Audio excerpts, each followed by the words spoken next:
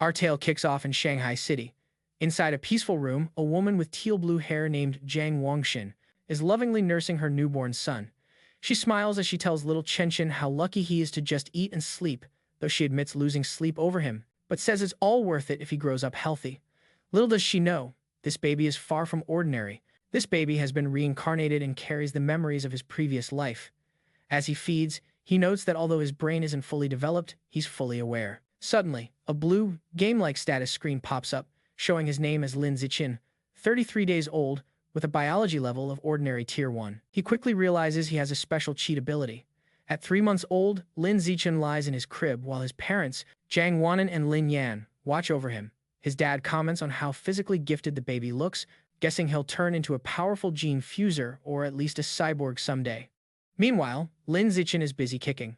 A system alert pops up, announcing he's kicked 10,000 times, unlocking the biological attribute use and advanced skill. This skill lets him train any part of his body to grow infinitely stronger within carbon-based limits.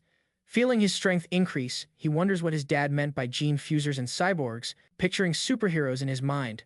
By 4 months old, Lin Zichin has learned to sit up and crawl. To keep from freaking out his parents with his lightning-fast progress, he only trains when they're asleep. Each time he crawls, the system rewards him with points.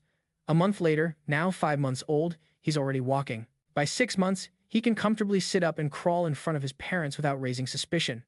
While watching TV, a news segment about Aberrant Beasts catches his attention, showing gene fusers and cyborgs teaming up to battle them.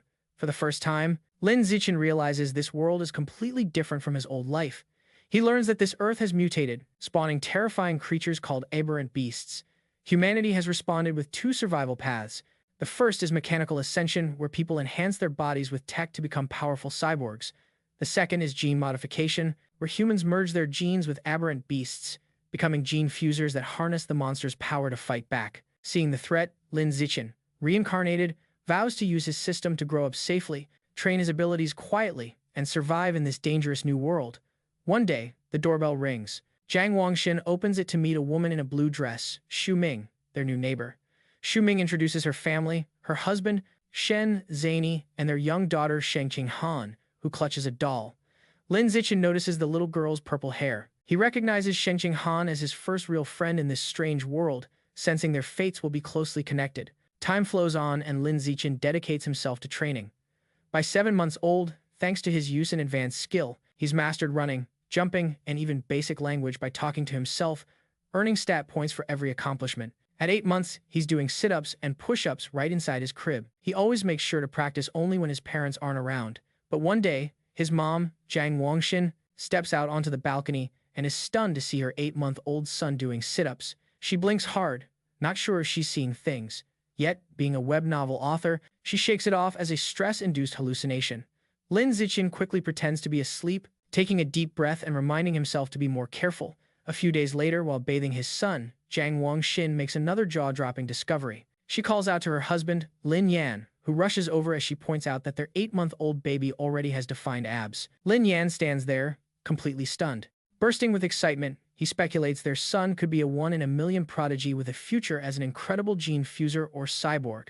Hearing this genius theory, Lin Zichin feels relieved that his secret is still safe and realizes how lucky he is to have 2 web novel authors as parents. On this mutated Earth, Lin Zichin knows he's not the only young genius. He and his mom watch a news story about a 2-year-old from a martial arts family lifting a 20-kilo dumbbell with just one hand. Jiang Wang cuddles her son close, proudly saying her Chenin is just as incredible. Lin Zichin feels touched by his mom's confidence and wonders if he'll also be able to lift 20 kilos when he turns 2. When Lin Zichin reaches 2 years old, his hard work has truly paid off. He stayed under the radar while secretly building his strength, easily lifting a 20-kilo weight with one hand in the storage room. His training session is interrupted when his mom calls out that Han Han, Shening Han's nickname, has come over to play. Surprised, he sets the weight down and opens the door to find 2-year-old Shening Han holding out a tart for him. Lin Zichin thinks to himself that because their mental ages differ, their playtime isn't very traditional. While Han Han behaves like a normal toddler, Lin Zichin seizes every moment to train. He's found a clever way to spend time with her. Since she likes to stick close, she acts like a perfectly fitting weighted vest for his exercises. But there's one tiny issue. He's reminded of it when he feels a warm wetness and cries out that Han peed on him again. A whole year goes by. At age 3, Lin Zichin's strength has skyrocketed, and he can now lift a 40-kilo weight with one hand. Watching TV, he sees a news report about a 4-year-old prodigy lifting a 30-kilo dumbbell and smiles proudly, knowing he's already stronger. Despite all his progress, his system still ranks his biological level as ordinary Tier 1. He wonders what it might take to reach Tier 2. With these questions buzzing in his mind, he steps outside his home for the very first time. The world beyond is a breathtaking futuristic city full of beastmen and cyborgs, which he guesses are those famous gene fusers and cyborgs he's heard about. With his mom and neighbors, Shumeng and Shen Qinggan, accompanying him, he heads to the library. Since his parents won't let him use electronics, books are his best shot at learning more. At the library, his mom points him toward the kids section, but Lin Zichin goes straight for the advanced encyclopedias, with a worried Shinning Han trailing behind.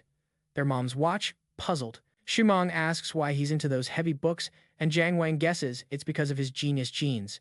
As Shinning Han offers him cookies, Lin Zichin dives deep into reading.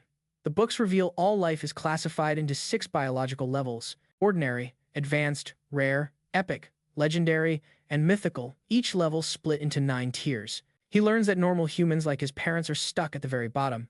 Ordinary Tier 1 is tiny and unnoticed as ants compared to the higher-level beings. This new knowledge lights a fire inside Lin Zichin. He knows he has to speed up his training while keeping his true strength a secret. His system notifies him of a fresh quest. Read 100 million characters to earn the celestial root of wisdom. Pumped to train both brain and body, he eagerly accepts. Over the next year, Lin Zichin divides his time between intense physical training and devouring books. At age 4, he and Shen Qinghan start kindergarten, holding hands with their IR teacher, Miss Zhang Mi. His efforts soon pay off. Shortly after school begins, he breaks through to ordinary Tier 2. His physical skills are incredible. He can hoist an 80-kilogram weight with one hand, high jump 1.2 meters, and dash 100 meters in under 11 seconds. Those stats are impressive for an adult, let alone a kindergartner. One day, he sees kids surrounding a crying Shen Qinghan, teasing her for wetting the bed. Seeing his friend getting picked on, he knows he has to step in. He jumps dramatically into the bully's circle. He glares down at them and delivers a fierce warning. If anyone messes with Han Han again, I'll pee on their bed every single day. The goofy but threatening promise works like a charm. The bullies break down crying, promising to never come back to kindergarten. Shen Qinghan gazes up at her protector with genuine admiration. This bold move unlocks a new achievement, Kindergarten Kid King, along with a fresh batch of quests. He's thrilled he can juggle multiple quests at once. Half a year later, he finishes his reading quest. After devouring 100 million characters, he receives the Celestial Root of Wisdom, gifting him perfect eidetic memory and peak human learning ability. Time flies by, and soon he and Shen Qinghan are almost 7, posing for their kindergarten graduation photo. Even during vacation, Lin Zichin keeps pushing himself. Now strong enough to train with a massive 200-kilogram barbell over vacation, his strength soars to new levels. He can now leap over 2 meters high and smashes the 8-second mark in the 100-meter dash with a time of 7.98 seconds. His mind is just as sharp, fueled by his new ability. He's already completed most of the elementary school curriculum. His new chapter starts at Sunshine Elementary School. Because he self-studied advanced topics, academic contests are a breeze. He easily clinches first place at the National Elementary School Academic Competition just to unlock his title fast. Whenever he has downtime, he tutors Shen Qinghan privately. Though not naturally gifted, she's very hardworking. With his support, her grades improve dramatically. After one semester, she ranks second in class with Lin Zichin holding the top spot. To speed up his quests, he also competes in school sports meets, topping every record. Just when he thinks his school life will follow this steady, predictable path, a special transfer student arrives. The teacher introduces the newcomer, a girl with long, silvery blue hair named Bai. Lin Zichin immediately senses she's different. Standing in the doorway, she radiates a faint, unusual aura that doesn't seem human. As Bai Shuer walks in to find his seat, the other students watch her with curious eyes. Shen Qinghan leans over to Lin Zichin, whom she calls Xiao Chen, and whispers about how pretty Bai Shuer's hair is, comparing it to winter snowflakes. But Lin Zichin isn't in the mood for small talk about looks. Sitting near him, Bai's strange otherworldly aura keeps nagging at his mind. He wonders if she might be a gene fuser or descended from one. His thoughts drift to the strange, non-human energy he senses coming from her. He wonders if she might be a gene fuser or descended from one. Over the next few days, Bai became a real mystery. She didn't talk to anyone and immediately rested her head on her desk as soon as class ended, staying completely still. She barely even got up to use the restroom. At first, the students were curious, even snapping pictures of her while she dozed off. But as her behavior stayed the same, their interest faded and the classroom went back to normal. This peaceful routine was broken about a month later when a strange event unfolded. Bai began secreting a thick white liquid that smelled awful, dripping down her clothes and legs. The other students reacted with disgust, complaining about the terrible stench. A nasty boy sneered with a rude comment about the liquid, then dumped his water bottle over her head, claiming he was washing her off. Humiliated and drenched, Bai clenched her fists on the desk, tears streaming as she started to cry silently, her shoulders trembling with quiet sobs. The bullies burst into cruel laughter at her pain. From their seats, Shen Qinghan turned to Lin Zichin with a concerned look, asking if they could help poor Bai. Lin Zichin was puzzled. He'd thought Bai was dangerous, so he couldn't understand why she was crying. Still, he agreed to step in. As he approached the bullies, he reconsidered his judgment. Although he still didn't fully get her, he now saw she wasn't a threat. She was just a vulnerable girl being picked on, and he had to act. Lin Zichin walked right up to the main bully and grabbed him by the collar, calling out his name, Guan Chun. Wearing a sharp grin, he ordered the boy to clean up the water from Bai's desk. Guan Chun panicked, stammering that he'd wipe it up right away. The other bullies realized they were in trouble. Lin Zichin was notorious at school for being both a top student and a fierce fighter. Not even sixth graders dared to cross him. Knowing it was smarter to follow orders, they quickly grabbed tissues and cleaned the mess.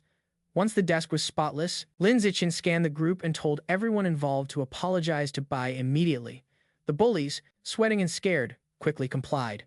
They lined up in front of her desk and bowed their heads, apologizing and promising never to bully her again. After the bullies left, Bai looked up, still teary-eyed. She thanked both Lin Zichin and Shen Qinghan with heartfelt gratitude. Shen Qinghan placed a comforting hand on Bai's shoulder, explaining that classmates should always support each other. From that day forward, Shen Qinghan made it her goal to befriend the quiet, white-haired girl, always dragging Lin Zichin along. The three started spending their free time together. Shen Qinghan was especially kind, always offering her tastiest snacks to Bai first. During one of these moments, as Shen Qinghan handed her a treat, Bai hesitated. She looked at them and asked if they weren't grossed out by her because of her smell. She said she was sorry for not trusting them, but ever since she was little, she had always been left out by everyone. Having someone be kind to her felt so unreal she thought she must be dreaming. Bai looked up in surprise when Shen Qinghan firmly told her this wasn't a dream. Shen Qinghan smiled warmly, saying she understood what Bai was going through, so she could never be disgusted by her. She promised that as long as Bai wanted, they would be friends forever, pulling a slightly annoyed Lin Zichin into the vow. Overcome with emotion, Bao wraps Shen Qinghan in a tight embrace. Tears of gratitude streamed down her cheeks as she thanks them for their kindness. After pulling herself together, she says she wants to give them a gift in return. She holds out a necklace adorned with a pair of beast fangs, explaining it was a birthday present from her mother. She offers it to them, hoping it can symbolize their friendship. Shen Qinghan eagerly accepts, and the three kids stand side by side in the schoolyard as the sun dips below the horizon, happily proclaiming they will be friends forever. But just as their new bond was sealed, something unexpected occurred. One day, Shen Qinghan is shocked to learn that Bai Shuer has transferred out of the school. Lin Zichin confirms this, sharing that he saw her filling out the withdrawal forms. He flashes back to watching from the principal's office doorway. He recalls seeing Bai with the principal alongside a large, intimidating man with cybernetic arms. The principal assured the man that Bai's paperwork was complete and that her information would remain confidential. This encounter confirmed Lin Zichin's suspicions that Bai's identity was far from ordinary. From that moment on, he never saw Bai again and was left to wonder about her. But it was the events that followed that truly grabbed his attention. Sometime later, Lin Zichin is at home giving his mother, Jiang Wangxin, a shoulder rub. She sighs in relief, telling him the massage feels perfect after a long day of typing. Lin Zichin thinks to himself, amazed that his celestial root of wisdom helped him learn professional massage techniques, and he's surprised by how useful it is. Their quiet evening gets interrupted by a major news broadcast announcing another incredible accomplishment by the Kyoto prodigy. At just 10 years old, this boy has successfully fused with Aberrant Beasts genes and can now lift a 500-kilogram boulder using just one hand. Lin Zichin recognizes the kid and realizes with a jolt that his rival has already started gene fusion. His father, Lin Yan, grumbles that the Kyoto prodigy is constantly on TV, wondering if they're trying to turn him into some kind of influencer. The parents discuss this. Lin Yanning points out that the boy comes from a 1,000-year-old martial arts family, so they probably have access to advanced gene fusion technology. Jiang Wangxin argues that it's wrong to use a child like a lab rat. Her husband counters that in such families, the family's interests always come first, earning a sarcastic, "you know everything" look from his wife. While his parents bicker, Lin Zichin is lost in thought. He recalls that before the fusion, the prodigy could lift 100 kilograms. Now he can lift 500, which is a five-fold increase. By comparison, Lin Zichin, even at just 8 years old, can already lift 300 kilograms with one hand and without any gene fusion at all. He finishes with a confident fist pump, convinced his own potential is way higher. His confidence is skyrocketing, but it's short-lived. The next news report delivers a brutal reality check.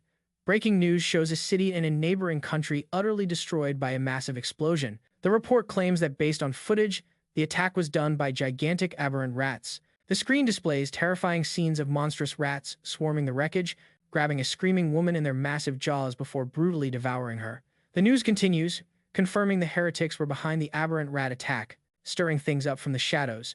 During a press briefing, a representative from the shattered Sakura nation appeals for global assistance, revealing that the heretics are a secretive cult controlling the beasts. Watching the broadcast, Lin Zichin discovers this cult is an anti-human faction of traitors who serve the twisted beasts for their selfish benefit. He feels grateful to have been born in a strong, stable country, giving him a safe place to quietly build his strength.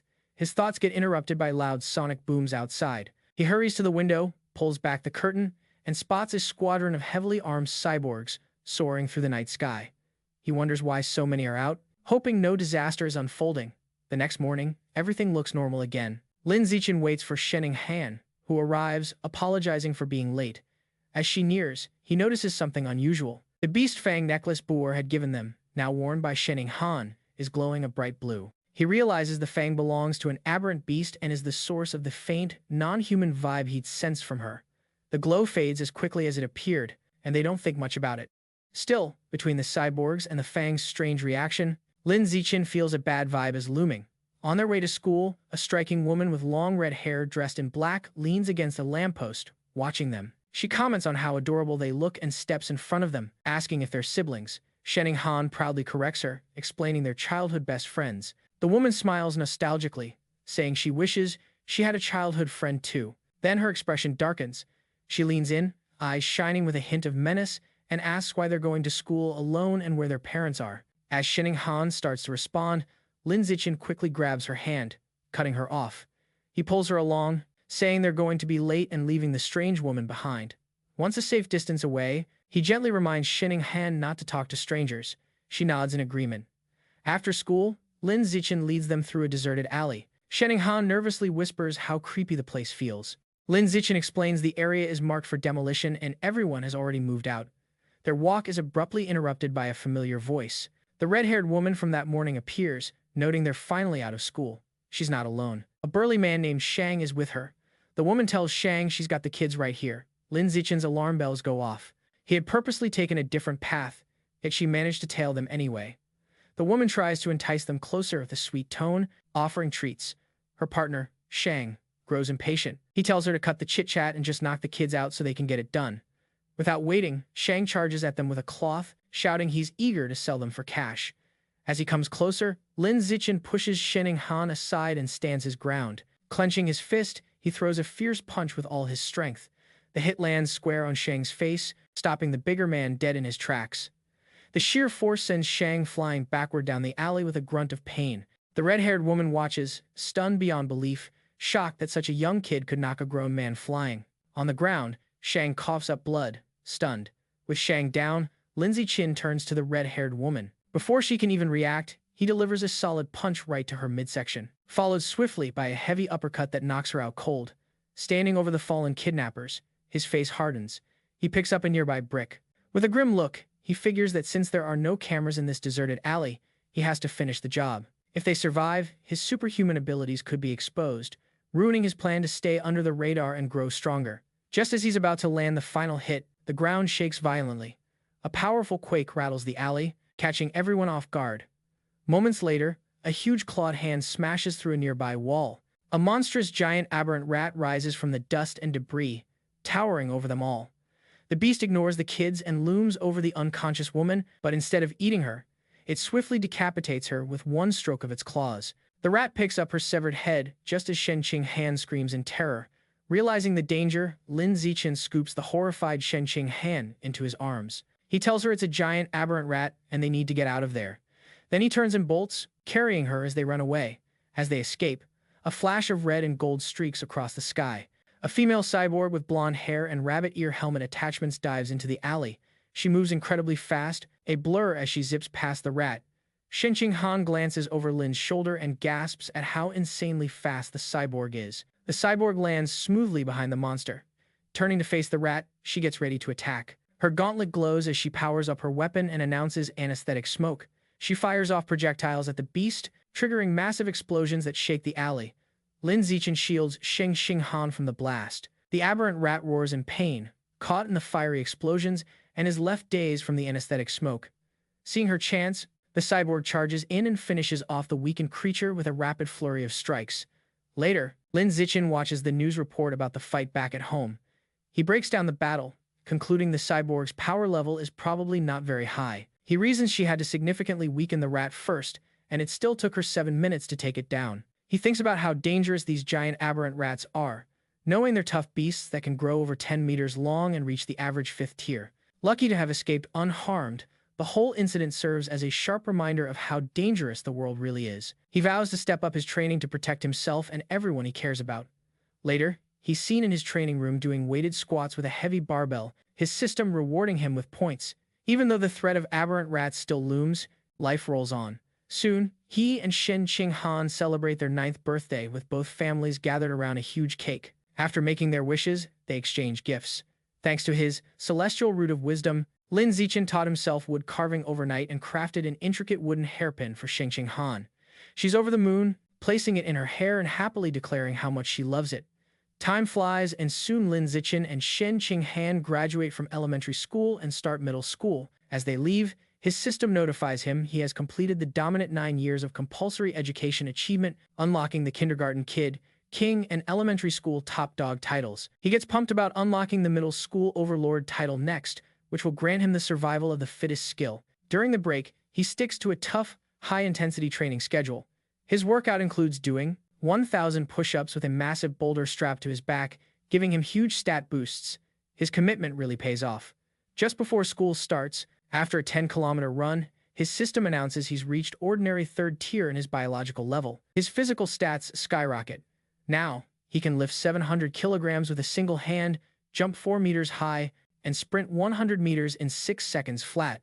As he grows stronger, he wonders what level the Kyoto prodigy has reached. Coincidentally, a new story airs on TV the night before school begins. The report reveals the now 14-year-old prodigy has merged with giant ant genes and can lift a 2,000-kilogram alloy block one-handed. Lin Zichin figures that since giant ant genes boost strength by about 4 to 8 times, the prodigy's real lift power without the gene is only around 500 kilograms. That means Lin Zichin is still fundamentally stronger. He smiles, imagining just how powerful he'll become with gene fusions down the road. The next day, middle school starts. Because he was the city's top student, all the best middle schools wanted to recruit him. He accepted the offer from Shanghai Middle School, but only if Shenqing Han could be in his class too. At registration, they're greeted by the principal and their new homeroom teacher, who both express how much they're counting on him. After some polite chatting, he excuses himself and leaves with Shenqing Han. The real reason he picked Shanghai Middle School was the top-notch athletic facilities. They planned to hit the badminton courts before classes officially started. On the court, an excited Shenqing Han tells Lin Eggs and Xiaoqin it's time to get started. She serves smoothly, calling out her signature curveball move. Lin Zichin easily intercepts the shuttlecock midair, but their game gets interrupted. A group of upperclassmen strolls over, and their leader, wearing a backward cap, snatches the shuttlecock, telling them the court is reserved. His friends teasingly offer to let Shenqing Han stay and spar. Shenqing Han stands firm, reminding them they need to follow the rules as she was there first. Seeing them crowding Shenqing Han, Lin Zichin steps in with a cold look. He warns them to back off and reminds them about the first-come, first-served policy. The leader scoffs arrogantly, insisting he's taken the court. He holds up the shuttlecock and tosses it into the air. But before he can serve, Lin Zichin moves. He declares that from now on, his rules are the only ones that count. With a burst of power, he jumps and smashes the shuttlecock with insane force. The shuttlecock rockets like a white blur across the court. It flies so fast, the leader barely has time to react. The impact shatters his racket and knocks his cap off. The upperclassmen stand there stunned, sweating, and shaking. They start wondering if Lin Zichin is even human, questioning if he's a gene fuser. One of them nervously points out that if the shot had been just a bit off, their boss's head might have been clipped. Completely intimidated, the upperclassmen bow deeply in apology. They tell Lin Zichin they now get the rules and will leave immediately. Then they quickly make their exit. They tell Lin Zan they understand the rules now and will be leaving immediately. They then beat a hasty retreat. Maybe because word about the incident spread, no one ever tried to mess with Lin Zichin or Shen Qinghan again. Their new school was bigger and had better facilities, but other than that, life there felt pretty much the same. Academically, Lin Zichin was way ahead, having already finished the entire middle school curriculum ages ago. During class, he'd read fun books to kill time. At night, after working out, he used his celestial root of wisdom to pick up new skills online, quickly dabbling in cooking, photography, driving, swimming, and all sorts of sports. To claim the middle school overlord title, he didn't just need to top every subject. He also had to represent the school in national contests. Surrounded by a mountain of trophies, he always made sure not to snag first place in every competition to keep things low-key. A whole semester passed, but the title still hadn't unlocked. Still, his stellar performance earned him plenty of fangirls, who left piles of love letters on his desk. He just ignored them. Besides tutoring Shen Qinghan, he put his focus on the upcoming school sports festival. He figured if he totally crushed it, that would finally unlock the title. For the festival, he signed up for only 3 events: shot put, high jump, and sprinting, showing off his strength, jumping skill, and speed. He managed an amazing 2011-meter shot put throw. Even though he held back to avoid seeming superhuman, he still dominated first place in every event easily. Sitting there with Shen Qinghan, admiring his gold medal, he suddenly felt a fresh surge of power flowing through him. A system message popped up, announcing that because his achievements blew every other student out of the water, he'd unlocked the middle school overlord title. With all 3 school-age titles under his belt, he had completed 9 years of compulsory education, domination, and gained a new biological trait, survival of the fittest. As the power rushed through him, he smiled, satisfied that the title was finally his. As Lin Zichin and Shen Qinghan left school, he thought about his new survival of the fittest trait. It let a predator suck up the life essence of other creatures to evolve. He wondered what exactly life essence was, lost in thought until Shen Qinghan called for him to wait, snapping him back to reality. Then he got an idea and asked if he could borrow her beast fang necklace. She said yes and handed it over. The moment his fingers touched the fang, a system notice popped up. It told him he had absorbed a trace of the abyssal giant butterfly's life essence, unlocking a new guidebook with 1% progress. A ghostly image of a huge dark butterfly with eyes on its wings appeared around him. He was shocked to realize the fang was actually a tooth from a butterfly. That night, eager to learn more, he searched online for abyssal giant butterfly. To his surprise, there were no results. Realizing he'd have to study this strange creature himself, he recalled Bai Shuer had given them a pair of fangs. Digging through his bag, he found the second tooth. Holding it, he absorbed its power again. Another system message confirmed he'd taken in a second trace of life essence, but the guidebook only went up to 2% progress. He looked at the fang with some disappointment, realizing there wasn't much life essence left inside. He figured he'd need to find another way to unlock the abyssal giant butterfly's full power. The next day after school, to up his training game and make sure he has a quick getaway from any weird beasts, Lin Zichin starts biking Shen Han to and from school every day. Just as they leave the school grounds, a man calls out to them. Wearing a tracksuit, he stops them and introduces himself as Coach Guo from the school's martial arts team. He compliments Lin Zichin, saying his performance at the sports meet was the best the school has ever seen. Bursting with excitement, Coach Guo officially invites him to join the team, insisting his athletic skills outshine his academic ones. He pushes Lin Zichin to say yes, but also gives him some time to learn more about the team before making a decision. Coach Guo talks so fast and with so much passion that Lin Zichin barely gets a chance to say no. Waving goodbye as they ride away, the coach points out the martial arts team's room in the gym, Room C, and says he'll be waiting if he wants to drop by tomorrow. As the sun sets, Lin Zichin's back in his room, ready to test out his new ability. He claps his hands, crushing a cockroach and a mosquito he found. Then he opens his hands to check the squished insects, but feels no power rush. He realizes killing tiny, everyday bugs doesn't trigger the skill. He figures out that only strong or rare beasts hold enough life essence to absorb and help him evolve. To test this idea, Lin Zichin decides to hit up a supermarket that sells beast meat. With Shen Han on the back, he bikes into the city. They soon reach a big multi-story supermarket. Inside, they stroll through the aisles, and Lin Zichin notices there's plenty of beast meat, but it's all prepackaged. He knows he can't test his theory without actually touching the meat. Just as frustration kicks in, he hears a butcher announcing fresh, cut beast meat. He spots a counter with a sign that says fresh beast meat, not prepackaged, and safe to eat. At the counter, a butcher is slicing large portions of meat.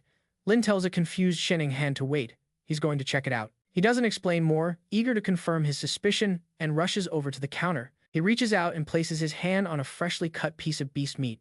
The moment he touches it, a strong surge of purple energy flows through him. Just like he predicted, the fresh beast meat packs a powerful life essence punch. Clenching his fist in excitement, a big grin spreads across his face. Shanghai watches him, puzzled, wondering why he's so hyped just from touching meat. She walks over with a confused but concerned look and asks how the meat feels. Trying to stay cool, Lin casually tells the confused Shanghai that the meat just feels fresher than usual and asks if she wants to feel it too. She frantically waves her hands and says no way, claiming he's already touched it enough for both of them. Having confirmed his theory, Lin Zichin decides to buy some beast meat to try at home, surprising Shanghai. He's not shocked by her reaction since he knows beast meat is super pricey. Even the cheapest option, the ghost shadow squid, costs almost 1,000 yen per jin. Settling on the squid, he picks up a package. Shanghai panics at the cost, telling him it's way too expensive and that he should ask his mom first. Lin just smiles and pats her head to reassure her. He tells her not to stress. He fibs that his mom already told him to buy plenty for both their families. A flashback shows his mom, Jiang Wangxin, happily agreeing to prepare a big feast. Inside, Lin Zichin admits that sharing is part of his plan, but his bigger reason is to see if he can absorb life essence by eating the meat, since he fears absorbing it directly might spoil it. At the register, he pays 29.94 yen for 3 packs of ghost shadow squid. The female cashier thanks him warmly. As they walk away, Lin Zichin thinks about how pricey the meat was and wonders when they'll be able to splurge like this again. By the time they finish shopping, it's past 9 p.m. With the city's recent chaos, they decide to head straight home to stay safe. On the ride, Lin Zichin can't stop thinking about his experiment. Eager to try it, he secretly places his hand on the meat package in the basket and immediately feels a familiar rush of purple energy. His system confirms he's absorbed a tiny trace of the ghost shadow squid's life essence. A new creature guide unlocks, but he's only reached 0.1% progress. A ghostly image of the scary multi-eyed squid flashes in his mind. Riding through the calm streets, he does some quick mental math. He realizes eating a bit of the meat only unlocked a sliver of its power. He guesses he'd need to consume 100 jins to hit 100% in the guide, costing an unbelievable 100,000 yen. Thinking about the squid's unique ability to dissolve into water and disappear, he decides that skill is definitely worth the price. His goal is clear. He's got to earn a huge amount since he can't ask his family for that kind of cash. Then he recalls his second reason for buying the meat, testing if absorbing its life essence would spoil it. He glances at the package. Though it's been some time, the meat still looks fresh as ever. He grins, happy that his absorbing the essence didn't ruin the meat. As he keeps soaking up its power, his squid progress bar creeps up to 3%. His focus breaks when Shanghai shouts a warning. He slams on the brakes, squealing to a stop just inches from a couple in the bike lane, apologizing quickly. He scolds himself for not paying attention and wonders why the lane's so packed. Shanghai points ahead. They spot a tense standoff. A muscular, red-haired man is holding a woman hostage with a knife. Shanghai gasps in terror, recognizing the hostage as their teacher, Xia. The man shouts threats at the crowd. Police officers surround the area, trying to calm things down with a megaphone. The police captain holds back an officer named Abing, warning him not to fire recklessly. He explains the suspect's too close to the hostage and is using her as a shield, making a clean shot impossible. An officer suggests using sleeping gas, but the captain rejects it, fearing it might set off the suspect before it takes effect. While the police hesitate, Lin Zichin takes action. He stealthily picks up a small rock from the pavement and flicks it with sharp speed and precision. The rock hits Officer Abing's gun, causing a misfire. The stray bullet hits the hostage-taker's hand, making him yell out and drop his knife, freeing teacher Xia. Jumping on the chance, the police captain orders his team to move in. The officers rush forward and quickly arrest the disarmed suspect as a female officer comforts the shaken but unharmed teacher. As things settle down, Lin Zichin quietly hops back on his bike. Shanghai watches him with wide, curious eyes and asks if he was the one who threw the rock. He quickly hushes her, saying they should head out and discuss it later. Then they pedal away. Just as they start to get some distance, a voice calls out, telling them to stop. The police captain asks if Lin Zichin was the person who tossed the rock. Panicking, Lin Zichin nervously denies everything with a shaky smile. The captain watches them ride off, thinking it's odd someone wouldn't claim credit for a brave act. He murmurs about a reward for courage, and the word reward immediately grabs Lin Zichin's attention. Needing money, he slams on his brakes, skids to a stop, and rushes back to the captain. Sheepishly, he takes back his denial, owning up to throwing the rock and explaining how important the money is to him. The captain tells him to come down to the station to file a report and promises to help him apply for the reward. After letting their families know, Lyndon and Shen Xinghan get ready to head to the police station, thinking everything will go smoothly. But as the police escort the handcuffed suspect away, things take a turn for the worse. The suspect's face starts to twist horribly. The officers realize in horror that he's a heretic, mutating right before their very eyes into a monstrous rat-like creature. The monster snaps its cuffs and goes on a rampage, slashing wildly at the police with huge claws. The captain radios and orders for all units to open fire, while making sure civilians stay safe. The officers unload their guns, but the bullets don't faze the creature. A frantic message comes through identifying the heretic fused with Rat King genes, calling for immediate backup. Seeing the danger, Lin Zichin apologizes, grabs both companions, and urges them to run. He's relieved the monster isn't chasing them but knows they need to get far away fast. As they flee, a new figure descends from the sky, surrounded by a purple glow. It's a female cyborg in sleek, futuristic armor. She lands a crushing hit on the giant rat, forcing it to stagger back.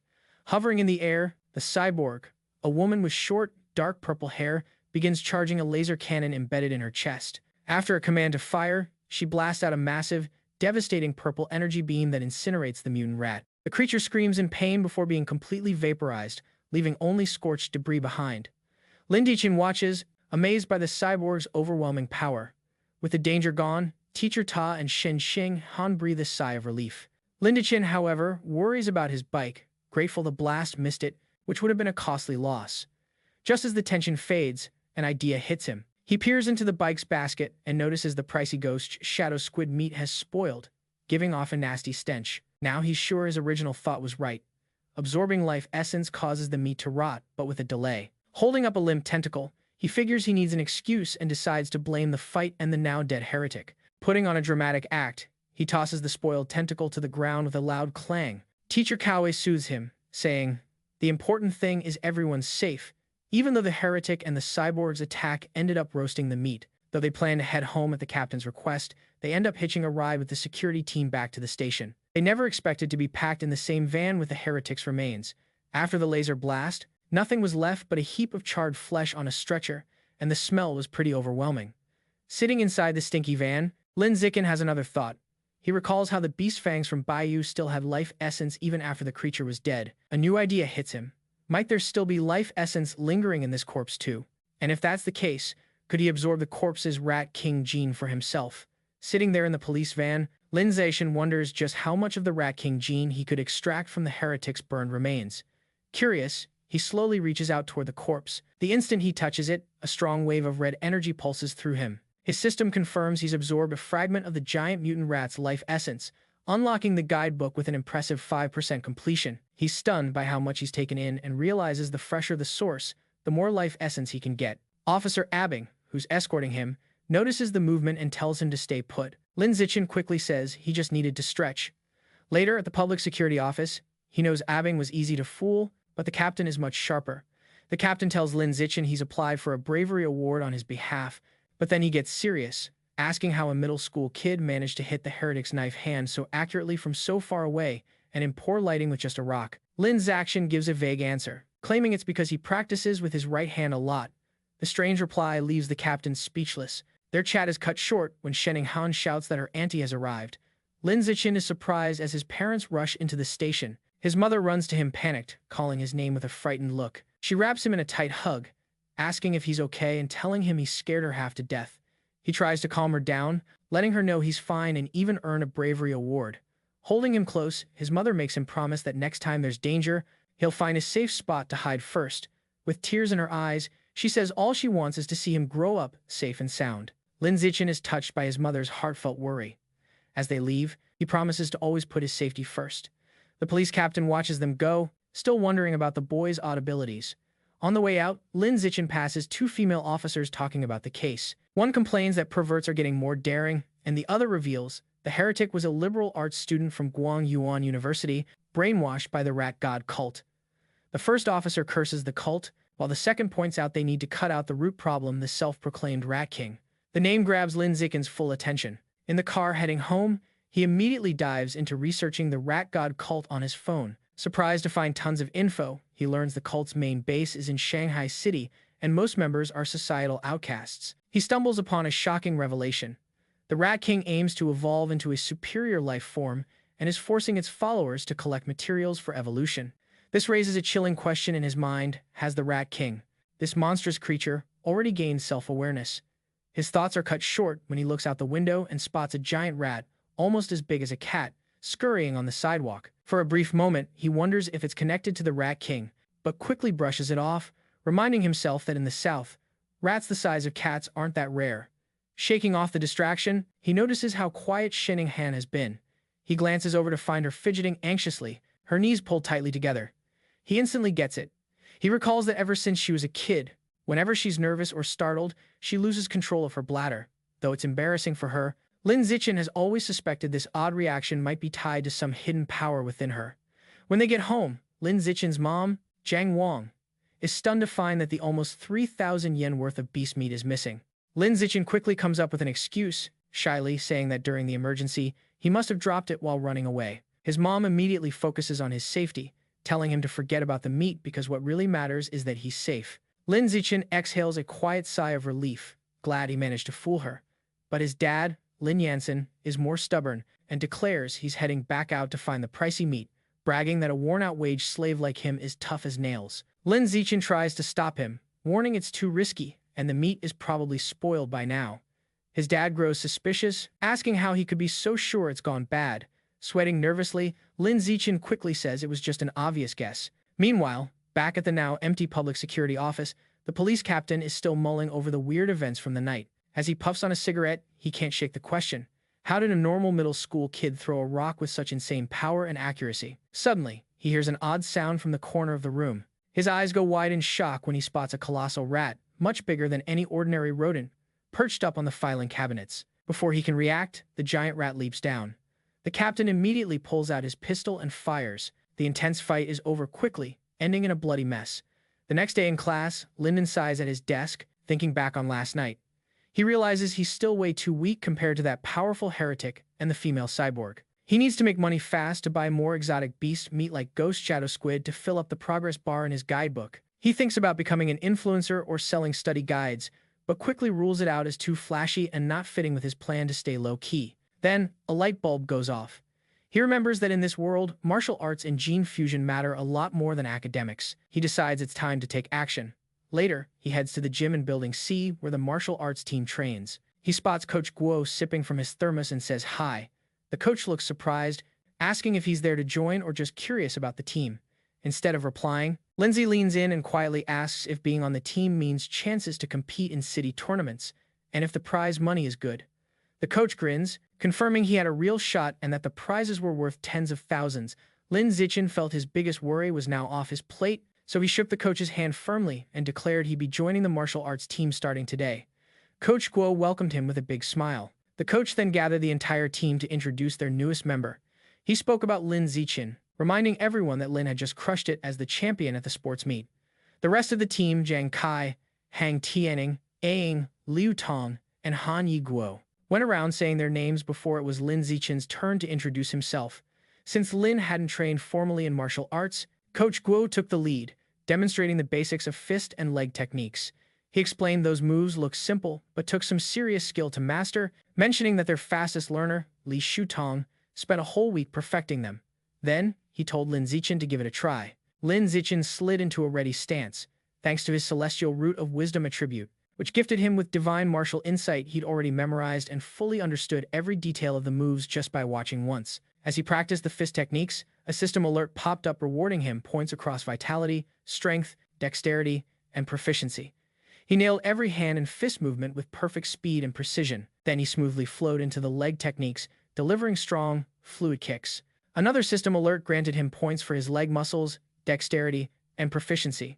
The coach and team watched, speechless and stunned. Coach Guo's jaw practically hit the floor, nearly dropping his thermos, completely amazed. He wondered how someone could learn such complex forms flawlessly after just one look. Watching Lin's perfect execution, one thought hit him hard. This kid's got to be a one-in-a-million martial arts prodigy. That night in Shanghai, Lin Zichin's mother, Jiang Wangqin, called him for dinner. He dashed out, eager with spoon in hand, asking what she cooked. She proudly brought out a huge platter of the ghost shadow squid he'd been craving. The smell was incredible, and he told his mom just how amazing it smelled. She urged him to dig in while it was still hot. After a bite, he praised her cooking as absolutely the best in the world. Happy, she told him to eat plenty since she'd bought 3 full gins just for him. While he ate, a system notification popped up. He had absorbed a trace of the ghost shadow squid's life essence through eating it, pushing his guidebook progress to 3.01%. He realized with a frustrated sigh that eating it worked just as well as any other method, and if he'd known that, he wouldn't have messed up the first batch by touching it too soon. While they finished their meal, a news report grabbed their attention. It covered a 14-year-old genius girl, the youngest cyborg ever recorded. After merging with an energy core, her energy system gave her superhuman powers, lifting a 5,000-kilogram SUV single-handedly, sprinting 100 meters in just 3 seconds, and jumping 8 meters straight up. Watching this, Lin Zichin pondered an ongoing debate in his world. Between the Kyoto prodigy's gene fusion and this girl's cybernetic enhancements, which path was really stronger? His thoughts got cut off by another breaking news alert. It reported that Hun Shan, the security captain they had met earlier, was murdered right in his office. Surveillance video showed he was attacked and eaten by a giant mutant rat that had somehow snuck into the station. Medics wheeled his body into an ambulance on camera. Lin Zichin was horrified. He remembered seeing that big rat the previous night and wondered if this was all connected. He pictures a giant rat tearing through the city streets. The captain's death serves as a heavy reminder of how dangerous things have become. Studying the scene carefully, Lin Zichin decides it's time to ramp up his training, no ifs or buts. After the police captain's passing, Lin Zichin commits fully to an intense, no-nonsense workout routine. Following relentless practice, he now sprints 100 meters in an impressive 4.61 seconds. His strength has shot through the roof. His vertical leap reaches 5.3 meters, and he can hoist a staggering 1,200 kilograms with just one hand. Beyond his solo efforts, he also trains with the school's martial arts team, aiming to boost his power fast for the upcoming competition. Come morning at school, he heads straight to the gym, trailed curiously by Shen Qinghan. On their walk, a girl with pink hair cheerfully calls out to Lin Zichin, offering him a bottle of fresh milk. Lin Zichin politely refuses, expressing his thanks, and moves on with Shen Qinghan, leaving the girl a bit let down. Watching nearby is his teammate, Zhang Kai, his fists clenched tight in anger, annoyed that the guy who defeated him at the sports meet just turned down a gift from the girl he's got a crush on. Struggling with the jealousy, Zhang Kai suddenly steps forward, blocking their way. He calls out to Lin Zichin, scolding him for rude behavior and hurting the girl's feelings. Lin Zichin calmly explains he's allergic to milk, but Zhang Kai doesn't buy it and accuses him of lying. Fuming, Zhang Kai points right at Lin Zichin and throws down a sparring challenge with specific conditions. If Zhang Kai loses, he promises to leave Lin Zichin alone forever. But if Lin Zichin loses, he has to drink the entire bottle of milk. Just as the challenge is made, a fresh system alert appears. A new achievement mission is unlocked. Defeat 1,000 different opponents in official matches to prove you're the ultimate survivor of the fittest gene pool. A mischievous grin spreads across Lin Zichin's face. This is exactly what he's been waiting for. Surrounded by an intimidating purple aura, he accepts the challenge, his eyes sparkling with excitement as he agrees to the spar. News of the fight spreads fast through the school halls. 2 eager students decide to watch the match between the well-known junior Lin Zichin and a senior. By fight time, the gym buzzes with fans packed into a big circle around the sparring venue. The crowd is clearly rooting for Lin Zichin. Many of his female supporters cheer loudly, urging him to teach his rival a lesson, including the pink-haired girl from earlier, who starts recording on her phone. Zhang Kai scoffs, irritated that everyone's betting against him. Secretly, he admits Lin Zichin's abilities have skyrocketed over the last month. He views this duel as his final shot to knock the rising star down a peg and show off his own power. Unlike his fierce opponent, Lin Zichin stays cool and casual.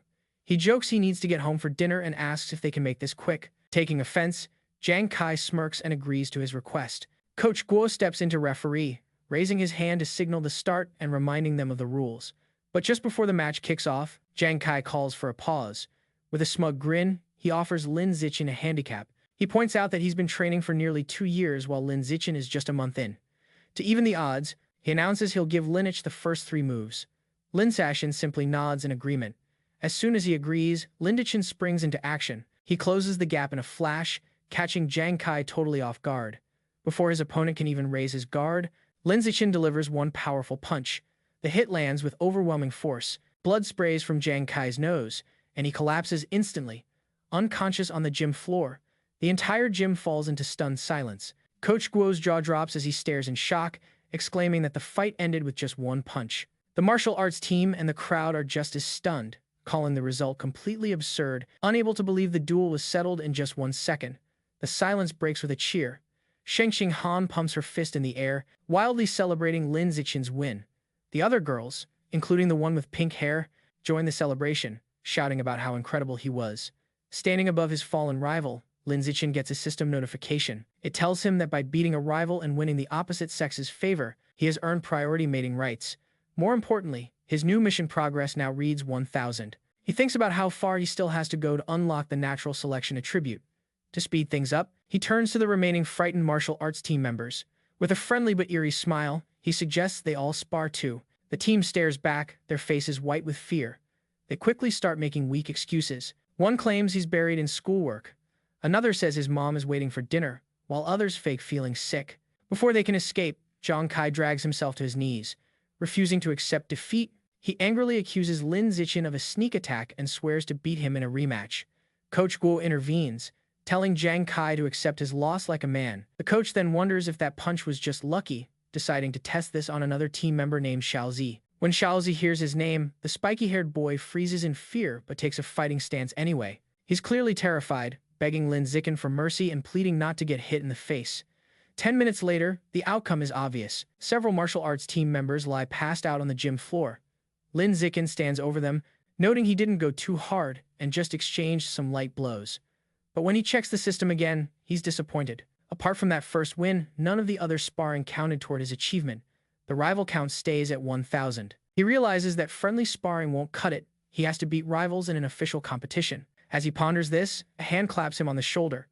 Coach Guo beams wildly, declaring Lin Zichin a true genius.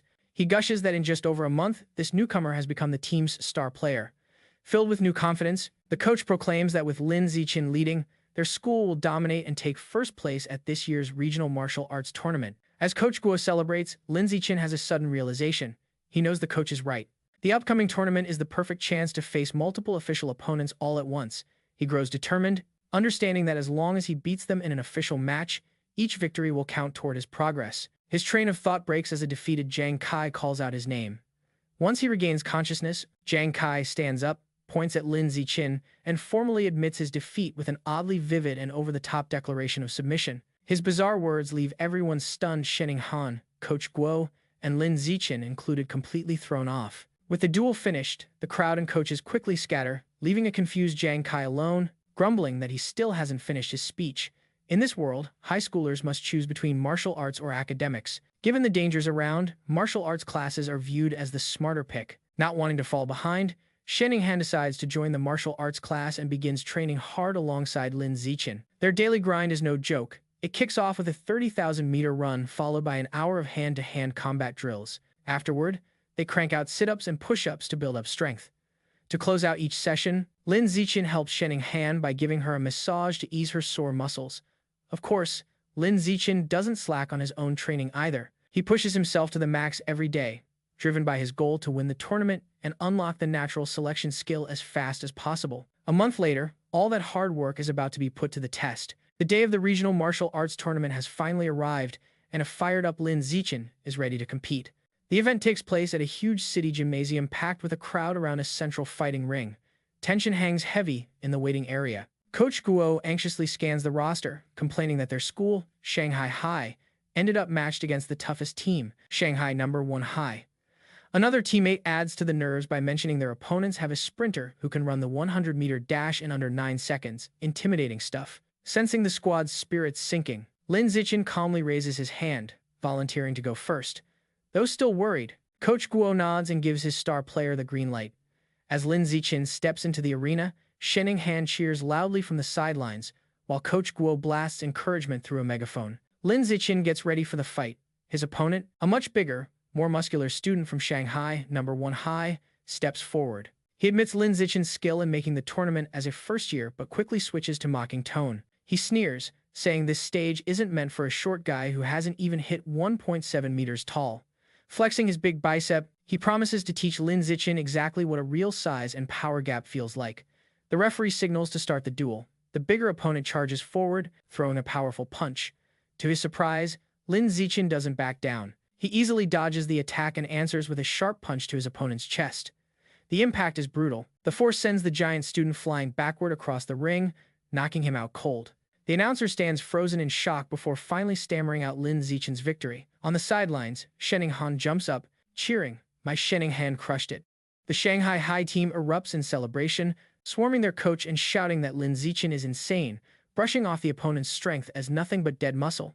Meanwhile, over on the other side, mobbing their coach and shouting that Lin Zichin is insane, dismissing his opponent's strength as dead muscle. Meanwhile, on the other side, the coach of Shanghai's top high school is fuming. He scolds his defeated student for recklessly charging in without using proper footwork.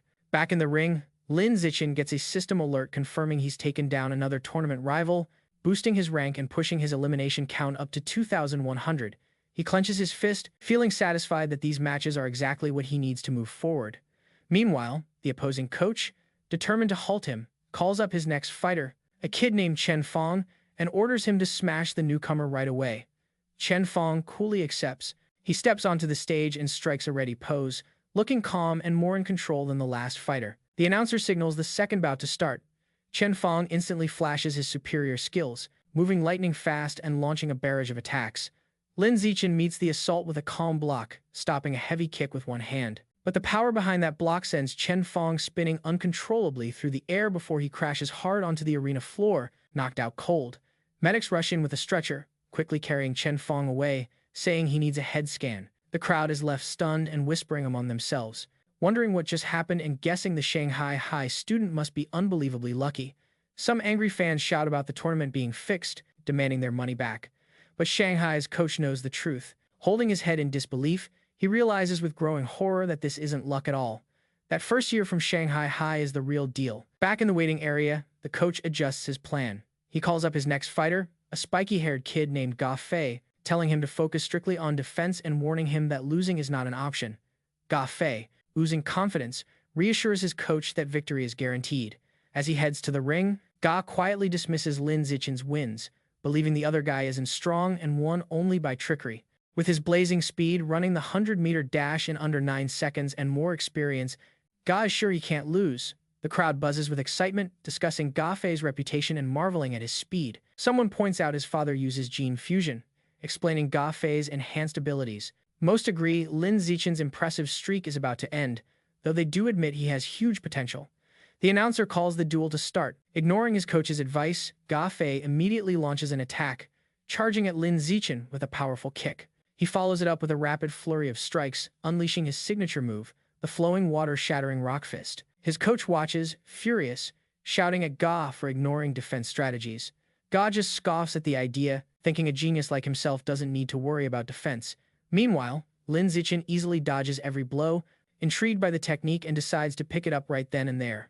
Ga grows frustrated as none of his hits land. He pauses, panting, and demands to know how Lin Zichin keeps dodging his attacks.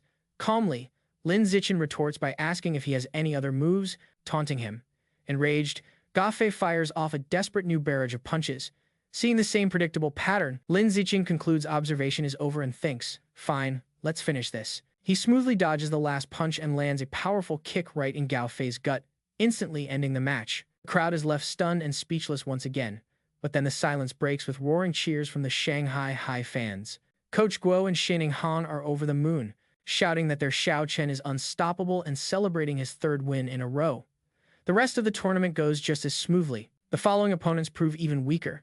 He defeats each one with ease and soon single-handedly eliminates all 5 fighters from the rival team. Over the next 2 days, the story pretty much repeats itself. He keeps dominating, taking down 2 more schools by himself. Thanks to his amazing performance, he leads Shanghai High to the championship victory. He and his team beam proudly, holding their medals and trophy high. But when he checks his system, his rival count is only 161,000. He feels disappointed, realizing at this pace it'll take years to unlock the natural selection skill. Despite the slow progress, there's a bright side. He didn't expect Coach Guo to be so generous, but he ends up receiving most of the tournament prize money, a solid 20,000 yuan. Adding that to his winnings from academic contests, he now has about 30,000 yuan. That cash doesn't stick around long. He immediately blows it all at the supermarket on a huge stash of ghost shadow squid meat. For the next several weeks, he devours the pricey meat every meal. After eating 30 jin, his codex progress for the ghost shadow squid hits 33%. His intense training and beast meat feast really pay off. By his second year of middle school, he breaks through to the next level. advancing from ordinary Tier 3 to Tier 4. His physical strength hits new highs. Now, he can effortlessly lift 1,890 kilograms with one hand, leap 5.65 meters straight up, and sprint 100 meters in just 4.49 seconds. Time flies, and soon he and Shinning Han graduate from Shanghai's middle school division. But when the high school exam results come out, it looks like their paths are about to split. A heartbroken Shinning Han sits in her room crying. She asks Lin Zichin why after all their effort, they won't go to the same high school anymore. He explains that while he ranked first in both liberal arts and martial arts, and her academic scores were great, her martial arts score wasn't high enough for the elite class at Shanghai High. As he tries to comfort the crying Shinning Han, she wonders what will happen now. He tells her the principal of Shanghai High plans to visit his house, probably to recruit him, and asks if she'll come along. Feeling crushed, she replies tearfully that it's none of her business, since the principal is clearly only interested in him. Taking her hand, Lin Zichin helps her up and leads her out of the room. He tells her not to worry, he's got a plan. He reveals his one condition for staying at Shanghai High. Shinning Han has to be his deskmate.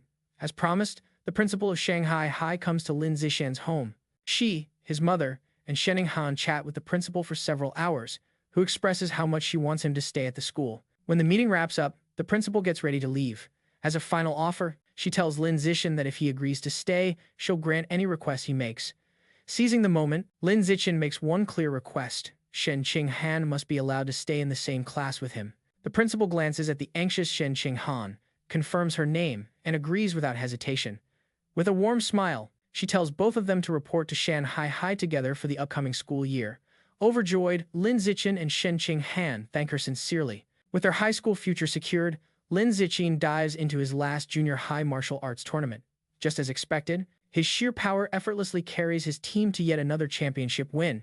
He decides to spend the prize money to finally unlock the Ghost Shadow Squid Codex. He was only 20% away, and the fresh prize cash is enough to max out that progress bar. A bit unsure of what might happen, he heads to a quiet forest outside Shanghai to be safe. Wasting no time, he starts absorbing the life essence from the last bits of squid meat. A strong blue energy surrounds him as a system notification pops up, confirming he's absorbing a large amount of essence. His eyes widen with excitement as a last surge of power hits, and the Codex progress bar finally hits 100%. A new notification appears, announcing he's unlocked the Ghost Shadow Squid Codex and earned a new biological trait, the Blessing of Liquid Affinity. This ability boosts his connection with water, letting him move freely and even vanish in aquatic environments. However, as the power settles in, he stands in the peaceful forest holding the limp squid tentacles, feeling the new ability is kind of underwhelming. Still doubting its strength, Lin Zichin decides to test out the Blessing of Liquid Affinity in a nearby pond. He notices some advantages. He can soak in water for long periods without his skin getting all wrinkled, and swimming becomes much easier, with less water resistance.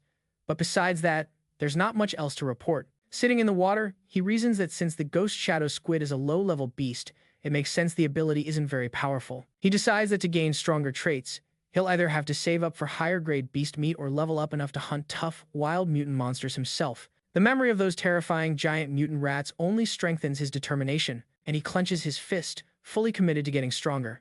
With less than a week until school starts, Lin Zichin's mother and Shen Han's family decide to take a trip to better understand his new liquid affinity ability. Lin Zichin suggests they hit the beach. As they stand in the ocean, Shen Han shivers and complains that the seawater is cold. Lin Zichin, however, feels completely at ease. He tells her to take it slow before diving into the water, swimming remarkably fast. As he moves, his system rewards him with stat points for swimming and diving. From the shore, a nervous Shen Han calls out for him to teach her how to swim. Lin Zichin pops his head above water, suddenly remembering that his childhood friend still doesn't know how. He begins patiently guiding her through the basics. Judging by her average athletic skills, he expects her to struggle. But Shen Han surprises him completely. She bursts out excitedly that swimming is way easier than she expected, and she picks it up immediately, diving with ease. She glides through the water gracefully and surfaces, looking shocked. Surprised that she can dive without formal instruction, Lin Zichin watches, stunned, as a strange blue water aura seems to radiate from her. After surfacing, she eagerly tells him how incredible it feels. She notices that opening her eyes underwater usually burns, but this time, there's no irritation at all. Instead, it feels cool and surprisingly pleasant. Her comment leaves Lin Zichin lost in thought. He watches her swim off, feeling that something about the situation is a bit off. He figures that even with some natural talent for water, There's no way she'd master all those skills so quickly. Her rapid progress just isn't normal. Suddenly, a thought strikes him. He remembers her lifelong struggle with bedwetting. When he thinks about it, he wonders if that weakness might actually hint at a deep, innate connection to water she was born with. The idea fires him up. He becomes convinced she could have a special cultivation body, something straight out of his parents' fantasy novels. To check out his theory, they keep diving deeper. Her skills astonish him even more as they explore underwater. He realizes they've been holding their breath for more than 10 minutes now. That's a crazy accomplishment for a beginner like Shinning Han. As they continue, her face suddenly shifts expression. A strange swirling noise starts vibrating through the water all around her. Both of them look up, searching for where it's coming from. They break the surface quickly, and Shinning Han cries out as glowing blue water spirals around her. Later that evening, strolling along the beach, Lin Zichin asks what just happened. Shivering, she says she kept hearing eerie, creepy sounds right next to her ear underwater. He tries to comfort her and asks what kind of sounds they were. She says she couldn't understand the words, but it was a female voice repeating nonstop until she emerged from the water. To calm the shaken Shinning Han, Lin Zichin takes her back to their hotel. Later, he searches online for any info about the strange female voice, but comes up empty.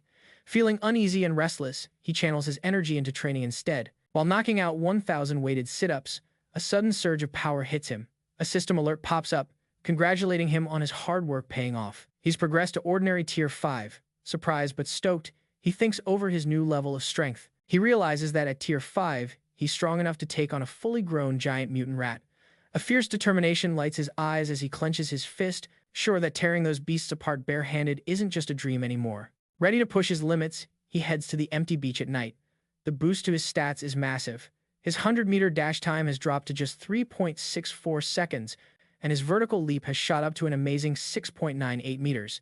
To test his strength, he spots a nearby car and finds he can now lift the 1,600-kilogram vehicle with one hand easily. With this new progress, life takes an exciting turn. The vacation wraps up, and he and Shinning Han start high school at Shanghai High. On their first day, they get to class early for their duties. Two new female classmates immediately spot him, whispering excitedly about how handsome he is and how lucky they are to share duty with him. Though he's surprised they know him, something else even more unexpected happens.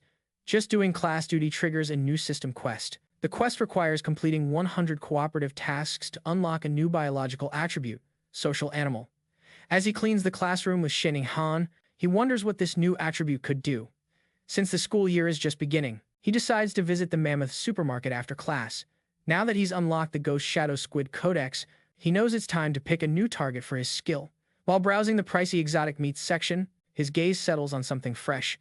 Inside a refrigerated display lies a packaged savage giant eagle's head, tagged at 1,998 yuan per jin. A sly grin stretches across his face as he grabs the package, making up his mind. This one's going to be his next challenge. The savage giant eagle ranks higher than the Ghost Shadow Squid on the Aberrant Beasts scale. It boasts vision 30 times sharper than a normal person's, making it a top-tier hunter that can zero in on even the fastest prey with pinpoint accuracy. Back in his room, Lin Zichin inspects the eagle meat carefully. He decides that unlocking its guidebook is totally worth the effort, since that vision boost would be a massive edge in battle. Plus, the price of 1,998 yuan per jin makes it one of the more budget-friendly choices. He places his hand on the meat, and a blue glow wraps around him as his system confirms he's absorbed a trace of the savage giant eagle's life essence, unlocking 1% of its guidebook. After crunching the numbers, he figures out that since just 1 jin of meat equals 1% progress, he'll need to shell out over 200,000 yuan to unlock the whole guidebook. He knows that prize money in high school tournaments is way better than back in middle school.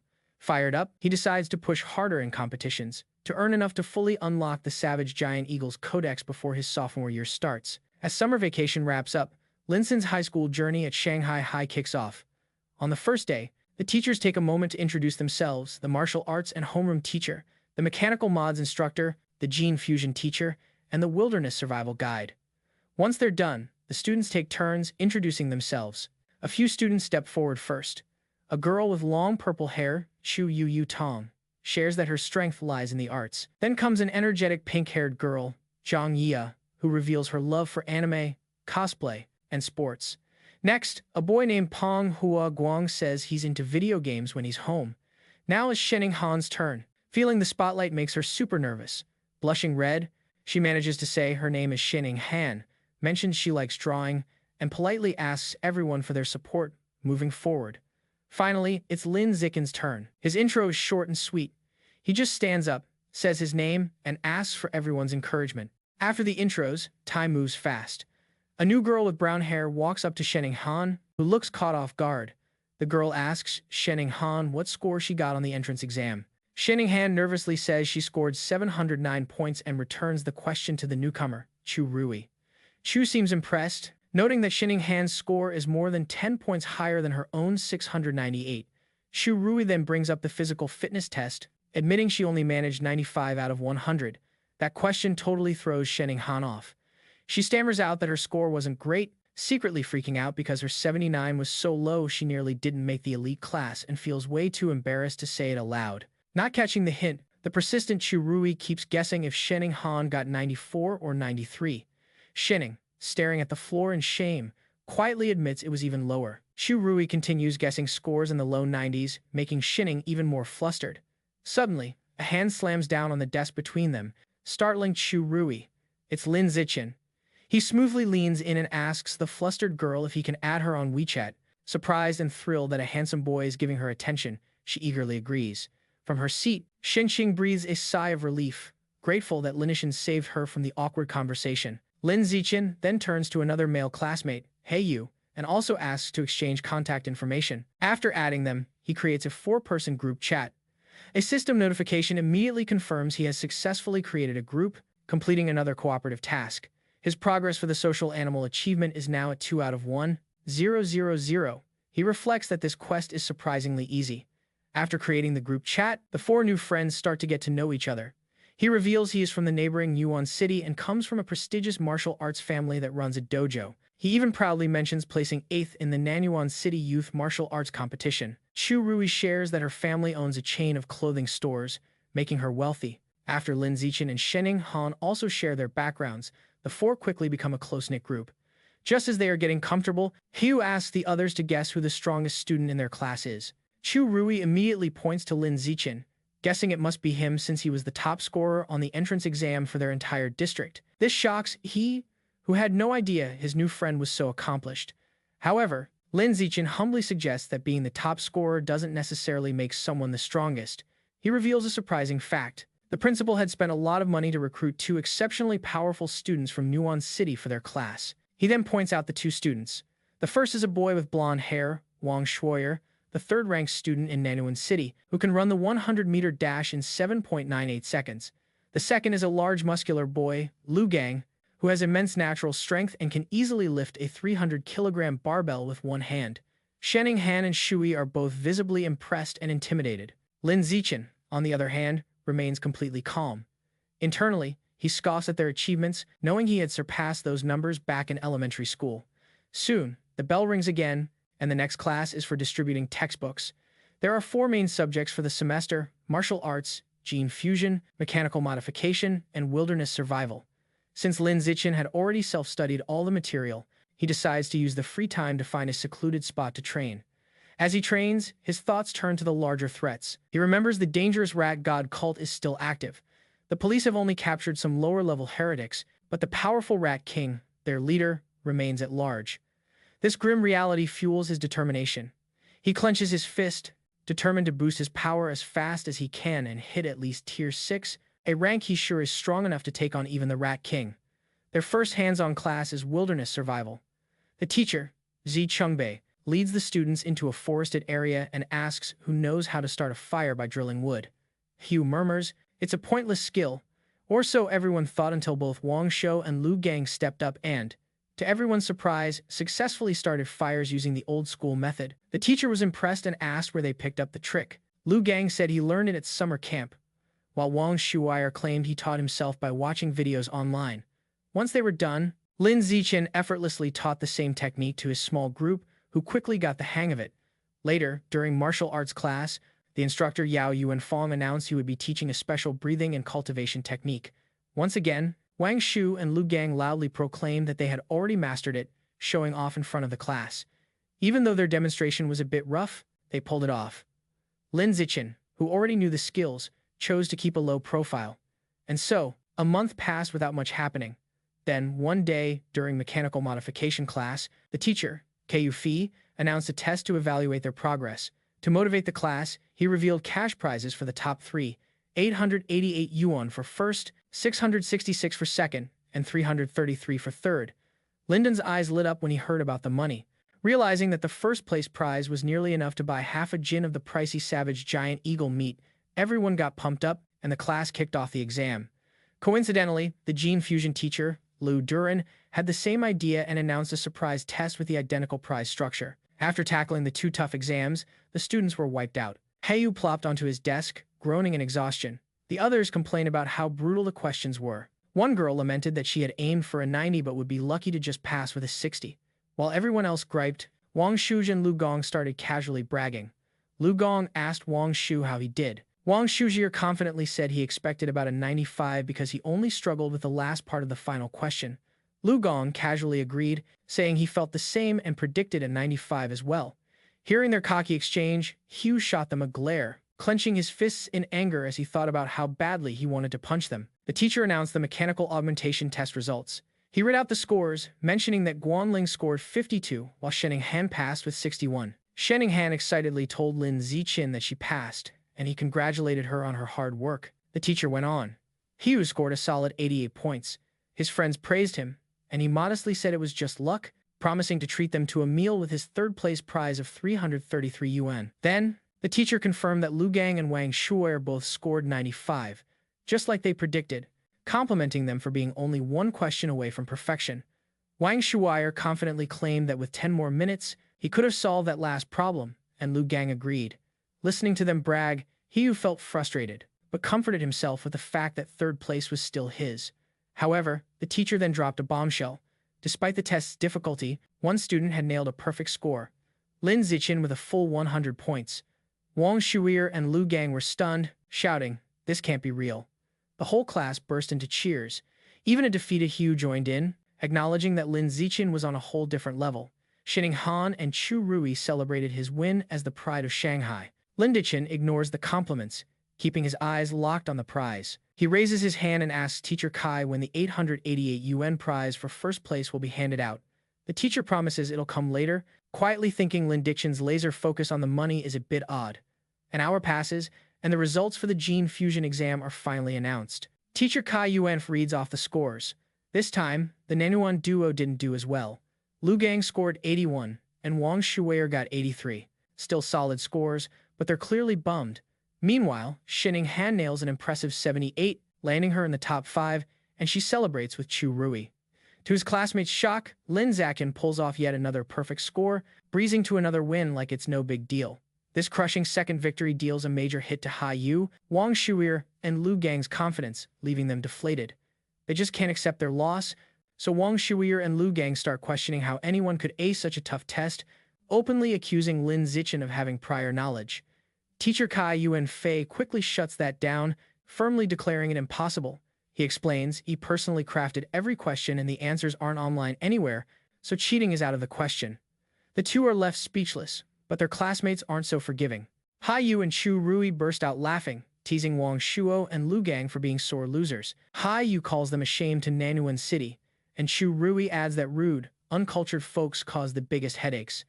After lunch, the practical exam for wilderness survival kicks off. Teacher Shi Chungbei explains the rewards remain the same, with cash prizes for the top 3 winners. The test includes 3 parts: climbing, swimming, and fire making by friction.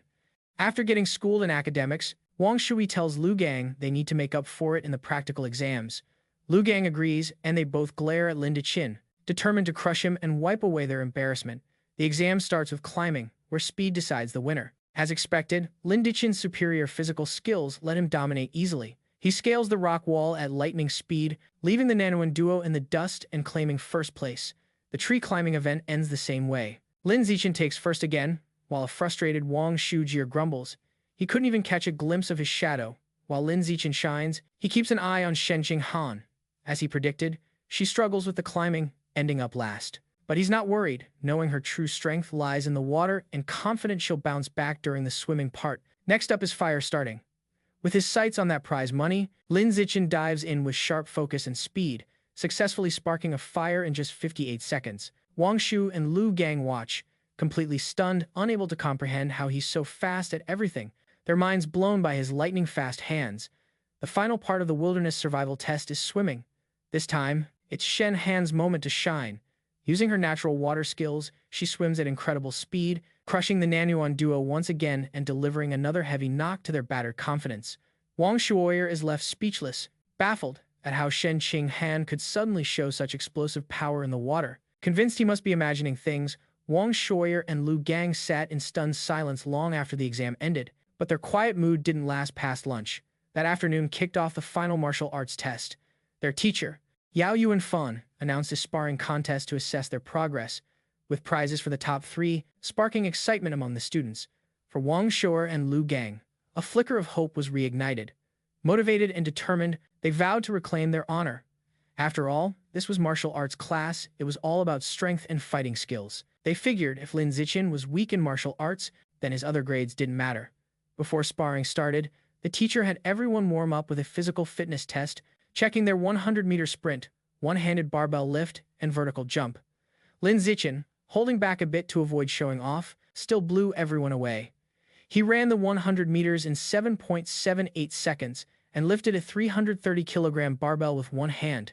His vertical jump hit 2.18 meters, and he easily topped all 3 events, just barely outpacing the Nanyuan pair. Wang Shuoyer and Lu Gang were left completely shocked again. Wang Shuoyer couldn't wrap his head around how Lin Zichin was so fast, while Lu Gang was dumbfounded at how someone not built like a bodybuilder could be that strong. Trying to boost their morale, Wang Shuoyer reminded Lu Gang that failing the physical test didn't guarantee a loss in sparring. Fighting also demanded skill. They convinced themselves that their better technique gave them a fighting chance. After the test, everyone moved to the dueling ring for the sparring matches. Ready to secure his survival of the fittest goal, Lin Zichin stepped up first. But after his overwhelming display, no one was brave enough to challenge him. Even Wang Shuoyer and Lu Gang hung back to watch. Seeing the deadlock, the teacher stepped in. He called a student named Louis forward and ordered him to fight Lin Zichin. The two squared off, but the match ended almost before it started. To save time, Lin Zichin finished it instantly with a single crushing punch that sent Lu flying. Then he effortlessly blitzed through the rest of the class, defeating every opponent with ruthless precision. Watching this, Wang Shuoyer and Lu Gang were utterly defeated. Wang Shuoyer realized with horror that Lin Zichin was way stronger than they thought and probably hadn't even shown his full strength in the physical test. He wondered how anyone could stand a chance against such a beast. Just when their morale hit rock bottom, Hugh suddenly jumped into the ring, shouting out Lu Gang's name. Pointing at Lu Gang, he declared he was warmed up and at his prime, challenging him to a match. Eager to release his frustration, Lu Gang quickly accepted. He figured that even if he had no hope against Lin Zichin, he could definitely take down Hugh and vowed to flatten him within 30 seconds. With a battle cry, Hugh lunged forward and the two exchanged rapid blows. But the fight was decided by the obvious gap in their power. Lu Gang effortlessly caught Hugh's kick, used his superior strength to swing him around, and then hurled him out of the ring. Hugh crashed hard, defeated and vomiting. Standing victorious, Lu Gang looked down at his beaten classmate and offered a backhanded compliment, acknowledging Hyu's physical skills were the best in their class but smugly declaring himself still the stronger fighter. After his win, Lu Gang turns around to see Lin Zichin walking up. Lin Zichin coolly throws down a challenge to spar. Inside, Lu Gang thinks this is a golden chance to level up his achievement quest. Fresh off his victory and pumped with confidence, Lu Gang grins and accepts, boldly stating he's not scared. He immediately launches a powerful punch straight at Lin Zichin, but the skill gap is clear. Lin Zichin moves with lightning speed, easily dodging the strike and leaving afterimages behind. Before Lu Gang can even process it, Lin Zichin counters with a swift kick. The force of the hit lands hard on Lu Gang's back, sending him flying out of the ring, knocked out in a single hit. With both Nanyuan duo members completely taken down, the rest of the students start teasing the last one standing. They yell at Wang Shuoji, asking if he's going to get revenge for his fallen teammate, telling him the pride of Nanyuan now depends totally on him. They mock him, daring him not to back down. Irritated, Wang Shuoji snaps back at the crowd to be quiet, saying he was already planning to fight. He storms into the ring to face Lin Zichin. Standing in front of his overwhelmingly strong opponent, he steels his nerves, telling himself whatever's meant to happen will happen, but he has to figure out how to win. Fired up, Wang Shuoji shouts he's going all out and charges Lin Zichin with a furious attack. Still, his effort is weak. Lin Zichin casually blocks the punch with one hand and counters with a single crushing blow that sends Wang Shuoji flipping through the air. He crashes hard onto the gym floor, knocked out and frothing at the mouth, defeated as easily as the others. With the Nanyuan duo out of the way, Lin Zichin moves on to methodically defeat the rest of the boys in class one by one, all with the same effortless skill. After wiping out all the male students, he checks his system. He notes that based on the survival of the fittest achievement rules, beating the same person multiple times only counts once. That means his only remaining challengers are the girls in class. He wonders if any of them will be willing to spar. To his total surprise, the girls are more than ready. A crowd of female classmates gathers, cheeks flushed and making heart shapes with their hands, all eager for a chance to fight him. The first to step up is Chu Yutong, who raises her hand excitedly and challenges him. She jumps into the ring, attacking with quick speed and agility. But Lin Zichin is at another level. He easily dodges her moves, and she comments on his unbelievable speed as she lands gracefully. Disappointed she almost caught him but didn't. Unexpectedly, after Chu Yutong's loss, the other girls also volunteer to fight him one by one. Of course, Lin Zichin holds back quite a bit when sparring the girls. His goal isn't to hurt them, just to win the official matches and finish his achievement as fast as possible. Before long, Lin Zichin wraps up sparring with all the girls in class. Even though he's beaten every student, he's still nowhere near completing his achievement. He feels a little down but quickly perks up when his teacher, Yao Yuanfang, suddenly shares some great news. The teacher praises the class and tells them that, as elite students, they've got to learn how to challenge those above them. Then he announces that, in 1 month, their class will face off against the toughest regular class in the second year, and he expects them to be fully prepared. Lin Zichin, who was just getting frustrated over the lack of strong opponents to speed up his survival of the fittest goal, is ecstatic. A fresh challenge has been served right to his doorstep, a real blessing in disguise. After class is dismissed, a humbled lug gang approaches Lin Zichin. He admits he'd underestimated the school and vows to see Lin Zichin as his rival for the next 3 years. Lin Zichin realizes that with the teacher's plan to keep pushing challenges against other classes, finishing his achievement within a year might actually be doable. Wang Shuier also steps up, determined to erase the embarrassment of his loss before graduation.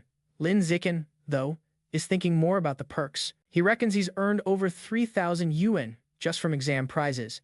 That excites him, because now he can buy more beast meat. He clenches his fist, ignoring the non-Yuan duo, who stew in frustration at his cocky brush-off. Later that night in his room, he reflects on his finances. Although he gained some cash from rewards, it's still nowhere near enough to buy all the beast meat he needs. To raise more money, he decides to follow in his parents' footsteps and signs up as a web novel author, kicking off his writing journey. Thanks to his celestial root of wisdom, his writing is top-notch. The next morning, he finds a contract invitation from the Yuiwen platform in his messages. After signing on, a news story from that day grabs his attention. The report covers a terrifying event just 2 hours earlier. A massive mutant rat attacked a frozen meat storage facility on the edge of the city. The news goes into grim detail about the horrific attack. The mutant rat was over 5 meters long and so strong it bit a responding cyborg clean in half. In a last-ditch move, the cyborg triggered its hidden backup energy core to self-destruct, taking the beast down with it. The explosion was huge, blowing the giant mutant rat into fragments instantly. Reading the article, Lin Zichin feels a chill. He stares at a picture of the monstrous rat, his dread growing as he wonders how many more of these huge mutant rats lurk in Shanghai. He also wonders where such enormous creatures could possibly be hiding. The day arrives for the sparring match against the strongest regular second-year class, and the students gather at the Shanghai High Gymnasium. Before the fight, teacher Yao Yuanfeng holds a strategy session with his top fighters. He warns them that while their best fighters are strong, the other class is stronger overall and will likely use defensive tactics to wear them down. He orders them to finish their matches as fast as possible. As the meeting wraps up, Lin Zichin bolts toward the ring, eager to take down as many fresh opponents as he can to complete his survival of the fittest achievement. He steps up first without hesitation. His opponent, a tall blonde girl from the second-year class, enters the ring. Spotting her challenger, she immediately voices her concerns to her teacher, complaining that the elite class has sent out their toughest fighter right away. She says she's the weakest in her class and wonders how she's supposed to stand a chance. Hearing this, teacher Yao Yuanfang storms over to the other teacher, an older man he calls Brother Fun, and angrily accuses him of breaking the unspoken class sparring rules, which say the weakest students should fight first. He demands to know why the other teacher sent his strongest student for the opening match. To settle things, teacher Yao orders Lin Zichin off the stage, telling him to wait his turn and to let the weaker students go first. Reluctantly, Lin Zichin steps down. Then the teacher points to Zhang Yijia and tells her to start, but she's caught off guard and protests that she isn't ready yet. Seizing the moment, Shening Han steps up. She volunteers to fight, telling teacher Yao she's the weakest and should go first. Nervously, Shening Han enters the ring to face the tall blonde girl, visibly intimidated. From the sidelines, her classmates, including Chu Rui and Hai Yu, cheer loudly, shouting encouragement for their friend Han Han. But the pressure only makes her even more nervous. The match kicks off, and the blonde girl immediately launches a strong punch, which Shanghai Han manages to block. Though clearly outmatched, Shanghai Han is determined. She knows she won't win but decides to hold out as long as possible, using a purely defensive tactic to tire her opponent out. The strategy surprisingly works. 3 minutes later, the blonde girl is breathing hard. Impressed by Shanghai Han's stamina, she realizes if the fight drags on, she'll run out of energy and decides to end it quickly. She charges with a final, powerful punch. The hit connects, knocking Shanghai Han to the ground, defeated. As she stands, Shanghai Han looks embarrassed. Teacher Yao praises her effort, giving her a thumbs up, telling her she did great and that her defensive game plan was really smart. Lin Zichin also comforts her with a gentle head pat. He says she did well, lasting over 3 minutes against a senior who's had an extra year of training and that she's made major progress. Feeling reassured, Shanghai Han smiles happily at him. After Shanghai Han's loss, another brown-haired female from the elite class steps into the ring. Seeing her senior opponent's stamina fading from the previous fight, she spots an opening and rushes to strike, throwing a powerful kick, but the more experienced senior dodges easily and counters with a quick punch to the face. The brown-haired girl quickly gets overwhelmed and pinned down, crying out in pain and forced to give up. Towering over the defeated girl, the senior teases her for rushing in recklessly, acting like the regular class was beneath her. She continues taunting, saying that while the girl might lack natural talent, she's trained a whole year longer. She tells her to return and fight again after another year of training. Just then, Chu Rui steps forward, full of determination, declaring she'll avenge Shanghai Han and take down the senior. Chu Rui shows she's a serious fighter. She swiftly defeats the senior with a single powerful punch. From the sidelines, Shanghai Han cheers with excitement, praising just how awesome Chu Rui was. Lin Zichin tells Shanghai Han she was incredible too, explaining that Chu Rui's win was easy only because Shanghai Han had already worn down the senior's stamina. Shanghai Han beams happily. 2 hours later, the sparring session goes on, and the elite class has evened the score. Teacher Yao Yuan Fun strolls over to the second-year teacher, Brother Fun, and teases him, pointing out that his class is down to just 4 fighters, confident his team will win the bet. Then he cautions his students not to get cocky. He announces that their true strength lies with their 4 top fighters, Lin Zichin, Wang Shu, Liu Gang, and Hai Yu. The real battle is heating up. After his teacher's bold claim, Hai Yu is ordered to step into the ring next. He cracks his knuckles, eyes blazing with determination, and strikes a dramatic, ground-pounding pose. He assumes a fighting stance and theatrically asks his senior opponent if he's ready to face fists that are practically ravenous for a fight. The senior, a brown-haired boy, smirks and tells Hai Yu to chill with the childish theatrics. Annoyed, Hai Yu launches a quick kick that sends the senior crashing to the mat, defeated. Standing tall over his down opponent, Hai Yu mocks him, wondering where he got the nerve to act tough with such weak skills and calls him trash. Just as Hai Yu basks in his win, another tougher senior with purple-tinged hair stomps into the ring. He glares at Hai Yu, calling him arrogant for the trash talk. Without hesitation, the senior lunges with a fierce punch, vowing to school his junior opponent in real intensity. To the senior's surprise, Hai Yu dodges with lightning speed, barely moving a muscle. Hai Yu counters with a powerful kick, sending the senior flying out of the ring, knocked out cold. Seeing this epic win, Chu Rui and Shanghai Han cheer, shouting all sorts of encouragement for Hai Yu. Fired up by his streak, Hai Yu goes on an unstoppable winning spree, beating several fighters, one after another in rapid succession. After taking down 5 in a row, Hai Yu stands panting, visibly drained. But he puts on a tough front and defiantly calls for the next challenger, boasting that he can take on 10 more. Still, it's clear his energy is fading fast. His amazing run ends when he loses to his 6th opponent. With Hai Yu knocked out, things look bleak for the elite class. They're down to just 3 fighters. Meanwhile, the second-year class still has 13 fighters left even with Hai Yu defeated. Next up is Wang Shu. He unleashes his full power, tearing through 10 opponents in a whirlwind of fierce kicks and punches. But this marathon of fights wears him down. In his 11th match, Wang Shu finally runs out of steam and is defeated. After him comes Liu Gang, who quickly takes out 2 more of the opposing team's top fighters in under 10 minutes, leaving their side with only 1 fighter left. Teacher Yao Yanfang smirks and suggests Brother Fun, the second-year teacher, should just throw in the towel. But Brother Fun stays cool. He smirks back and calls forward his last student, Wang Jinhe, telling him it's his time to shine. A new contender steps into the spotlight. A huge, overweight student towers over Liu Gang. Despite his opponent's intimidating size, Liu Gang isn't fazed. he just sees him as a slightly larger chunk of meat. Charging in with confidence, he swings a hefty punch right at Wang Jinhe's massive belly, sure he'll make an impact. To his surprise, the punch bounces off like it hit a rubber wall. Shocked, he tries again, firing off a quick flurry of punches, but every hit just sinks harmlessly into the thick cushion of fat. Before long, Liu Gang is breathing hard, worn out and realizing all his hits are useless. Meanwhile, his opponent, still unmoved, looks down calmly and asks if Liu Gang's done yet, since now it's his turn. Before Liu Gang can react, Wang Jinhe grips his neck with unbelievable strength. In one smooth move, he throws Liu Gang out of the ring, claiming victory and leaving the elite class with just one fighter left. Shocked by the sheer power, teacher Yao Yuanfeng blurts out he doesn't remember the second year having a student this strong. The rival teacher, Brother Fun, smirks and explains that Wang Jinhe is a transfer student who just arrived this semester. Then he smugly reminds Yao about their bet, telling him it looks like he's going to lose and will owe dinner to the entire opposing class. Realizing he's been blindsided by his rival's secret weapon, teacher Yao clenches his fist in frustration, worried not even Lin Zichin can take down this monster. Despite his doubts, he puts on a brave face for his last student. Placing a hand on Lin Zichin's shoulder, he tells him it's his turn and encourages him to just do his best, reminding him that the experience is what really counts, not just winning. Lin Zichin simply smiles and assures his teacher he'll come out on top, leaving the man speechless.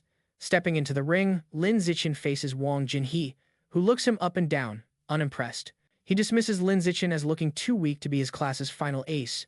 From the sidelines, Shanghai Han, Chu Rui, and the other elite class girls shout insults at Wang Jinhe, calling him an arrogant fatty and cheering Lin Zichin on to teach the dead pig a lesson. Annoyed by the heckling, Wang Jinhe offers a handicap. He tells Lin Zichin he'll stand still and let him land 10 free hits, explaining that he doesn't want Lin Zichin or his fangirls complaining later that he was just bullying a smaller guy. Lin Zichin accepts the offer eagerly. Wang Jinhe tells him to come at full force. Without hesitation, Lin Zichin delivers a single devastating punch to Wang Jinhe's giant belly. The blow's so powerful it sends the massive guy flying through the air before crashing hard onto the floor, knocked out cold. Both classes fall silent in shock, until the elite class erupts into a loud, tearful cheer celebrating Lin Zichin's incredible victory. Moments later, Wang Jinhe slowly stirs, completely dazed, mumbling about being confused and how the result made no sense and defied all logic. After Lin Zichin's win, the second-year teacher approaches Yao Yuanfeng, the elite class's instructor. He comments on how powerful Lin Zichin is, comparing his one-punch knockout of Wang Jinhe to a former prodigy named Wu Yan. Yao Yuanfeng responds that although Lin Zichin is strong, he hasn't quite reached Wu Yancheng's level yet. He goes on to explain that Wu Yancheng was a legend who even the principal feared as a first-year student. Catching the name, Lin Zichin approaches and asks his teachers who this Wu Yancheng is. Yao Yuanfeng eagerly shares that Wu Yancheng was a legendary figure from a few years back. As a first year, he stunned the school leadership by single-handedly defeating the entire third-year elite class.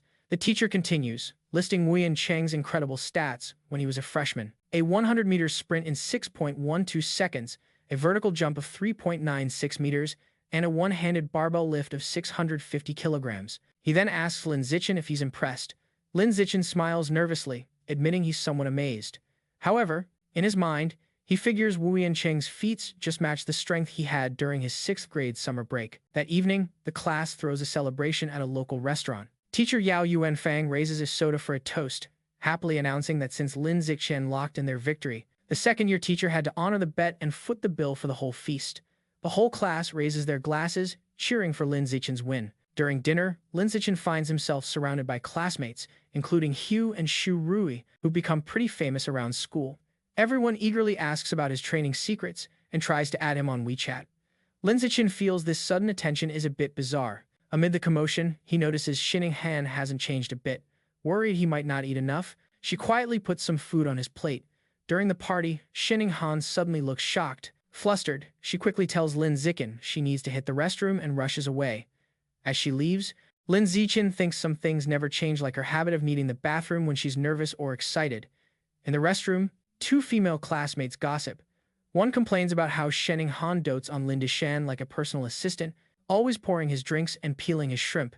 The other agrees, wondering how someone as weak as Shanghai Han managed to get into the elite class, if not by clinging to him. She cruelly adds that their relationship won't last because the gap in abilities is bound to tear them apart.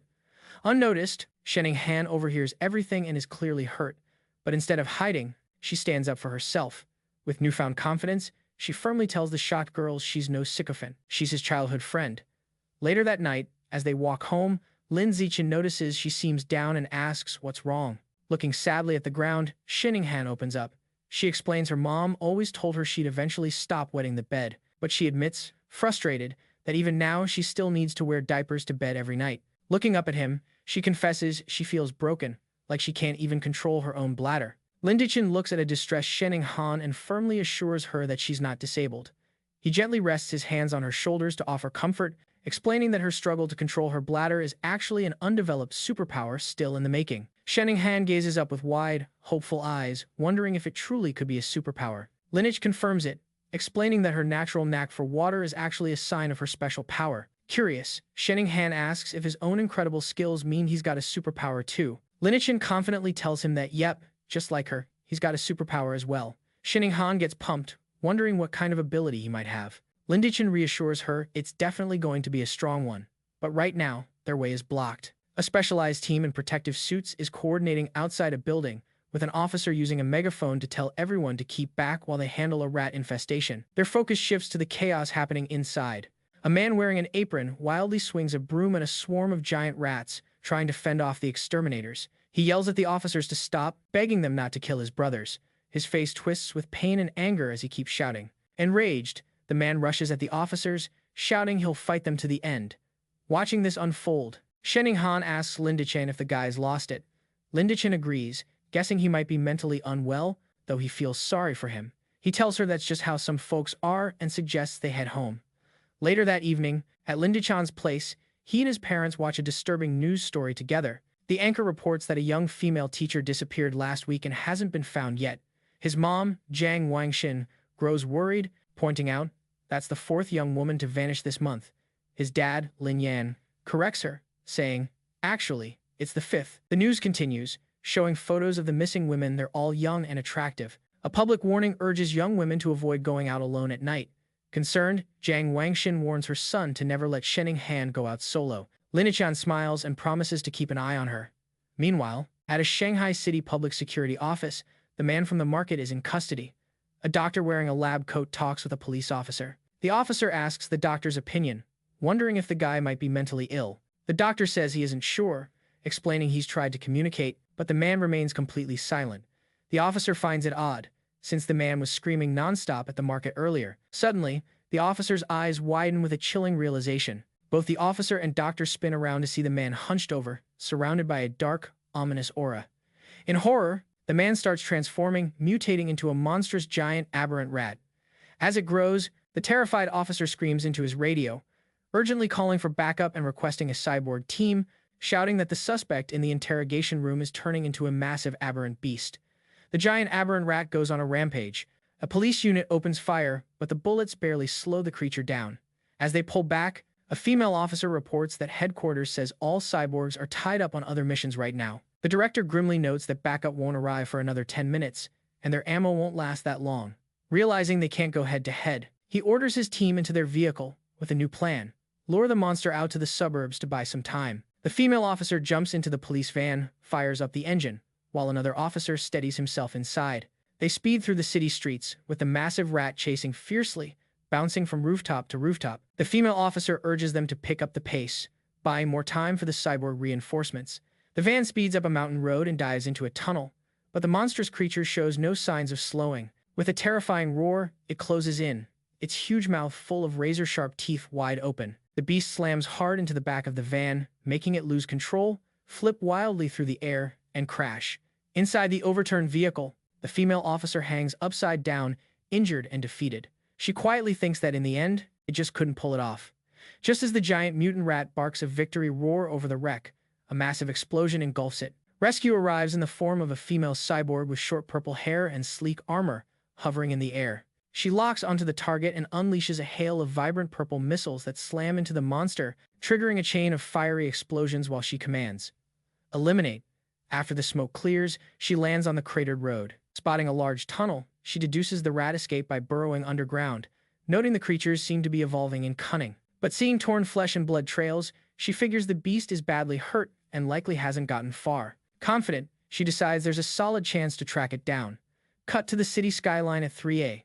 Inside his room, Lin Zichin sits at his computer, not training, but writing. Reflecting on his progress as a web novelist, he's kept up daily writing for over half a month, already hitting nearly 200,000 words. More importantly, his paid income has topped $10,000. Thinking about the future potential of his novel, still within the new book phase, he eagerly wonders how much he'll make once it officially launches. Too excited about his earnings to sleep, Lin Zichin chooses to train instead. He heads to a deserted, unsurveyed alley to test his new skills. While practicing, he's pleased with his gains. His 100-meter sprint time has dropped to an incredible 3:43.43 seconds, and his vertical jump now hits 7.22 meters. He feels confident that if he keeps up this pace, he's on track to achieve what he calls his saintly body. His training is suddenly interrupted by a disturbing, gnawing sound. Turning around, he spots a shadowy figure crouched in a dark corner. The figure is a grotesque rat-like creature, a mouseman chewing on a human arm. Noticing Lin Zichin, the creature pleads for mercy, explaining it was simply too starving. It oddly promises that once satisfied, it will come back every year to pay respects. Lin Zichin freezes in horror as he recognizes the creature as a mouseman. Instantly, he connects this scene with a news report about the giant mutant rat that escaped. Growing increasingly uneasy, he wonders if this is the same beast, now transformed into a more humanoid, but equally terrifying form. Realizing the immense danger, Lin Zichin decides he must alert the police. But just as he turns to leave, the mouseman panics, convinced he's about to become its next meal. It stammers it doesn't need to eat him and could find others instead. Before Lin Zichin can react, the creature springs into motion. With blinding speed, it leaps off alley walls, ricocheting side to side in a blur of lightning-fast jumps. It stammers that it doesn't have to eat him and can go search for others to devour instead. Before Lin Zichin reacts, the creature springs into motion. It rockets off the alley walls with blinding speed, bouncing from side to side in a rapid-fire series of jumps. The mouseman lunges wildly, letting out a piercing scream, driven by hunger that drowns out all fear. It wants to feast on human flesh. The attack comes so fast that Lin Zichin barely has time to react. With no chance to dodge, he stands his ground and confronts the beast directly. As the creature barrels forward, Lin Zichin meets its charge with a single, crushing kick right to its jaw. The hit spins the mouseman through the air before it crashes hard against the ground. Struggling, the beast rises, clutching its bleeding chest, staring at Lin Zichin in stunned disbelief. How could a fragile-looking student pack such raw power? Dazed and wounded, the mouseman locks eyes with Lin Zichin, still shocked by the unexpected strength it's facing. Before it can shake off the blow, a rock whizzes through the air, smashing into its head. Sensing opportunity, Lin Zichin goes all in, unleashing a furious rain of rocks, launching them with sharp precision and incredible speed. The mouseman stands no chance, overwhelmed by the non-stop barrage, unable to defend as stones pummel its body relentlessly. After a few moments, the assault ends. Lin Zichin stands at the alley's edge, breathing hard, his gaze fixed on the spot where the creature fell, now completely still. He moves forward carefully and discovers his attack was even more brutal than he had imagined. The mouseman is destroyed, reduced to a steaming heap of skeletal fragments. Wondering if the beast is truly gone, Lin Zichin reaches out to touch the bones. A rush of blue energy surges into him, and a system notification pops up. He's absorbed a trace of the giant mutant rat's life force, moving his codic progress up to 7%. Disappointed, he notes this time he only gained 2%, unlike the 5 from the scorched remains earlier. He figures the difference must come from how much of the Rat King gene each mutant had consumed. Realizing dawn is near and the streets won't be safe much longer, he decides to head home. Moments after he leaves, a purple-haired female cyborg drops silently into the empty alley, standing over the still steaming bones, curious about who managed to kill the Ratman. The scene then cuts to a shadowy building where a dark ritual is underway. A hooded cultist carries an unconscious woman to a glowing red summoning circle. Gently setting her down, he kneels, offering her to his lord, the rat god, as a sacrifice. From the shadows, sinister, multi-lensed red eyes stare back. A deep, furious voice questions why only one woman is offered, accusing the cultist of trying to starve it. The voice grumbles that the offering is barely a bite and warns it might make the cultist part of the feast. Terrified, the cultist drops to the ground, begging desperately to explain. Still on the floor, he pleads that young women have grown wary lately, rarely venturing out at night and always traveling in groups, making them almost impossible to capture. The looming shadowy rat god commands in its deep voice that if women are too hard to catch, he should capture young men instead. The cultist nods in swift agreement. Suddenly, a large, bloody chunk of raw meat is thrown onto the floor. Grabbing it eagerly, the cultist devours it straight away, thanking his lord rat god for this gift. As he eats, the ritual ramps up to its grisly peak. Massive red tentacles erupt from the summoning circle, coiling around the unconscious woman and lifting her high.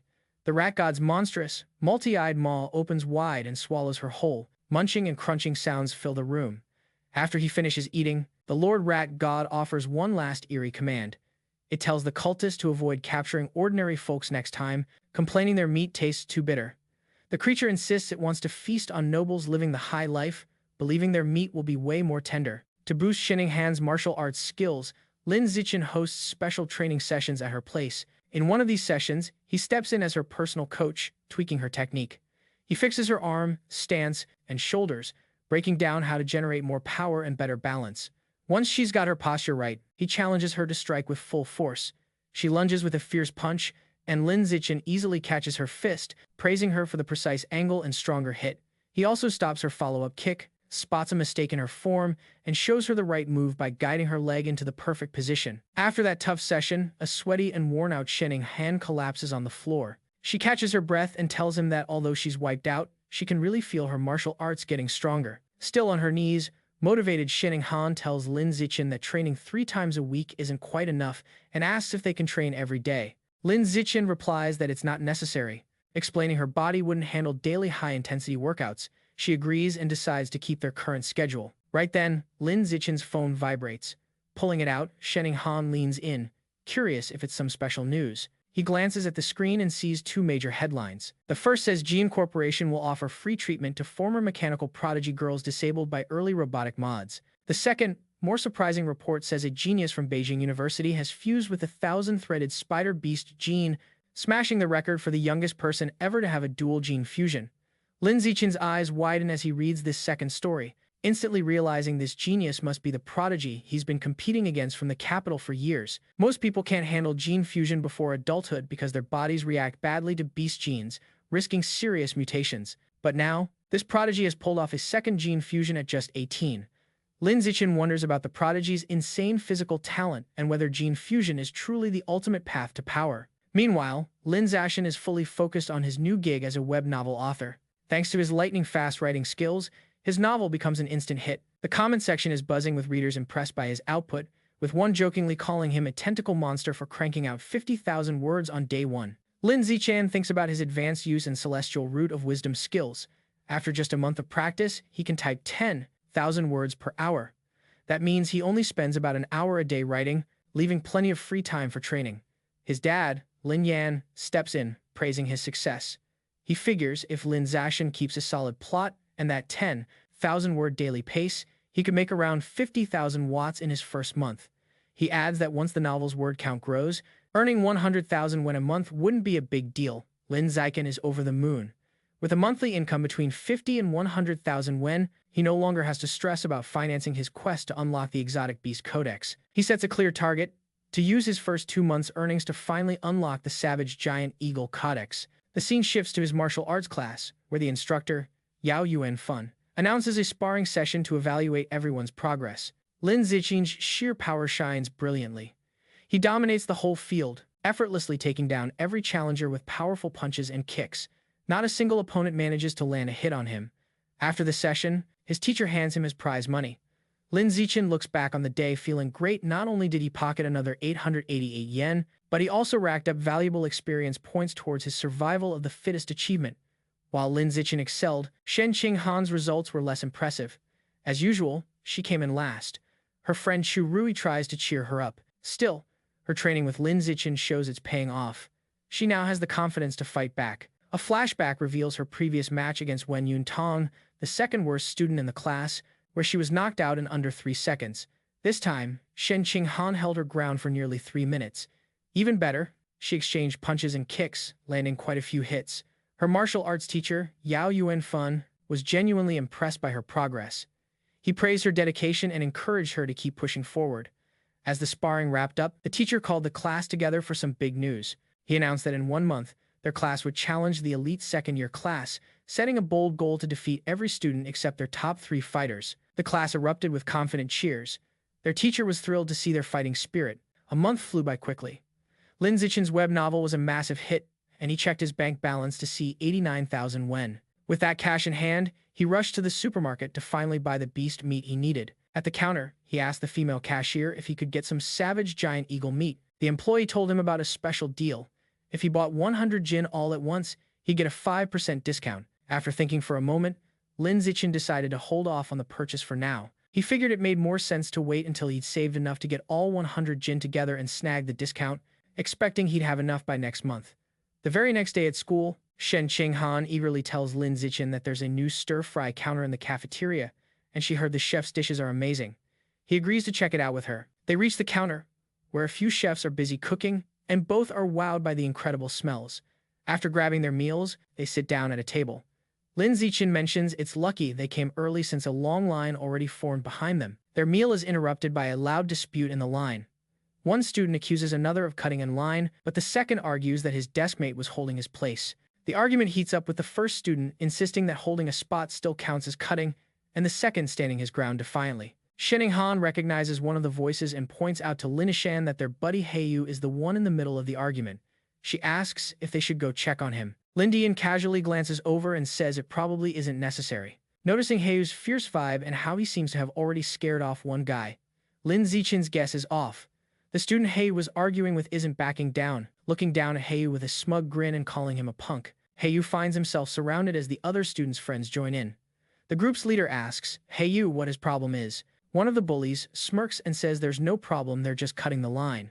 Furious, Heiyu yells at them to get in the back. Shocked by their nerve and outnumbered, Heiyu still tries to hold his ground, spreading his arms to block their way while wondering why no one in the busy cafeteria is stepping up. At their table, Shenning watches with concern and tells Lin Zichin that their friend Heiyu is getting bullied. Just as the bullies are about to push Heiyu aside, a hand lands on the leader's shoulder. It's Lin Zichin, his face shaded and intimidating.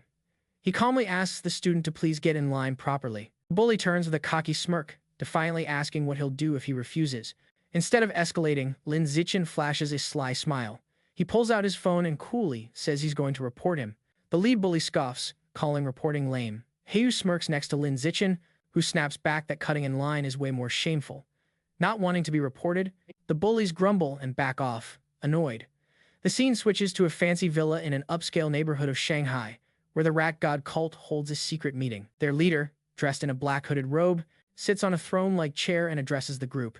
He announces that one member, Sha Chang, is dead, explaining he went mad at the market and was killed after provoking security. Another cultist mutters it's a relief. Then, the leader introduces a newcomer who will take Sha Chang's place. He delivers a chilling new order from their rat god lord. From now on, they must capture and sacrifice only noble elites because ordinary folks aren't bitter enough for their god. This shocks some members. Two speak up, arguing that targeting nobles is too risky. They point out that while a missing regular might get ignored, a missing noble causes serious headaches.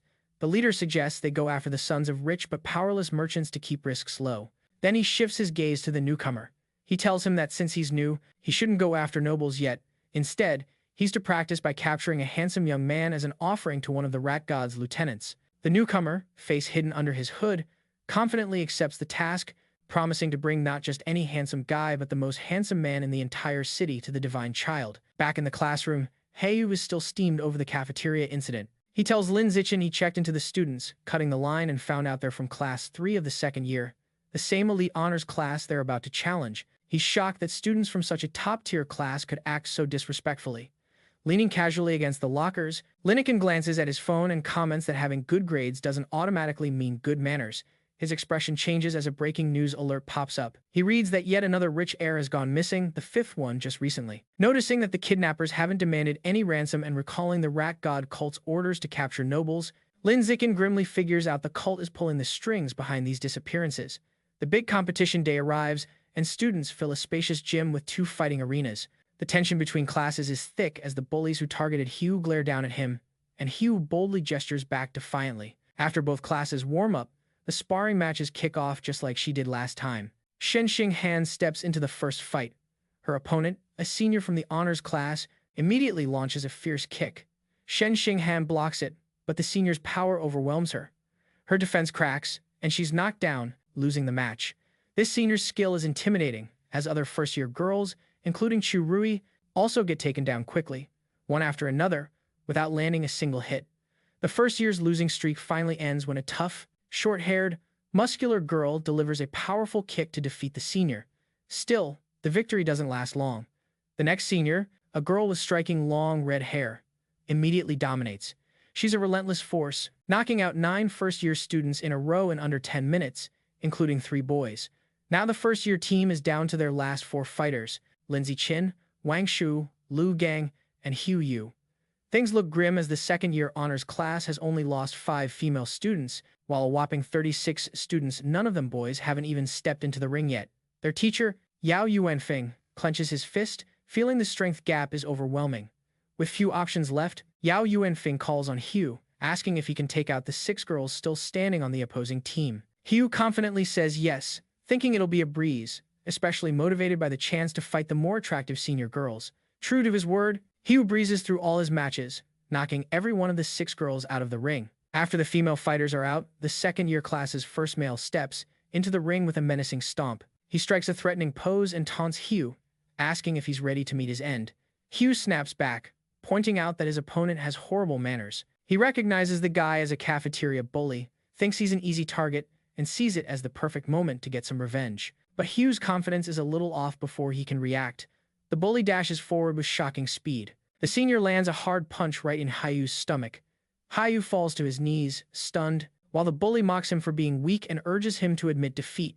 Angry, Hu pushes himself up and throws a punch. His opponent dodges effortlessly and counters with a quick kick that sends Hu flying out of the ring, defeated.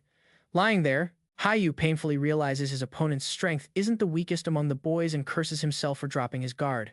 After beating Hu, the senior bully turns to Lindsay, who is waiting by the ring. He taunts Lin Zichin, asking if he still wants to step up and challenges him to a fight.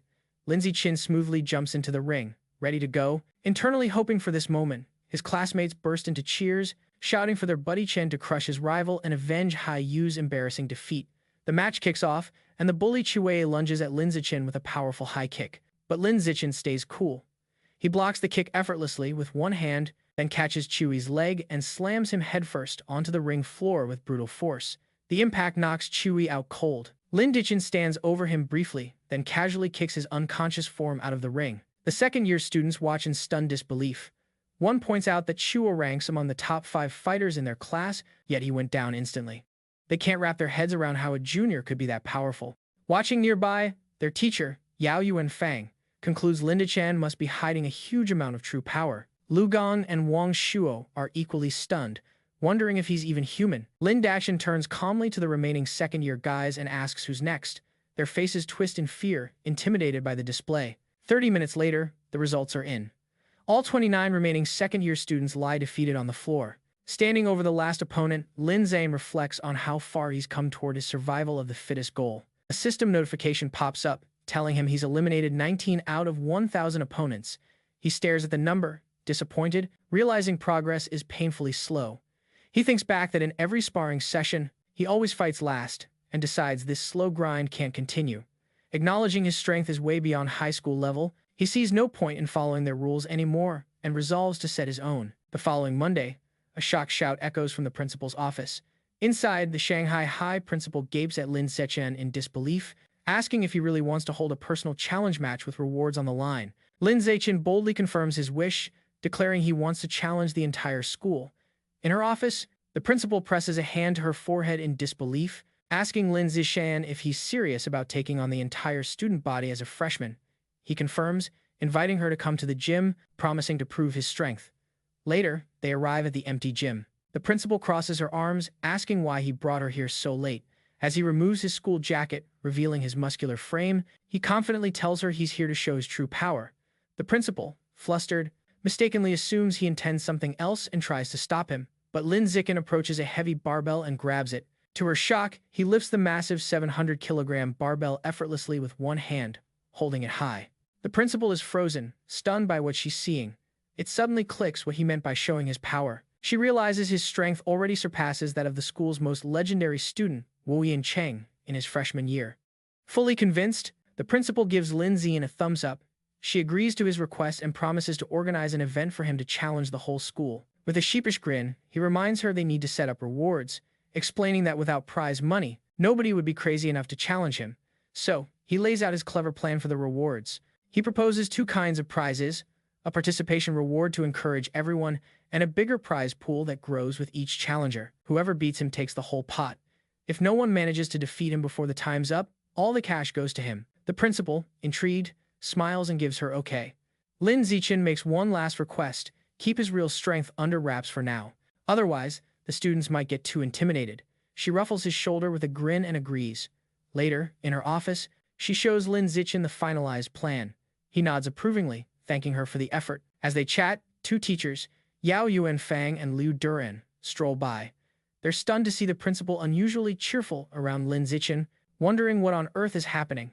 Yao Yuanfang looks confused, thinking to himself how the normally strict and stern principal is smiling so warmly, completely misreading the situation. At 2 p.m., the students gather in the gym, crowding around two big fighting rings where Lin Zichin and the principal stand. The principal grabs the microphone and starts the announcement. She introduces Lin Zichin, talks about his recent wins, and lays out the rules and prizes for his personal challenge against the whole school. The crowd erupts in chaos. The students shout in disbelief and mockery, many saying the principal must have lost it.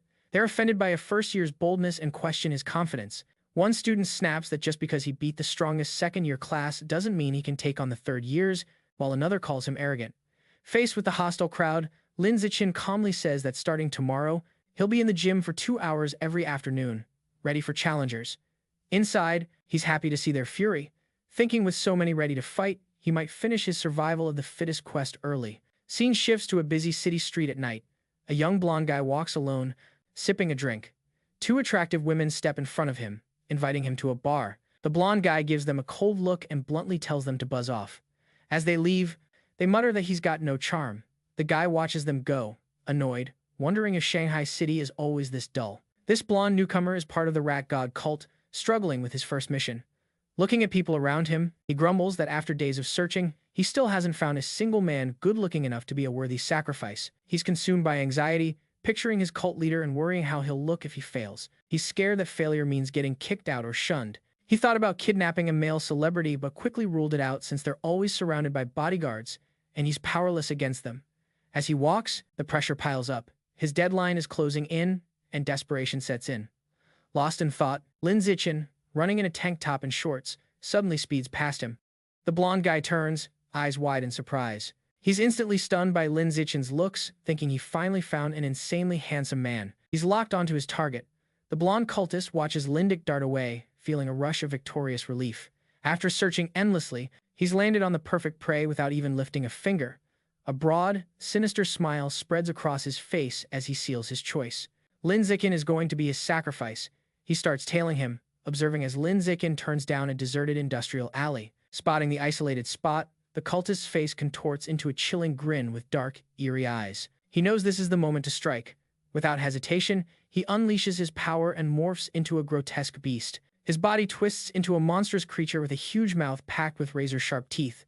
But, just as the transformed cultist is about to pounce, a brick suddenly flies out of nowhere, smashing into its head with a gruesome, bloody thud. The cultist staggers, clutching its head, confused and hurting from the brutal hit. From the shadows, Lin Zichin steps out, holding the brick he just hurled. He casually mutters that finding a rat creature during a run was unexpected, but a lucky chance to boost the unlocked progress in his guidebook. The monster shakes with fear, convinced this human is terrifying and spouting words it can't understand. It can't believe it's bad luck running into him. Before it can react further, the monster collapses dead to the ground. Lin Zichin watches, stunned, struggling to believe that he took down the creature just by tossing a single brick. He wonders how a follower of the rat god cult could be so feeble. Not wanting to waste time, he quickly kneels by the corpse to absorb its life essence before anyone else shows up. A system notification pops up, confirming he absorbed a trace of the giant mutant rat's life essence, and that his guidebook progress jumped to 8%. He looks disappointed, pointing out it only went up by 1%. He figures that this weak dose of essence explains why this rat person was so pathetic. Thinking about his own safety, Lin Zichin decides to skip night runs for a while. He knows not all cult worshippers are this frail. Some of the stronger cult members have bodies transformed to be tough enough to even survive gunshots. The next morning, Lin Zichin is at home when a shocking news report catches his eye on TV. He learns that at 3 o'clock that morning, the city's Public Security Bureau, working alongside a chemical tutor from Shanghai University, wiped out the rat god cult. The report reveals the tutor is a high-tier gene fuser who single-handedly defeated the monstrous rat king. The broadcast shows astonishing footage of the fierce battle where the massive, multi-eyed beast lashes out with a storm of sharp spikes at the winged, red-haired gene fuser. The tutor weathers the brutal attack and ultimately claims victory. The fight lasted just 30 seconds, ending with the gigantic Rat King crumbling as the gene fuser lands, sealing a quick and decisive win. Watching this, Lin Zichin is lost deep in thought, his face grim. He reflects on the overwhelming power he just witnessed, wondering if this is what a truly mighty being looks like, fully aware of its incredible strength. Inside a modern, brightly lit room, two guys decked out in tactical gear chat casually. A blue-haired man, leisurely sipping from his cup, asks his buddy Tian, the guy with spiky orange hair, if he's managed to get in touch with their teacher yet. Tian confirms that their teacher still can't be reached. He adds that the whole crew of powerful fighters who tried to quell the riot at Source Site 36 are nowhere to be found. The blue-haired guy then asks how things are holding up there now. Tian Changgang responds that the situation is pretty calm, explaining if it wasn't, he wouldn't have had the chance to take care of those pesky little guys who slipped away during the initial chaos. The blue-haired man raises an eyebrow, clearly questioning the casual term. He mulls over just how overwhelmingly strong the Rat King is, a monster that left the entire Public Security Bureau completely powerless. Internally, he admits that against a genius-level powerhouse like Tian, the fearsome Rat King was really just a minor nuisance. Switching gears, the blue-haired man claps Tian Changgang on the shoulder in a playful way, suggesting since he's already out there, he might as well swing by their old school and deliver a lecture. Tian pushes back, saying he isn't some celebrity and has real responsibilities waiting. The blue-haired guy persists with a grin, saying that giving some inspirational talk to their adorable junior students counts as work too. Deep in a shadowy cavern beneath the glow of a full moon, it's revealed that the Rat King survived the clash with Wu Tian. The beast explains what it's been up to lately, saying it started by feasting on beggars, then young folks, and now it's humbly kneeling, admitting it's developed a taste for the pampered elite. The Rat King isn't alone. It bows before a new, far scarier monster, a massive green-skinned giant with glowing red eyes and overwhelming power. This new beast reprimands the Rat King harshly, telling it that it went through all the trouble to bring the Rat King here to dig tunnels for their clan. Instead, the Rat King went off eating people and stirred up a huge ruckus that attracted way too much attention. The giant monster glares down, threateningly asking if the Rat King thinks it deserves to die for messing up. Trembling, the Rat King begs its master for another shot. The giant considers it and agrees to give the Rat King one more chance, but warns there's going to be a cost. Without another word, the monster slashes at the Rat King with its claw, spraying blood everywhere. Deep inside the cave, the giant green monster keeps punishing the Rat King. Having ripped out one of its eyes, the monster holds up the bloody eyeball and jokes that although sewer rat eyes smell nasty, they sure do taste delicious. Then it grabs the trembling Rat King, giving it credit for its cunning by hiding and sending a decoy to get taken down by the authorities. Turns out, the creature Wu Yan Changjing fought was nothing but a fake. But the monster delivers a spooky final warning. If the Rat King doesn't dig tunnels as ordered, it's still going to face death. Meanwhile, back at Shanghai High, the day Lin Zichin's personal challenge rolls around. Heading toward the gym, he's the center of wild gossip. Students point and whisper about the cocky first year who dared to take on the entire school, with plenty eager to watch. Lin Zichin, on the other hand, is glued to his phone, staring at a wanted poster for the 9 escaped members of the Rat God cult, noting the 500,000 won bounty for their capture. He sees them as walking treasure, but his practical side kicks in, reminding himself that if he ever crosses paths with one, his first priority is staying safe, not chasing after the reward. When he arrives at the gym, he finds it packed with students gathered around the fighting rings, just like he hoped. Scanning the crowd of potential fighters, he understands the huge turnout isn't just because of his challenge, but also thanks to the final part of his plan, the participation prize. To hype up the crowd, Shen Qinghan stands on the sidelines with a megaphone, announcing that everyone who takes part will get a lottery ticket for a chance to win awesome prizes. The tactic works perfectly, and the boys burst out cheering. They shout about the cool prizes, like the newest game consoles and smartphones. However, one boy seems more excited about possibly getting to touch Shen Qinghan's hand during the lottery. That same boy eagerly steps forward to be the first volunteer, but before he can finish his sentence, a female student jumps over him, stepping on his head as she declares she'll be the first. This sparks a mad rush, and a chaotic crowd of girls storms forward, pushing past the boys to grab their chance to fight Lin Zichin. Soon, the fighting ring is packed with girls who surrounded Lin Zichin, all excitedly declaring they want to challenge him. But the challenge quickly turns into his female classmates fawning over him. One girl grasps his arm, giggling about how strong he feels, while another gently strokes his face, complimenting how handsome he looks. Surrounded like this, Lin Zichin thinks the situation has taken an unexpected turn. He feels awkward about fighting girls but steels himself, knowing he has to push through to reach his goal. He starts focusing his energy with a series of firm, controlled pushes, picking the girls off one by one and tossing them out of the ring.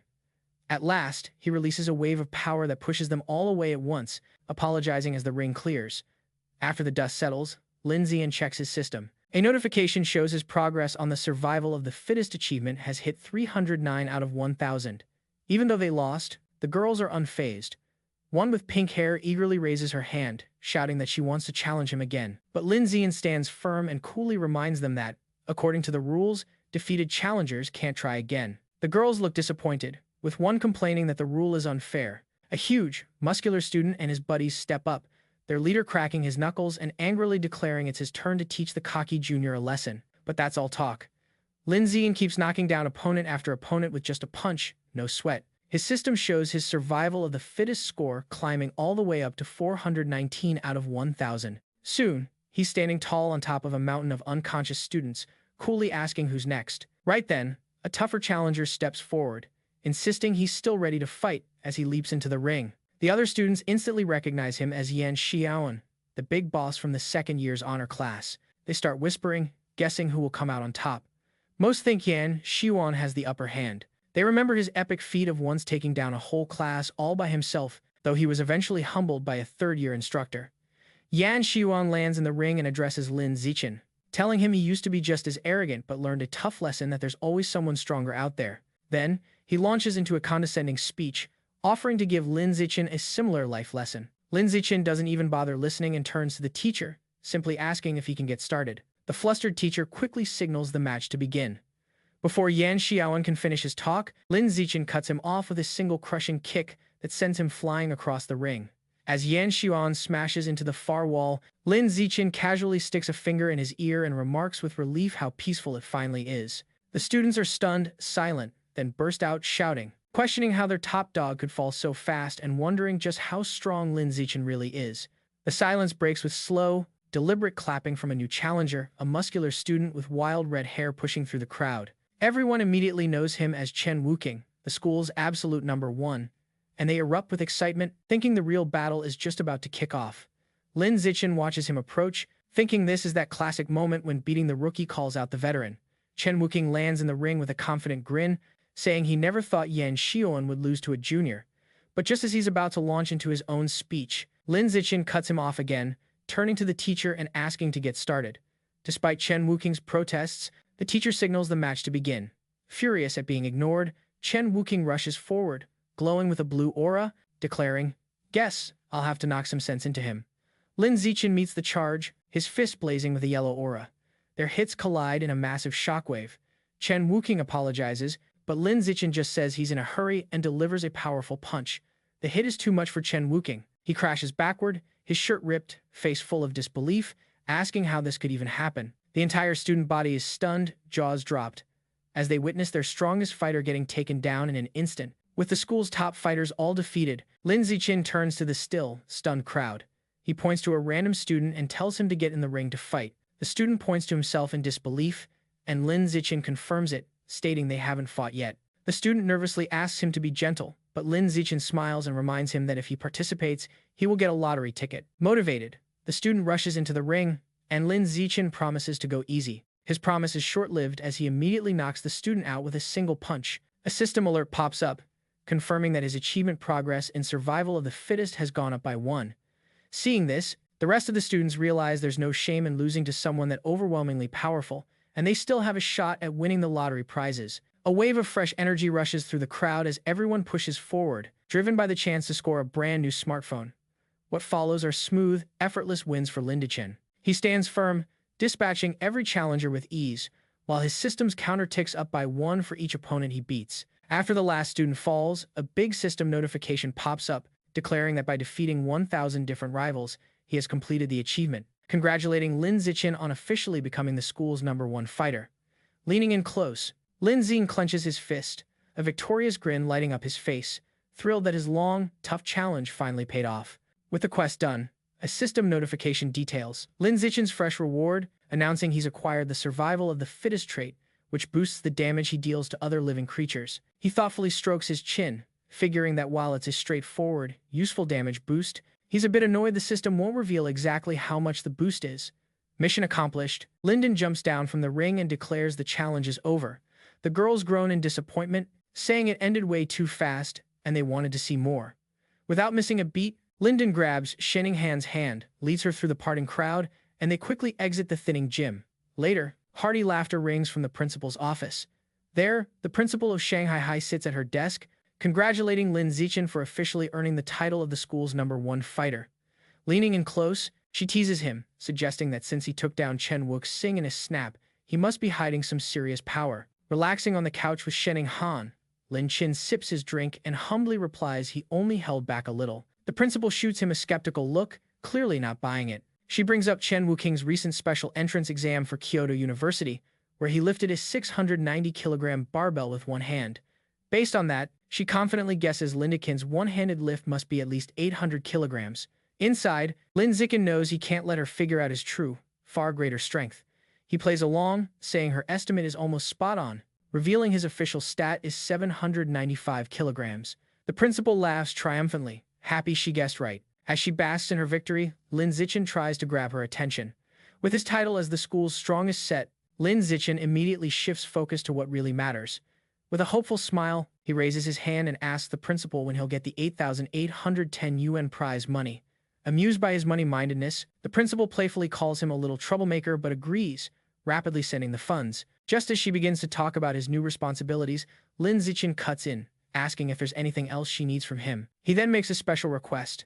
Since both he and Shenninghan love swimming, he asks to use the gym's pool. He clarifies that he wants exclusive use, meaning the pool should be off-limits to everyone else whenever they're there. The principal smiles and quickly agrees, secretly surprised at how easily she said yes. Lin Zichin adds one last condition. He mentions that he hates being watched when wearing his swim trunks, so he'll be covering the security cameras during their private swim sessions. This causes Shenninghan to blush bright red. Immediately, the principal's mind jumps to some suggestive conclusions, imagining what it means for a boy and girl to be alone in a pool with no cameras around. Her thoughts get a little wild, picturing them having a romantic, steamy moment together. Playing along with her own assumptions, the principal grabs a key from her desk and tells Lin Zichin she'll, of course, make sure all his requests are met. She hands him the key, officially giving them private access to the pool. As he takes it, she leans in close and whispers a playful warning, telling him to be careful not to create a new life while they're in there. Lin Zichin is completely confused, wondering what she could possibly mean. As they stroll down the school hallway, Lin Zichin looks down at the pool key in his hand. He thinks to himself that with exclusive access, he can finally start exploring the true nature of Shenninghan's mysterious powers. His thoughts are cut off when Shenninghan stops him, saying she has a favor to ask. Nervously, she explains she's signed up for a singing competition. Although she's practiced her solo parts, she still needs someone to help with the duet sections. She shyly asks if he can practice with her tonight, and Lin Zichin happily agrees. Overjoyed, Shenninghan pumps her fist and skips away with a big smile. Lin Zichin watches her go, thinking about how much this competition matters to her. He smiles, hoping it will help her find some confidence. Later that evening, at Shenninghan's apartment, the two are in her room practicing. She sings into a microphone, while Lin Zichin listens, providing the other half of the duet from his phone. Meanwhile, in the living room, Shenninghan's parents, Shenjian and Shu, are watching them. Her dad voices concern, asking his wife if it's really appropriate for them to be alone together since they're older now. His wife quickly scolds him, reminding him they've been childhood friends and asking what right he has to complain. She tells him not to interfere, causing him to quickly back off. After overhearing her parents talk, Lin Zichin decides it's a good time to wrap things up. He tells Shenninghan they've been at it for half an hour and it's time to focus on homework. As he gets ready to leave, he reminds her about their plan for the next day to hit the school's private pool so she can get more comfortable with her water skills. He tells her not to forget her swimsuit, and she happily nods. They say their goodbyes, and Lin Zichin heads home. Once alone, Shenninghan's mind fills with thoughts about the upcoming pool trip, and a deep blush spreads across her cheeks. She nervously heads over to her closet, debating which swimsuit to pick. She spreads out two options on her bed, a modest blue one-piece and a sexier black bikini. She picks up the black bikini, her cheeks flushing as she worries it might be a bit too daring. Her mind drifts for a moment, imagining a fun scene of her and Lin Zichin playfully splashing each other in the pool. After a brief pause, she decides it's okay since it'll only be him at the pool, and confidently stuffs the bikini into her school bag. The next day, right after school, Lin Zichin and Shenninghan head over to the empty gym pool. Already changed into his swim trunks, Lin Zichin waits at the poolside, his impressive build on full display. He glances up at a security camera, recalling his promise to the principal and feeling confident he's got this handled. Just then, Shen Han calls out his name. He turns to see her standing in the doorway, dressed in the revealing black bikini. With a bright smile and a hint of blush, she walks towards him, apologizing for making him wait. Lin Zichin stays calm on the outside, just telling her to slow down and be careful. But inside, he's totally flustered, thinking just how adorable she looks. After collecting himself, he says it's time to jump in and start their training, and she happily agrees. They step into the water and start swimming smoothly. Beneath the surface, Lin Zichin grabs Shen Han's hand, and they continue swimming together. Suddenly, her eyes widen in surprise as she senses something unusual. She quickly grabs Lin Zichin's attention, looking alarmed. She hurriedly points to the surface, signaling they need to get up right away. Understanding immediately, Lin Zichin pulls her swiftly toward the air. They break the surface with a splash, and a concerned Lin Zichin holds her close, asking what just happened. With a mix of astonishment and excitement, Shen Han explains that water actually flows straight through her body. To prove it, she holds her hands just beneath the surface, telling him to watch. Just as she said, the water pours right through her palms like they're not even there, splashing back into the pool. At the school pool, Shen Han stares in amazement as water streams right through her hands. Confused, she asks Lin Zichin why it looks like her body's leaking water. He studies her carefully, realizing he's witnessing some hidden superpower. He seriously asks to see her hand to get a closer look. Touching her palm, he notes that besides this strange ability, nothing else seems off. To dig deeper, he suggests they get out of the pool so he can examine the rest of her body. A noticeably blushing and nervous Shen Han shyly agrees. Soon after, she's lying on a lounger near the pool, soaked from Lin Zichin's tests. As he pours water over her, she asks how much longer the checkup will take. After 3 thorough inspections, Lin Zichin thoughtfully declares no other abnormalities. Helping her sit up, he explains that for now, it seems the power is only in her hands, and she nods in understanding. Sitting at the pool's edge, Shen Han wonders if her lifelong struggle with bedwetting could be connected to this ability, guessing maybe another part of her body also lets water pass through. Lin Zichin admitted it could be true and told her that next time she felt the need to pee, she should just give him a heads up. Blushing slightly, he added that she should also try to notice if any other part of her body felt the same as her palms did. He instantly felt awkward, worried he sounded like some kind of weirdo. Suddenly, Shen Han's face lit up with excitement. She exclaimed happily that this meant she wasn't just any girl, but someone with superpowers related to water. With renewed confidence, she thought that if she fully developed her abilities, she might finally stand proudly by Lin Zichin's side as a true partner. The story shifts to a busy city at night, bright with huge holographic ads for cyborgs. Lin Zichin walks into a supermarket where a cheerful female clerk greets him warmly. He confidently heads to the counter. The footage shows a terrifying winged monster holding a truck over a wreckage-filled scene.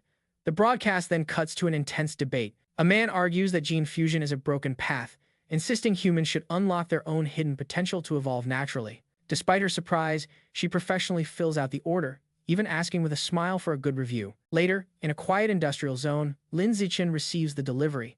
He thinks about his finances, noticing he just got 120,000 yuan from his web novel earnings, bringing his total balance to 210,000 yuan. He figures that's plenty to cover the cost. Looking at the hefty box of beast parts, he prepares to unlock its power, telling himself it's time to see what surprises the codex has in store. As he places his hand on the meat, a fierce swirl of white energy bursts out, enveloping him instantly. A blue system message pops up confirming he's absorbing the savage giant eagle's life force, and the codex unlock progress hits 100%. Then he gets a vision of the eagle's power, the grand white bird soaring high, plunging into water, and striking a huge purple squid-like beast with its sharp talons. As the vision fades, Lin Zichin stands bathed in glowing blue light. A final system notice announces that he successfully unlocked the Savage Giant Eagle Codex and gained a new biological skill, Eye of the Sky. Another system message explains his new power, Eye of the Sky. It says his sight and ability to track moving objects are now dramatically enhanced. As the power kicks in, his eyes shine with a bright golden glow, his pupils turning into complex eagle-like shapes. Testing his new skill, Lin Zichin's view expands hugely, giving him a wide bird's eye perspective of the city. His vision is incredibly sharp, letting him zoom in on a single person in a crowd and even read the text on their phone from a great distance. He's amazed at just how powerful eagle vision really is. Later, Lin Zichin goes home to find his parents, Lin Yanshong and Jiang Wangshan, watching a grim news story about a powerful gene fuser who mutated in public, causing hundreds of casualties. The footage shows a horrific winged monster holding a truck above a scene of destruction. The broadcast then cuts to a heated debate. A man argues that gene fusion is a flawed path, claiming humans should be able to unlock their own latent potential and evolve. Right away, another guy shoots down the idea, calling it pure fantasy, angrily questioning how anyone could fight off aberrant beasts without gene fusers, pointing out that normal fighters can't even dodge bullets. Watching the back and forth, the Lins chat about it. Lin Yan mentions that gene fusers are like ticking time bombs. Zhang Wangxin brushes off his worries, explaining the government's rules are super strict and the chance of something going wrong is tiny. She adds that a bigger problem is gene fusers often lose their ability to have kids. Lin Yan agrees, saying it's smart to save their genetic material or have a child before going through fusion. While they're talking, Zhang Wangshan suddenly spots her son coming back. She gets flustered, realizing they were chatting about stuff he shouldn't hear, and greets him with a shy blush. Noticing the awkward vibe, Lin Zichin suggests everyone go have dinner together. While they eat, Lin Zichin shares that his school's holding a campus singing contest the very next day, and Shenqing Han signed up. His parents get excited.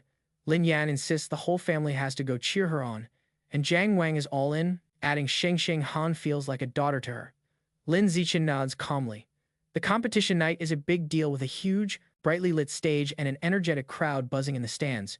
True to their word, Lin Yan, Sheng, and Zhang Wangxin are in the audience, cheering wildly for Shenqing Han, decked out in support headbands and holding a big glowing sign. Before the show, in a quiet classroom, Lin Zichin helps Shenqing Han get ready. He carefully applies makeup to her face. When she opens her eyes, she notices him staring at her closely. Blushing, she shyly asks why he's looking at her that way. Lin Zichin just smiles and says she looks beautiful. His genuine compliment makes Shenqing Han, dressed in a sleek black gown, blush even harder. Their sweet moment is cut off by their friend, Chu Rui, who peeks in teasingly, asking if their little love fest is over yet. Flustered, Shenqing Han hurriedly explains she only asked for help because he's great at makeup. Chu Rui playfully brushes off her excuse, joking they're acting like an old married couple. Lin Zichin is juggling multiple makeup brushes, proving his makeup master status. Shu Yi pops in to remind them they're on stage after the next 2 acts. With a quick wave, she's gone. After she leaves, Lin Zichin says he'll walk Shenqing Han out to get ready, but she stays put, looking super nervous and shaky. With a flushed face, she shyly tugs his jacket, struggling to speak. Moments later, she blurts out that she lost control of her bladder again, her nerves triggering that awkward condition, leaving a wet mark trailing down her fancy dress onto the floor. Completely crushed, Shenqing Han breaks down crying. She tells Lin Zichin the performance is about to start and worries she messed it all up. She fears everyone will hate her if they find out she wet herself. Lin Zichin calmly moves closer, cups her face, and tells her to stop crying or she'll ruin her makeup. Standing alone in the empty classroom, an idea suddenly hits him. His eyes land on the big white curtains, and without hesitation, he grabs a pair of scissors and tears a curtain right off the wall. He spreads the fabric out on a table and begins cutting it with skill. Shenqing Han watches in awe, her tears coming to a stop. In no time, he turns the curtain into a classy, multi-layered white dress. Touched by his cleverness, she softly utters his name. Lineage shows her the dress and tells her to quickly head to the bathroom to change. Blushing, Shenqing Han says there's no need and asks him to turn around so she can change right there. Lin Zichin looks clearly flustered by her request, a deep blush spreading across his cheeks. Though embarrassed, he agrees and turns his back, giving her some privacy. Behind him, Shenqing Han slowly removes her ruined black dress. Even though he's not looking, Lineage hears everything, and he stays flustered as she playfully stretches in her underwear behind him before slipping into the new dress. Once she's changed, Shenqing Han tells Linichin he can turn back around. He sees her looking stunning in the makeshift gown. She smiles warmly and thanks him, explaining that after crying, her nervousness has vanished. Linichin wishes her good luck, gently pats her head as she beams at him. Soon, the announcer calls Linichin and Shenqing Han to the stage. They put on a lively, energetic performance that hooks the crowd. Afterward, the announcer builds suspense before naming them the winners. The two friends hug joyfully as the audience cheers wildly. Among the crowd, Lin Zichin stands beside his father, applauding proudly with a satisfied smile. The following day, a teacher walks into the classroom and is shocked by the state of the window, angrily demanding to know who tore the curtain. As punishment, Lin Zichin and Shenqing Han have to clean the whole classroom. While mopping, Lin Zichin thinks this is a fair penalty. Suddenly, a system message pops up announcing he completed an achievement for cooperating 1,000 times. His reward is the outgoing animal attribute, boosting his combat power based on how many allies are nearby. A small, pleased smile crosses his face at this unexpected bonus, Meanwhile, Shen Qinghan's life is looking up. After her win, she gains popularity. Other girls praise her singing and invite her to karaoke, all while she beams with fresh confidence. She happily accepts. Her newfound confidence also helps her martial arts steadily improve. Lin Zichin is advancing too, winning a major martial arts tournament, the first for Shanghai High in 5 years. He's celebrated by his parents, a joyful Shen Qinghan, and his teammates. Soon, his room fills up with trophies. His rising fame lands him an endorsement deal, making him the face of the He family's martial arts gym. All his effort really pays off. Between his endorsement earnings and web novel income, Lin Zichin has saved over 900,000 yuan. Checking his bank balance, he decides it's enough to unlock the next codex. Lin Zichin heads to a quiet spot to grab his next order from the friendly supermarket clerk. Inside the big box are the remains of a hidden dragon, a large, stealthy lizard-like beast. Placing his hand on the meat, Lin Zichin starts absorbing it, and a powerful blue aura bursts around him. A system notification confirms he's devouring the hidden dragon's life source. And just like that, the codex unlock progress hits 100%. Moments later, another alert pops up, announcing he's unlocked the hidden dragon codex and gained a new attribute called natural camouflage. The system breaks down his fresh skill. This ability lets him dial down his presence by lowering his internal life signals and cloaks his real biological level. Lin Zichin immediately sees how versatile this skill is. Whether slipping into stealth mode for ambushes or masking his true power to trick enemies, it's a game changer. With his main goal checked off, he remembers he still has to grab a cake for his mom and strolls through the city, but then a shout cuts through his thoughts. He spins around to spot a surprising sight, a stunning red-haired woman being dragged by 2 guards decked out in tactical gear. Suddenly, one of the guards involved in the arrest calls out his name, clearly caught off guard. Lin Zichin recognizes him as Zhang Kai, a senior from his school. His attention is snagged by Zhang Kai's cybernetic legs, which look seriously powerful. Zhang Kai casually explains that after failing high school admission, he became a biker and wrecked his legs so badly they had to be amputated. He was fortunately picked for an experimental mechanical modification project led by the Mechanical God Group, which flipped him from disabled to a full-on cyborg. Curious, Lin Zichin asks about the woman being arrested. A guard clarifies she's a leftover from the Rat God cult, the only female among 9 fugitives. Just then, Zhang Kai's coworker calls him away. He rushes off, waving goodbye, promising they'll catch up later. Lin Zichin waves back but grows suspicious watching them leave. The public security department used every resource to find the Rat God cult fugitives but came up empty. Yet, the Mechanical God Group nabbed one with surprising ease. He's definitely not underestimating this crew. His train of thought breaks as his mom, Jiang Wangxin, calls, asking if he bought the cake and when he'll be home. He reassures her he's on his way, will be back soon, and she reminds him to stay safe.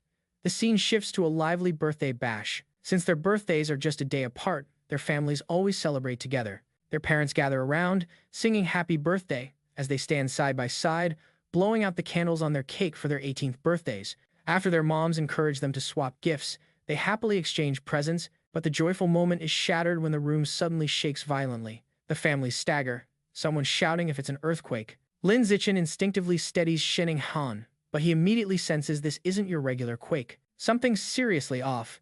Deep underground beneath the city, the true cause surfaces. A huge cavern packed with a sprawling swarm of rats, their red eyes glowing ominously as they flood upward. The next morning, a TV news anchor dismisses the previous night's tremors.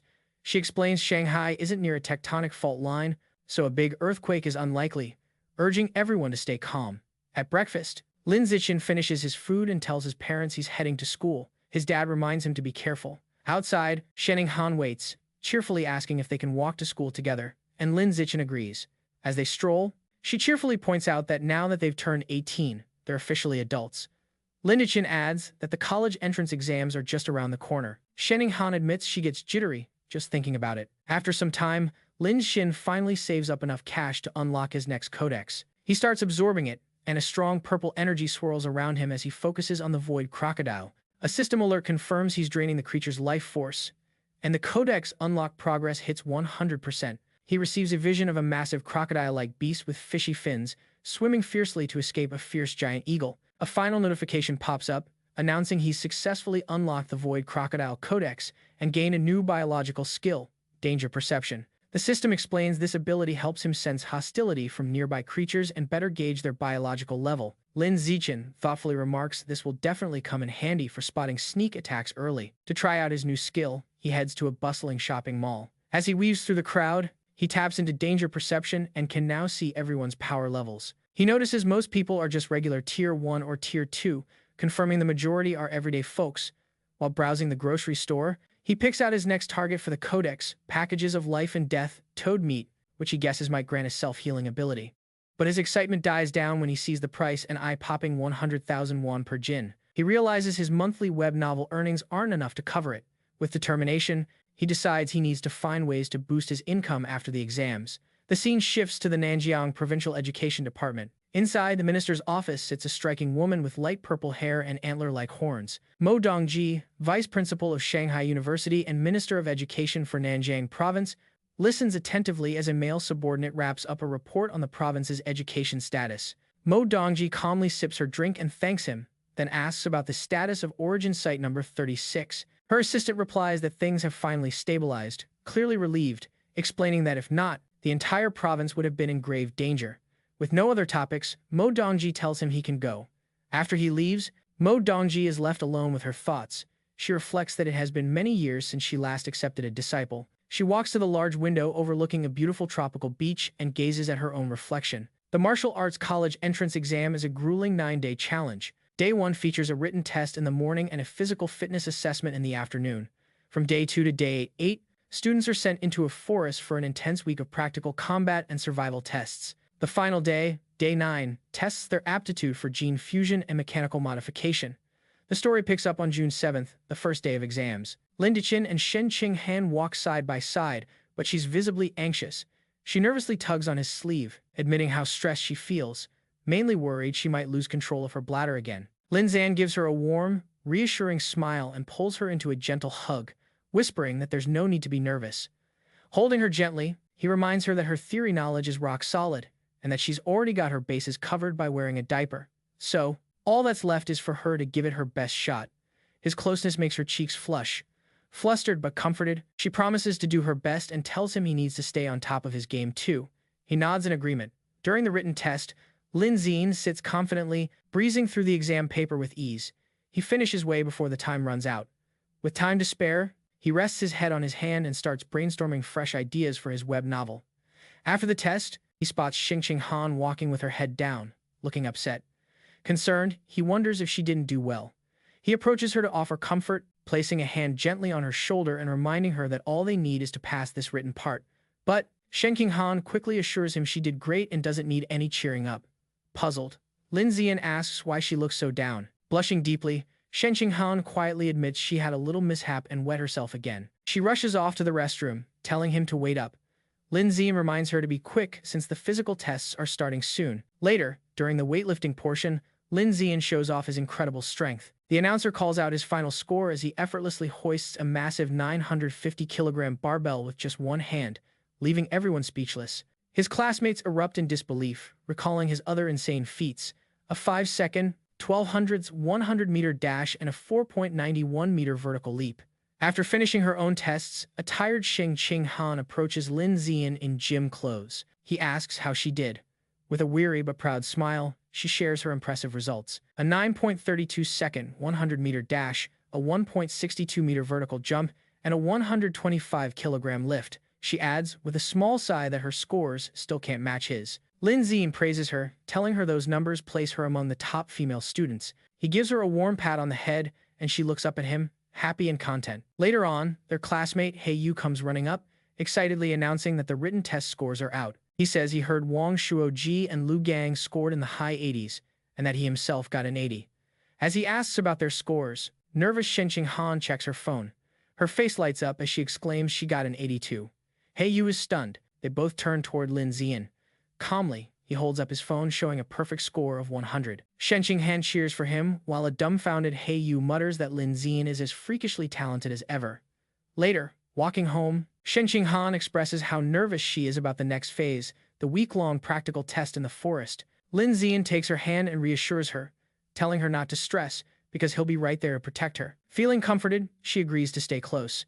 Meanwhile, in a private room, two mysterious figures discuss the exam. One man wears a formal suit and a creepy plague doctor mask, handing a small wooden box to a younger man. The masked figure tells his subordinate to make good use of his role as a safety officer. The younger man accepts the box, Inside are 10 dark, seed-like objects the masked man calls demon seeds, promising they'll help with his mission. The masked man promises that if the young guy pulls this off, he'll get a recommendation to become a full member of their group. The young man, however, seems more intrigued by a different prize, saying he'd rather have a rare, unique fruit.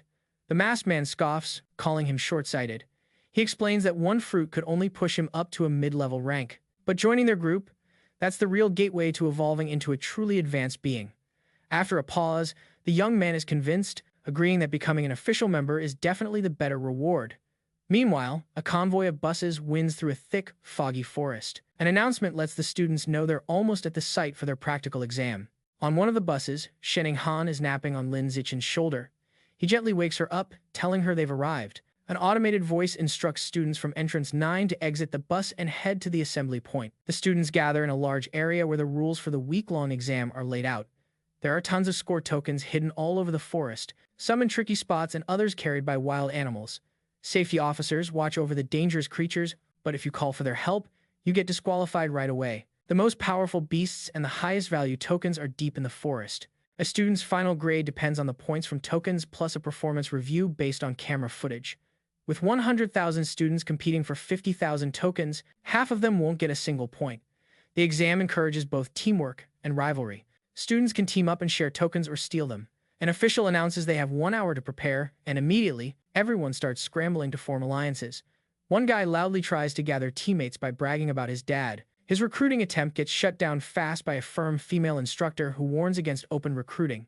Nearby, Lin Zichin and Shanghai Han are snacking when a group of female students asks Lin Zichin to join their team.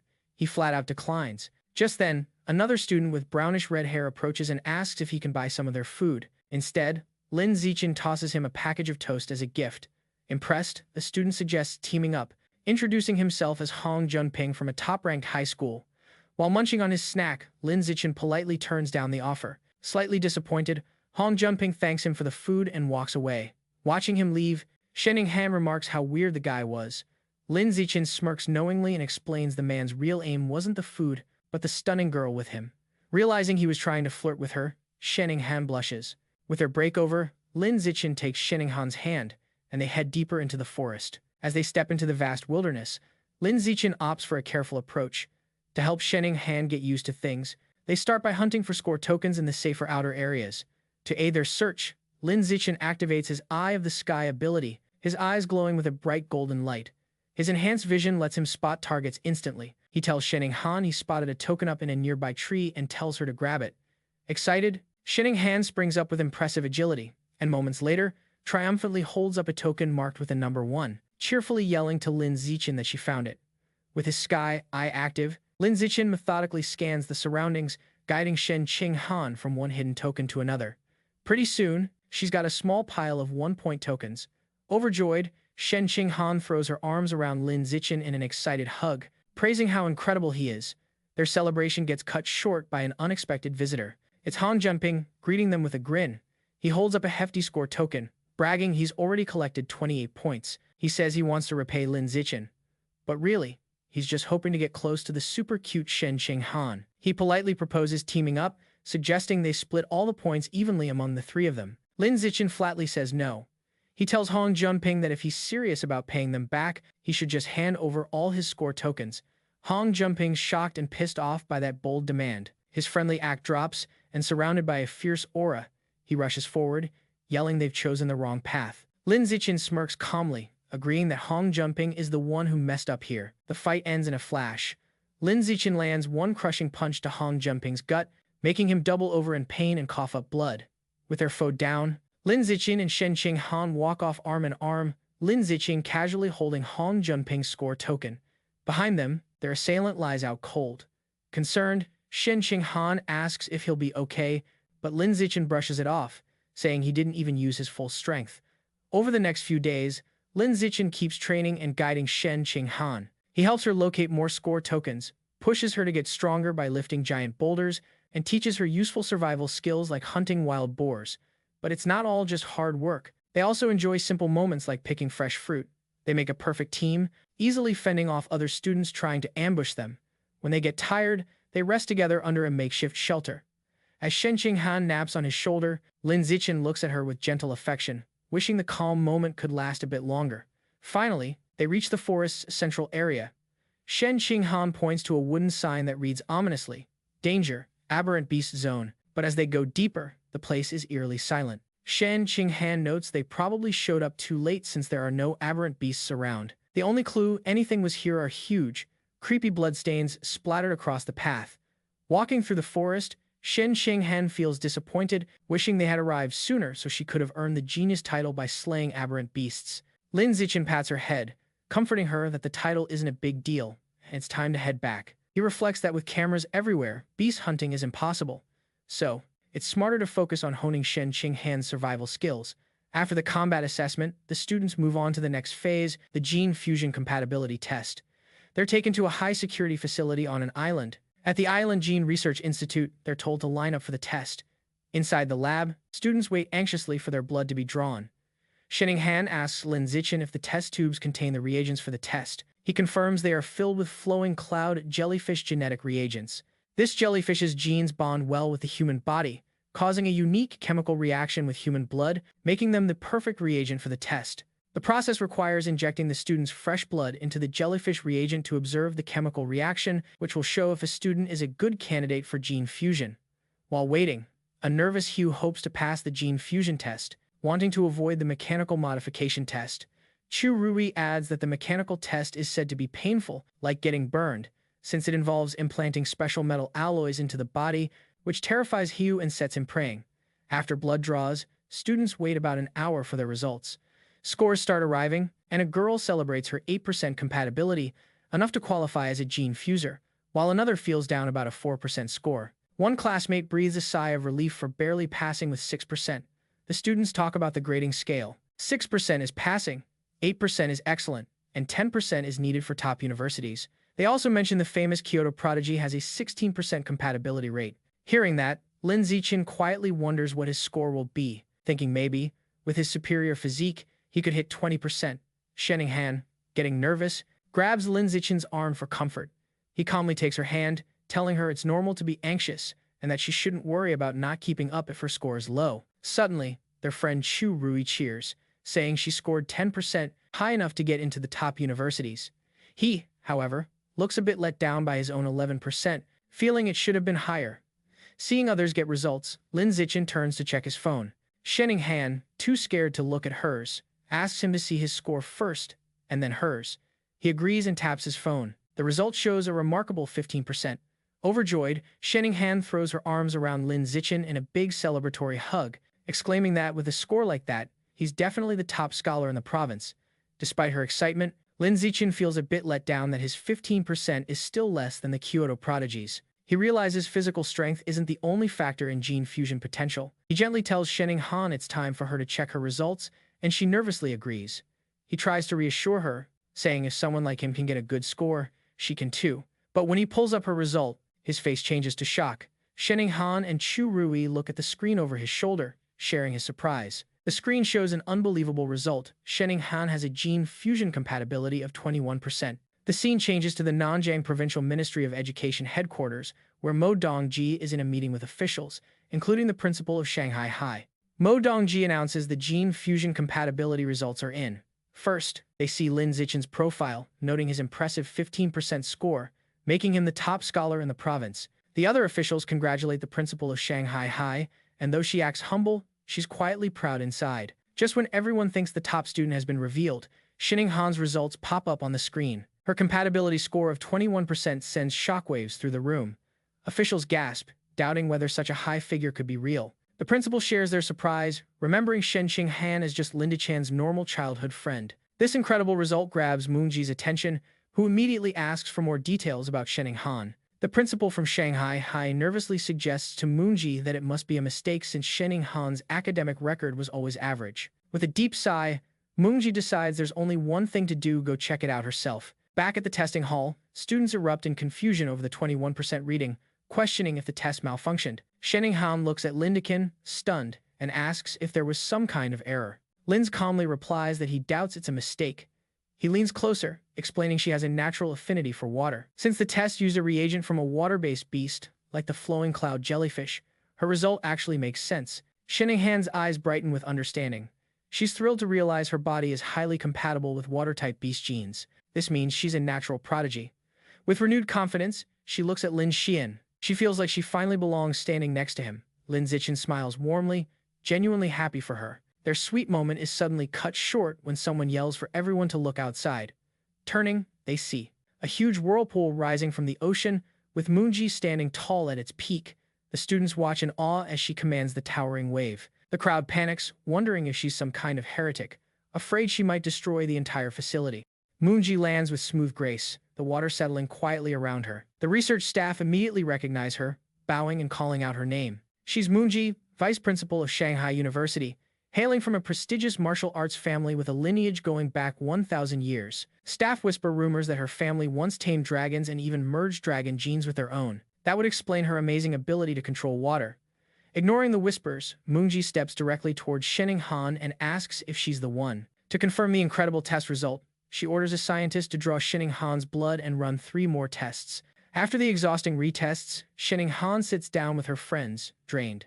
Ha Yu voices his worry, and she admits her arm feels a little numb after all the blood draws. Soon, a scientist calls her over, and she follows quietly. She's led into a private office, where Moonji is waiting. Moonji smiles. She breaks the news. All 3 retests came back with the exact same 21% compatibility. Going straight to the point, Moonji makes an offer that could change Shening Han's life. She wants her to become her disciple. Shening Han is stunned, stammering from the sudden proposal. To show off what she could learn, Moonji effortlessly lifts water from a glass on her desk, spinning it into a neat, controlled vortex. She tells Shening Han that as her student, pulling off feats like these will be a breeze. Feeling overwhelmed, Shening Han asks for some time to think it over, wanting to check in with Lin Zichin first. Ma Dongji waves off her hesitation, saying there's nothing to ponder since becoming her disciple is all upside. While continuing her impressive water tricks, Ma Dongji firmly states that, as the provincial minister of education and vice principal of Shanghai University, she's already decided Shening Han will attend her university now that they have a master-disciple bond. She leans in close, asking nervous Shening Han if she has anything to say. Feeling overwhelmed and a bit intimidated, Shening Han softly replies that she really has nothing to add. Feeling completely cornered, she fumbles to add Ma Dongji's contact info to her phone.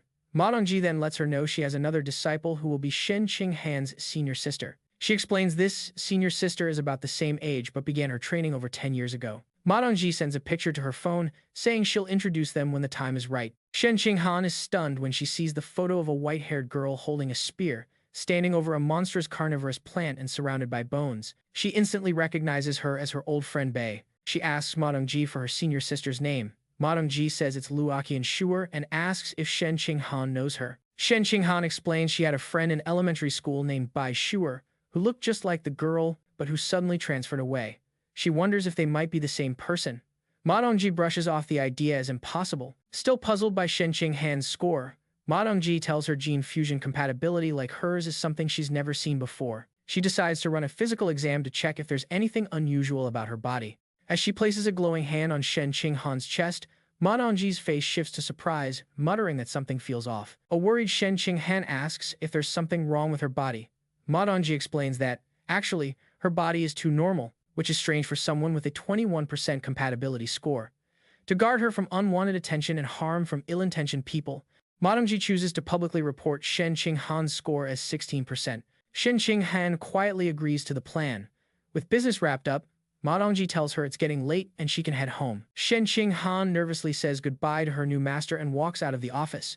Once alone, Ma Dongji makes a phone call. The man on the other end, her father, remarks that this new disciple is extraordinary and destined for greatness, promising unimaginable rewards for them all. He sternly warns her to keep the girl's extraordinary talent a secret from everyone. Ma Dongji agrees, assuring her father she understands. Later, as Lin Zichin gives Shening Han a ride home on his bike, he comments on how odd it is she suddenly got a master. Shening Han agrees, it all feels pretty sudden.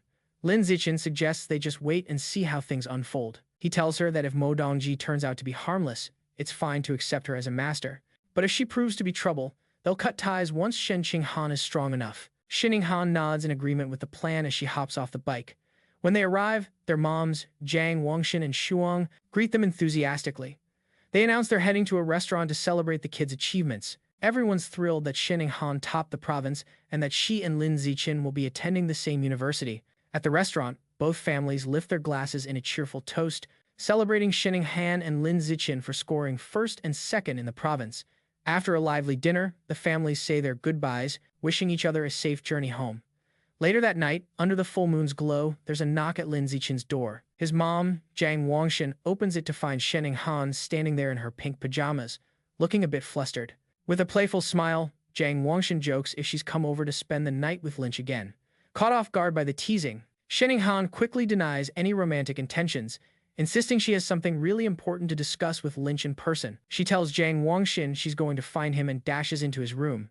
Amused, Jiang Wangshan watches her go, wondering if the important matter is actually a love confession. Shanghai knocks on Lin's door, telling him she has something serious to say. When he opens the door and asks what's wrong, she explains it's about an issue with her new master from earlier that day. Inside his room, she sits on his bed, hugging a pillow for comfort. She reveals that her master, Mo Dongji, performed a thorough physical exam but found nothing unusual, concluding her body is just like any normal person's. Then, Shanghai shares the key detail. Despite her powers, Mo Dongji couldn't detect Shanghai's strange ability to let water flow right through her body. Lynch is quietly shocked by this news. He thinks about Mo Dongji's incredible strength, able to control giant waves. Yet, she couldn't uncover the secret behind Shanghai's unique body. He realizes that her physical nature is far more mysterious than he ever expected. Placing a comforting hand on her shoulder, he advises her they need to keep this ability a secret for now because nobody knows what might happen if it got out. He suggests they wait to study it carefully later when they're stronger and have more experience. Shanghai agrees and says she'll follow his lead. Then she brings up another point, remembering her master mentioning a senior sister. She explains that she saw a picture of this sister and was shocked at how much she looks like her old friend Buer. She then shows the photo on her phone to Lin Zichin. He takes the phone and studies the image of Luo Kaiyan's shoe.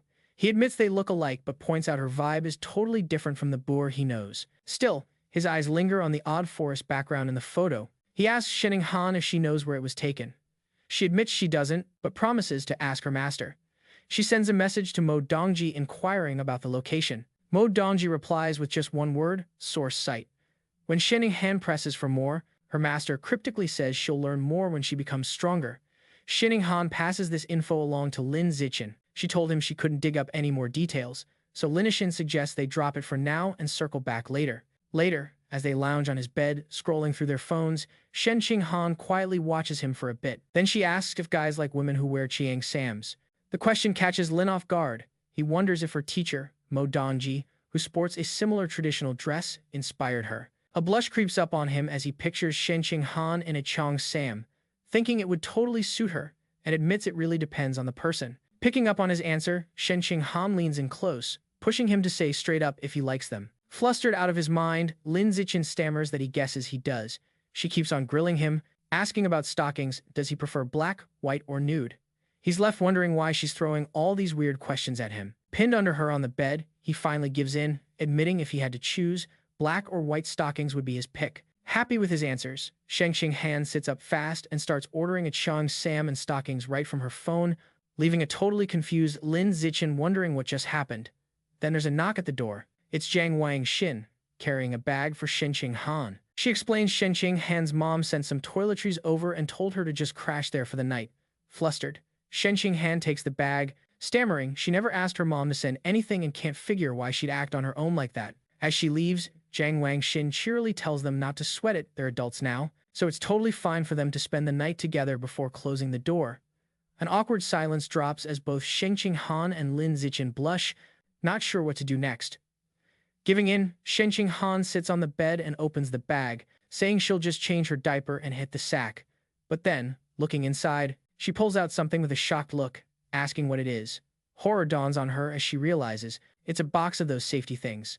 Mortified, she wonders what on earth her mom was thinking, packing that in her bag. Panicking totally, she stammers she's gonna change and bolts off the bed, tripping over her own feet and face planting on the floor in her rush to escape. Lin Zichin just sits there, completely baffled by the mess and wondering what's going on. Lin Zichin and Shanghai have both been accepted into the Evolution Academy at Shanghai University. Lin Zichin tells Shanghai, who's perched on the back of his bike, to hold on tight because they're about to roll. She wraps her arms around his waist. They've also both signed up for the He family's martial arts gym and are headed to a promo event today. Riding through the busy city streets, Lin Zichin suddenly spots a strange group blocking their way. A man wearing black and gold robes, flanked by guys in white karate uniforms, steps forward and asks if he's Lin Zichin. Surprised, Lin Zichin stops the bike and asks who they are. The man introduces himself as Liu Chuan-Wu, Dean of Shanghai University's Budo Academy. However, he makes it clear that he's not here in any official role, but rather as a rep for a group called Tianren-Ge. Tianren-Ge is a pretty old-school organization that's against gene fusion and mechanical alterations, choosing instead to tackle threats using traditional martial arts. Lin Zichin has heard of them before, but inside, he brushes them off, thinking their beliefs are way off base and that they're just leading their followers astray. Liu Anwu officially invites Lin Zichin to join Tianren-Ge. Lin just ignores him and tells him to step aside.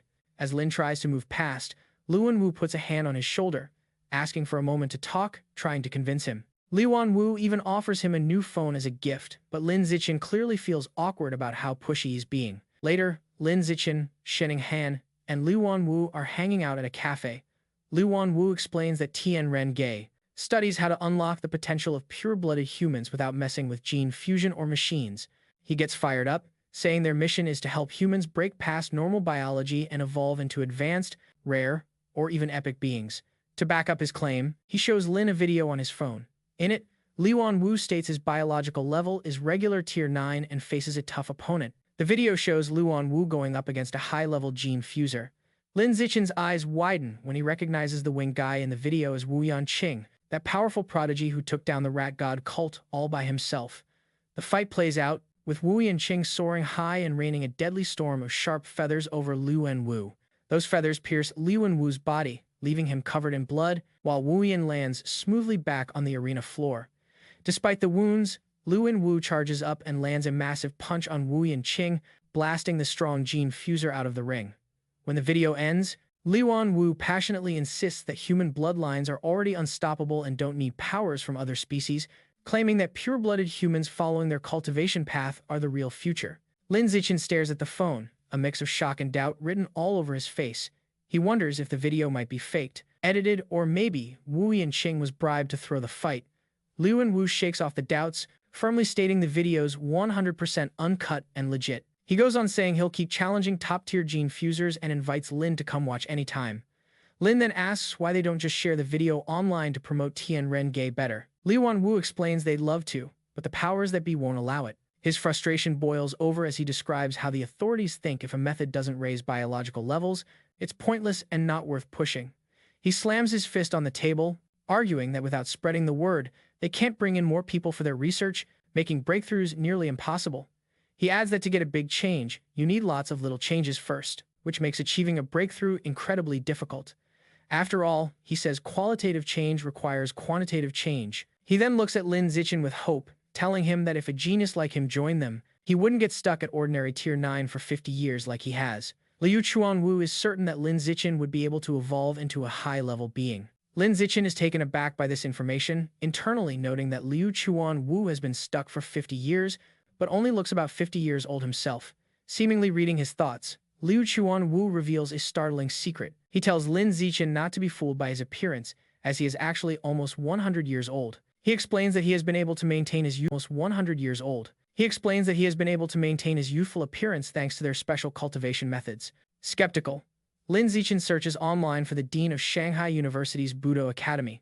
The results confirm Liu Chuanwu's story. An encyclopedia entry lists his birth date as March 1929. Lin Zichin is surprised their cultivation method can grant such longevity and briefly wonders if his parents could learn it. He continues to scroll and learns that in his youth, Liu Chuanwu was the young master of the Liu family, a top martial arts clan. When the era of gene fusion began, his family's refusal to adapt led to their decline, with their dojo falling into ruin. The information also reveals a personal tragedy. Liu Chuanwu's insistence on the traditional path resulted in his wife and children leaving him as they chose to embrace gene fusion.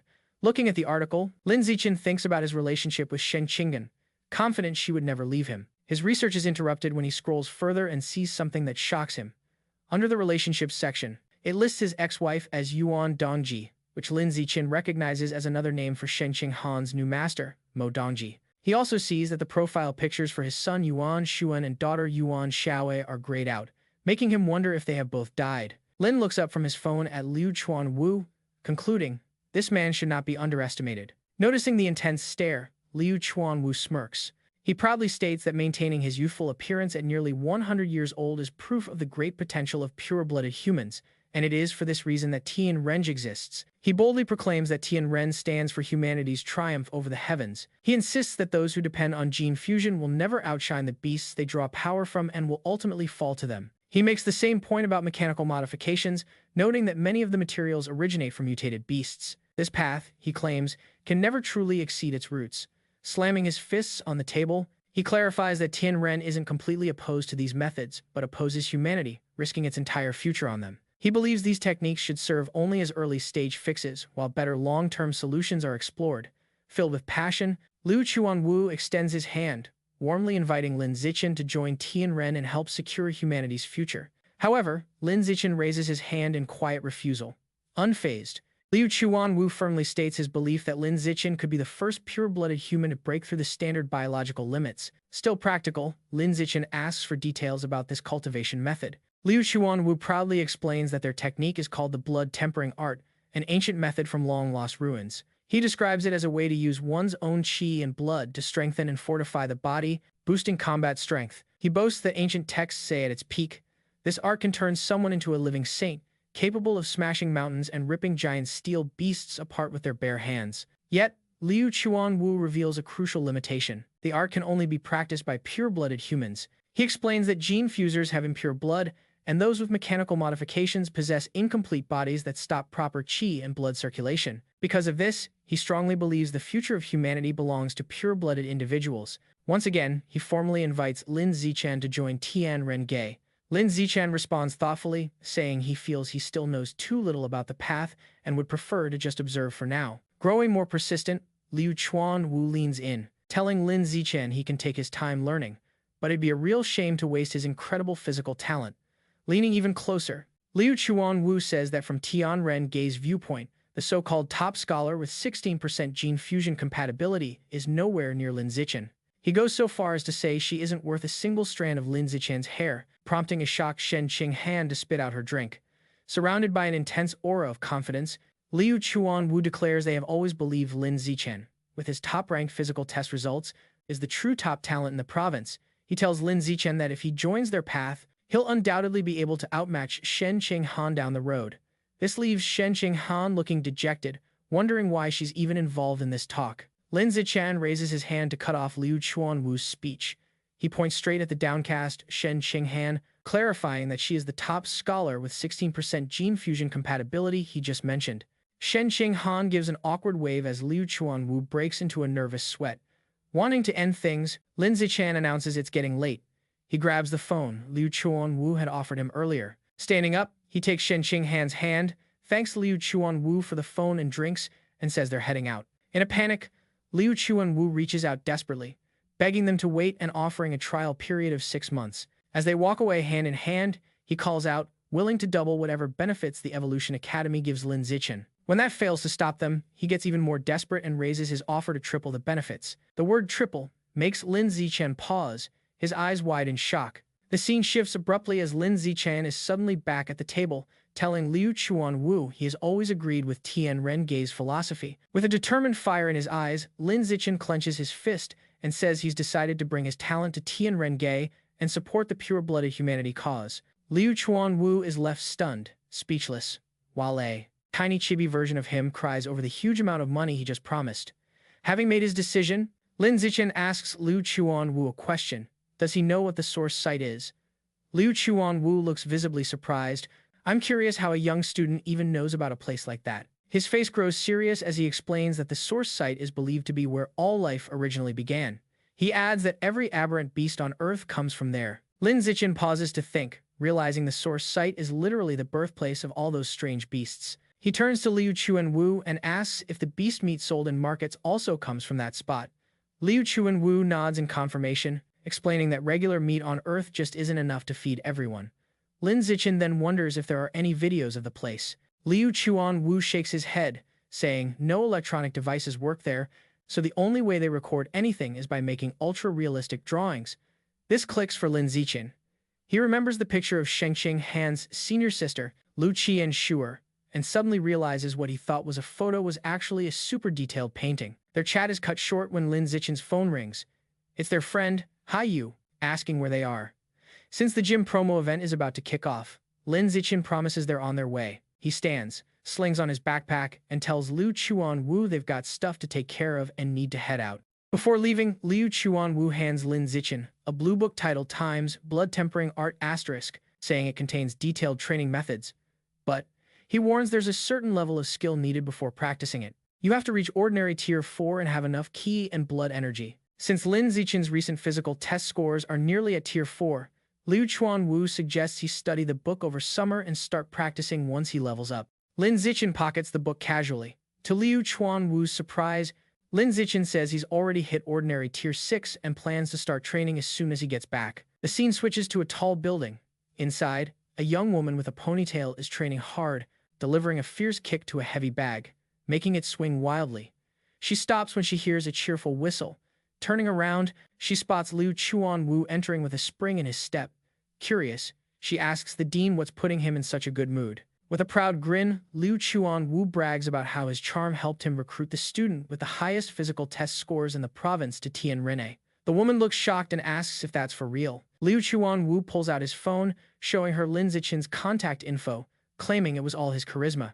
But she presses him for the truth. Under the spotlight, Liu Chuan-Wu nervously admits he had to offer Lin Zichin triple what the Evolution Academy was giving. The woman gasps, reminding him their group is already drowning in debt. Liu Chuan-Wu tries to soothe her by rubbing her shoulders, telling her he has set up dates with 3 wealthy women to cover the expenses. Although she looks annoyed, Liu Chuan-Wu quickly switches gears and asks, "How long did it take you to sense your qi and blood when you first started practicing blood tempering art?" She replies it was about 10 years ago and took roughly a week. Then he asks, "How long did it take to master blood control?" She answers, 2 months. Liu Chuan-Wu strokes his chin, praising her natural talent, as expected from the former Kyoto exam runner-up. He admits even he, a self-proclaimed genius, spent 2 whole weeks just trying to sense his qi and blood. The young woman looks disappointed, asking him not to bring up her old title. She complains that ever since she gave up gene fusion and joined TNJ, she hasn't advanced to a higher level in years and feels like people quietly ridicule her for fading into nothingness. Liuan Wu gently places his hand on her shoulder, telling her to ignore their laughter. He promises that in a few years, when she levels up, she'll be the one teaching them a lesson. The young woman sighs, mentioning she has tempered her body twice already, but still hasn't unlocked an acupoint. She asks about Lin Zichin, curious how long it'll take him to sense his qi and blood. Liuan Wu guesses that since Lin Zichin's physical stats are outstanding, it should take him about 10 days. Upon hearing this, the young woman flashes a cunning smile, declaring she's going to personally guide this promising new junior. Later that night, the city falls silent. In his room, Lin Zichin sits cross-legged on his bed, meditating with a book on blood tempering open before him. He thinks to himself that sensing qi and blood was a breeze, noting he managed it in just 3 seconds. As he reads the book, he decides the next challenge is controlling the qi and blood to temper his body. Starting with his right arm, he channels his energy, and his right arm becomes wrapped in a flame-like aura. A system notification pops up, confirming he's using qi and blood to strengthen his skin, boosting its toughness and his skill at it. Half an hour later, Lin Zichin tests the progress. He grabs a knife and slashes at his arm with force. To his delight, the blade bounces off without even a scratch. He realizes that 1 session of tempering has made his skin blade-proof. Now understanding how Liu Chuan-Wu survived Wu Yan's attacks, he wonders just how powerful he'll get after 5 sessions and keeps on cultivating. 3 hours later, a tired Lin Zichin sits sweating on his bed. He figures at this rate, he can finish tempering all the skin on his body within 1 week, though he notes that while his arms are done, it drained 1/3 of his qi and blood. His rest is suddenly interrupted by a phone ping late at night. He checks it and sees a message from Shen Qinghan. She asks if he's asleep and says she has a surprise, inviting him to her room. Curious, he decides to head over right away. As he steps out, he wonders what kind of surprise she could have. In the hallway, he bumps into his mother, Jiang Wang. She smirks knowingly and asks if he's going to see Shen Qinghan, explaining the girl already told her about the surprise. With a teasing grin, she tells him to hurry up before Shen Qinghan gets too impatient. Lin Zichin knocks on Shen Qinghan's door and announces he's here. She tells him to come in. When he opens the door, he's stunned to find Shen Qinghan wrapped head to toe in a thick duvet on her bed, her cheeks bright red. When he asks what's going on, she shyly says, "This is the surprise." His mind gets carried away, wondering if the surprise means she's about to offer herself, picturing a scandalous scene with caution tape. Shaking off the wild thoughts, he nervously jokes that maybe she just wants to show him a glow-in-the-dark watch. but Shen Qinghan insists he just needs to come close and see for himself. Still blushing, Lin sits on the bed's edge as she softly tells him to pull back the cover. Looking down, he notices her face is a deep shade of red. Her eyes lift toward him with a shy, almost teasing look. Lin Zichin can feel his heart pounding. His face heats up too, as the mood thickens with tension and a hint of something unspoken. Not able to wait any longer, he reaches out and lifts the white duvet, revealing the surprise beneath. As he pulls back the covers, Lin Zichin is utterly stunned by what he sees. Shen Qinghan is lying on the bed, cheeks flushed, wearing the snug white cheongsam she ordered online. Lin Zichin's face turns a deep shade of red at the sight, utterly caught off guard. Shyly, Shen Qinghan asks if the dress looks good on her. Nervous and unable to tear his eyes away, he manages a nod and tells her she looks amazing. Boosted by his reaction, she admits she also got some black stockings and wonders if he wants to see her in them. Sweating with nerves, he eagerly agrees, telling her to go ahead and put them on so he can check them out. Watching intently, Shen Qinghan slowly slips on the black stockings, which makes him blush even more. When she's finished, she asks again if the look suits her. He reassures her that she looks absolutely stunning and the outfit fits her perfectly. Playfully, she mentions the stockings feel really nice and invites him to touch them. He steps closer and gently strokes her leg, agreeing that they're super soft. Lying back down on the bed, Shen Qinghan scoots closer and asks which feels better to touch, her legs or the stockings. Blushing but grinning, Lin Zichin says her bare legs feel better for sure, something she seems to happily agree with. Suddenly, Jiang Wang's voice cuts through the moment from the other side of the door. She shouts that Shen Qinghan's mom just dropped off some toiletries and hung them on the doorknob for her to grab later, catching a bewildered Lin Zichin off guard. Startled by her sudden entry, Lin Zichin jumps up and heads to the door to answer. With a confused look, Lin Zichin picks up the bag his mom left on the door. When he peeks inside, he reddens upon spotting a box of safety items that Shinning's mom packed for him, confirming his suspicions.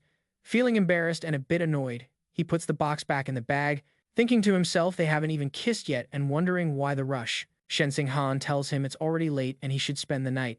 Then, shyly, she asks him to turn around so he doesn't see her while she puts on her diaper. Blushing, Lin Zichin turns his back as she changes clothes behind him. Once she's ready, she comes over and says they can switch off the lights and sleep. Both are visibly nervous. Later, the two lie side by side under the same blanket. Unable to fall asleep, Lin Zichin asks Shen Qinghan if she wore any perfume because he notices a nice scent in the bed. With her eyes closed and a mischievous smile, she says it's just her natural scent that made the bed smell so good and invites him to smell again if he doubts her. Skeptical, he mutters, "That's impossible." Opening her eyes, Shen Qinghan flashes a seductive smile, leaving him speechless. He blushes deeply, totally caught up in the moment. Slowly, she leans in and kisses him with passion. Mid-kiss, Shen Qinghan's eyes snap open, revealing surprise. She instantly pulls back softly, and in a breathy voice asks him to wait a sec. Shocked, Shen Qinghan slips out of bed and puts on her slippers.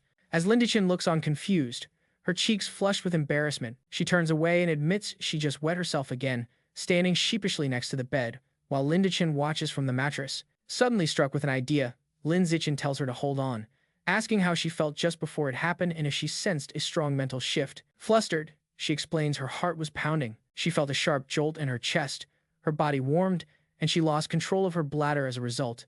Hearing this, Lin Zichin confirms that her mental fluctuations were extremely intense, matching his suspicions perfectly. He shares his theory, recalling her natural water abilities, and speculates that her unknown superpower is tied to her mental strength and controlled by it. Shen Qinghan listens, amazed, realizing that if her mental power reaches a high enough level, she might be able to fully unlock and control her ability. Inspired to test his idea, Lin Zichin takes her hand and suggests they keep kissing to see if her mental shifts trigger the same reaction again. Shen Qinghan asks him to wait so she can change her diaper, but he tells her not to bother, arguing her bladder will give out again soon enough, so they might as well continue the experiment. She agrees, and they resume kissing passionately on the bed.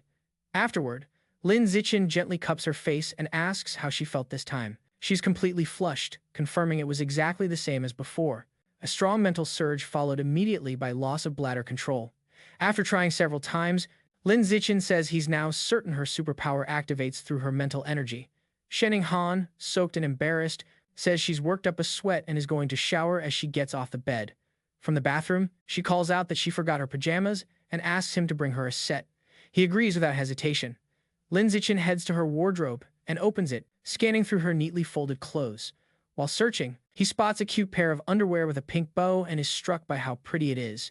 He quickly puts it back, blushing and thinking that she probably skips underwear when she sleeps with a diaper on. Finally, he picks out a light blue pajama set and decides it's good enough. Later, the two settle into bed, ready to catch some Z's. Lin Zichin lies awake, wearing a thoughtful look, then turns to glance at Shanghai Han, who's already out cold and even drooling a bit. He smiles softly and gently strokes her cheek. The next morning, Lin Zichin quietly leaves her room, closing the door gently so as not to disturb her.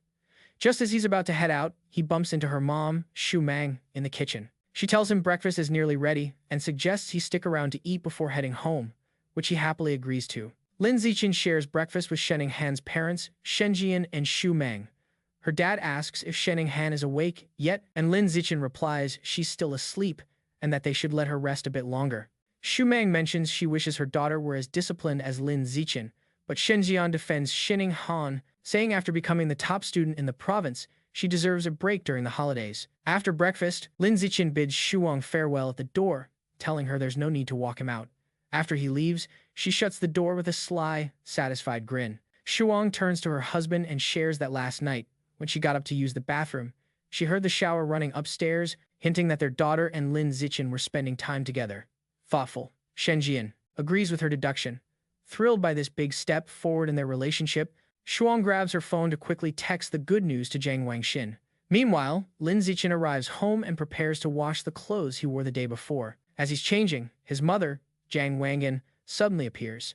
Spotting him, she offers a knowing smile and a thumbs up, telling him he's really capable, leaving Lin Zichin totally puzzled by her unexpected praise. The scene moves to a university building.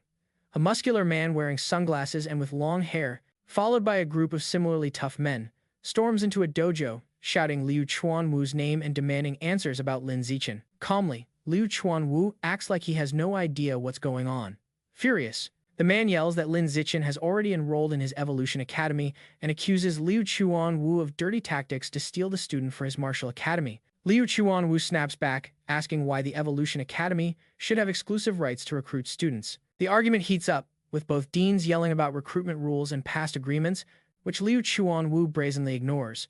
With a confident air, Liu Chuanwu claims his recruitment strategy was completely fair and part of healthy competition. He throws down a challenge, telling the other dean if he's unhappy, he's welcome to try recruiting Lin Zichin back. Enraged, the Evolution Academy dean shouts at him, questioning how someone as lowlife as Liu Chuanwu can talk about fair competition and dares him to settle it, with a fight right then and there to decide who's right. Liu Chuanwu scoffs, asking if he takes him for a fool. The argument escalates even more. Liu Chuanwu points out the massive difference in their strength levels, explaining that the dean is a level 5 advanced, while he's just a level 9 ordinary, which would make the fight totally unfair. The dean counters by noting he's 48 years old while Liu Chuanwu is 95, accusing him of exploiting his youth. Liu Chuanwu retorts, accusing him of trying to bully an old man, leaving the dean speechless with fury. Having lost the argument, the dean turns around and storms out with his group, yelling that as long as Liu Chuanwu refuses genetic fusion, he'll stay weak forever and can go ahead and mess around with his pureblood humans who are no better than bugs. Later, the dean is in an office talking with Mo Dongji. She tells him not to worry, assuring him that eventually Lin Zichin's classmates will surpass him with genetic fusion and mechanical upgrades, and that'll naturally push him to switch majors. But the dean insists the real problem is that Liu Chuanwu broke the rules and must be punished.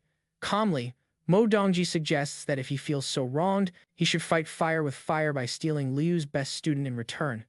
Nervous but convinced, the dean agrees to try her plan. After the dean leaves, Mo Dongji closes the door behind him. Holding her cup, she thinks to herself that although Ma Jianhe usually stays calm, once the dean leaves, Mo Dongji shuts the office door. Holding her cup, she reflects that although Ma Jianhe is usually calm, he always loses his cool and acts totally irrational whenever he deals with Liu Chuanwu. As she sips her drink, she thinks about Liu Chuanwu, noting that even after all these years, he hasn't changed a bit, his words still cut like a knife. She regrets the path he took when he was younger, thinking he had the strength to match his sharp tongue. She figures that if he'd made different choices, he could have been at least a school principal by now. The scene shifts outdoors, where Linz and Shanghai Han are jogging together along a canal side street. After some time, Shanghai Han stops, completely wiped out and gasping, saying she just can't run any farther. Linzian comes over and hands her a bottle of water to help her rehydrate.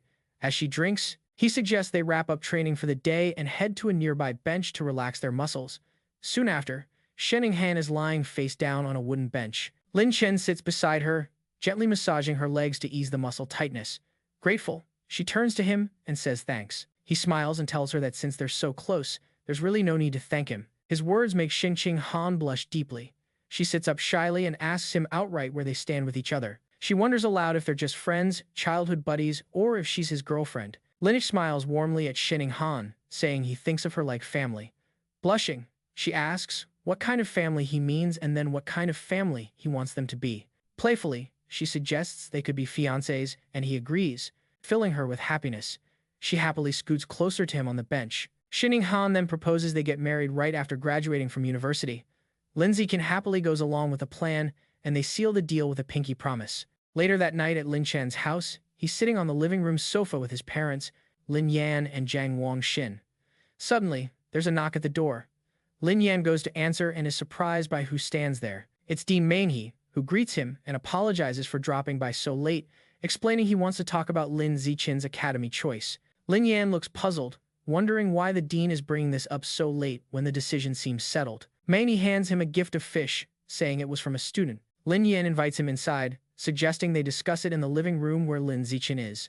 There, Manhwa tries to convince Lin Zichin that his 15% gene fusion compatibility points to an amazing future. He adds that, while Tianren might mean well, their theories haven't made any real progress and could actually trap Lin Zichin in a harmful path long term.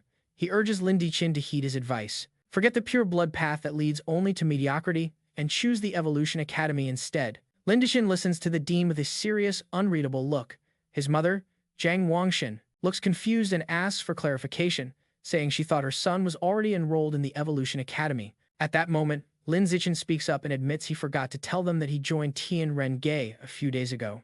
At that moment, Lin Zichin speaks up and admits he forgot to tell them that he joined Tianren Gay a few days ago. He shares that he's already enrolled at the Budo Academy to pursue the pure-blood human path, leaving his parents completely stunned by this unexpected news. His mother nervously asks what's going on. Lin Zichin explains his choice, saying he aligns with Tianren Gay's philosophy.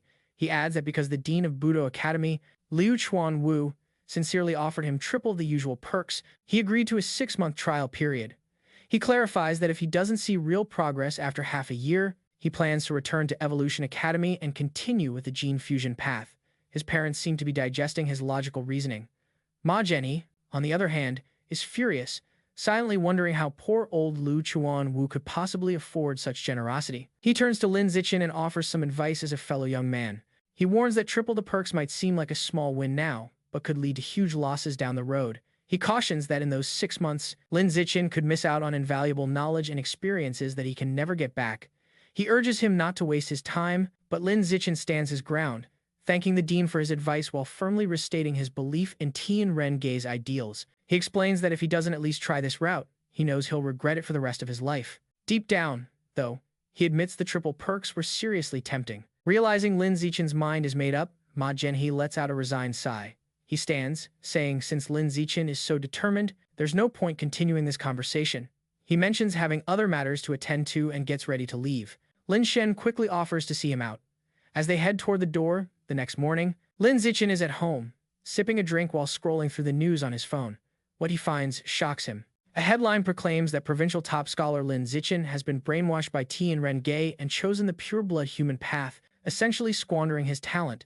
The article even references a female prodigy from 10 years ago who supposedly destroyed her future by joining the same group. He scrolls through the comments, finding a tidal wave of negativity with people mocking his intelligence and demanding Tianren Gay be shut down.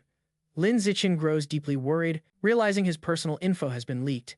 He fears this could draw dangerous attention from heretics. He speculates whether Ma Zhenyi or another faction opposed to Tianren Gay might be behind the leak. Deciding damage control is urgent, he calls a news outlet to report the breach of student privacy. 2 hours later, Lin Zichin is sitting on his couch, relieved that the article was taken down. But then his phone starts blowing up with notifications. He sees messages from a group chat where classmates question why he joined the misleading Tianren Gay. They also mention that his photos have been leaked online and the internet is buzzing with gossip about him.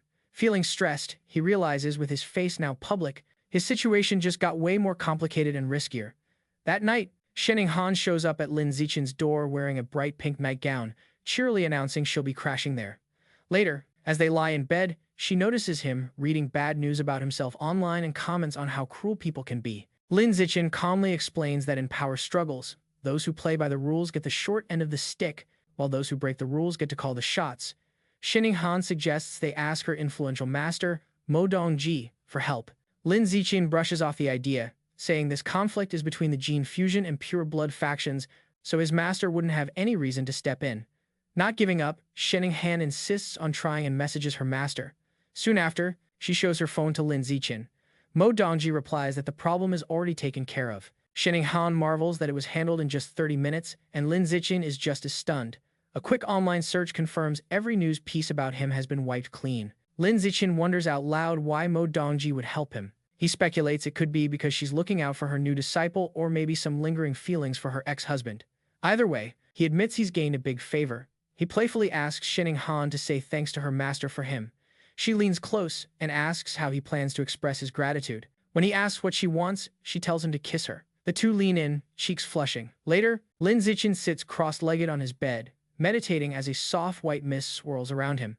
He takes a deep, controlled breath. A system notification pops up announcing his biological level has raised to ordinary tier 7.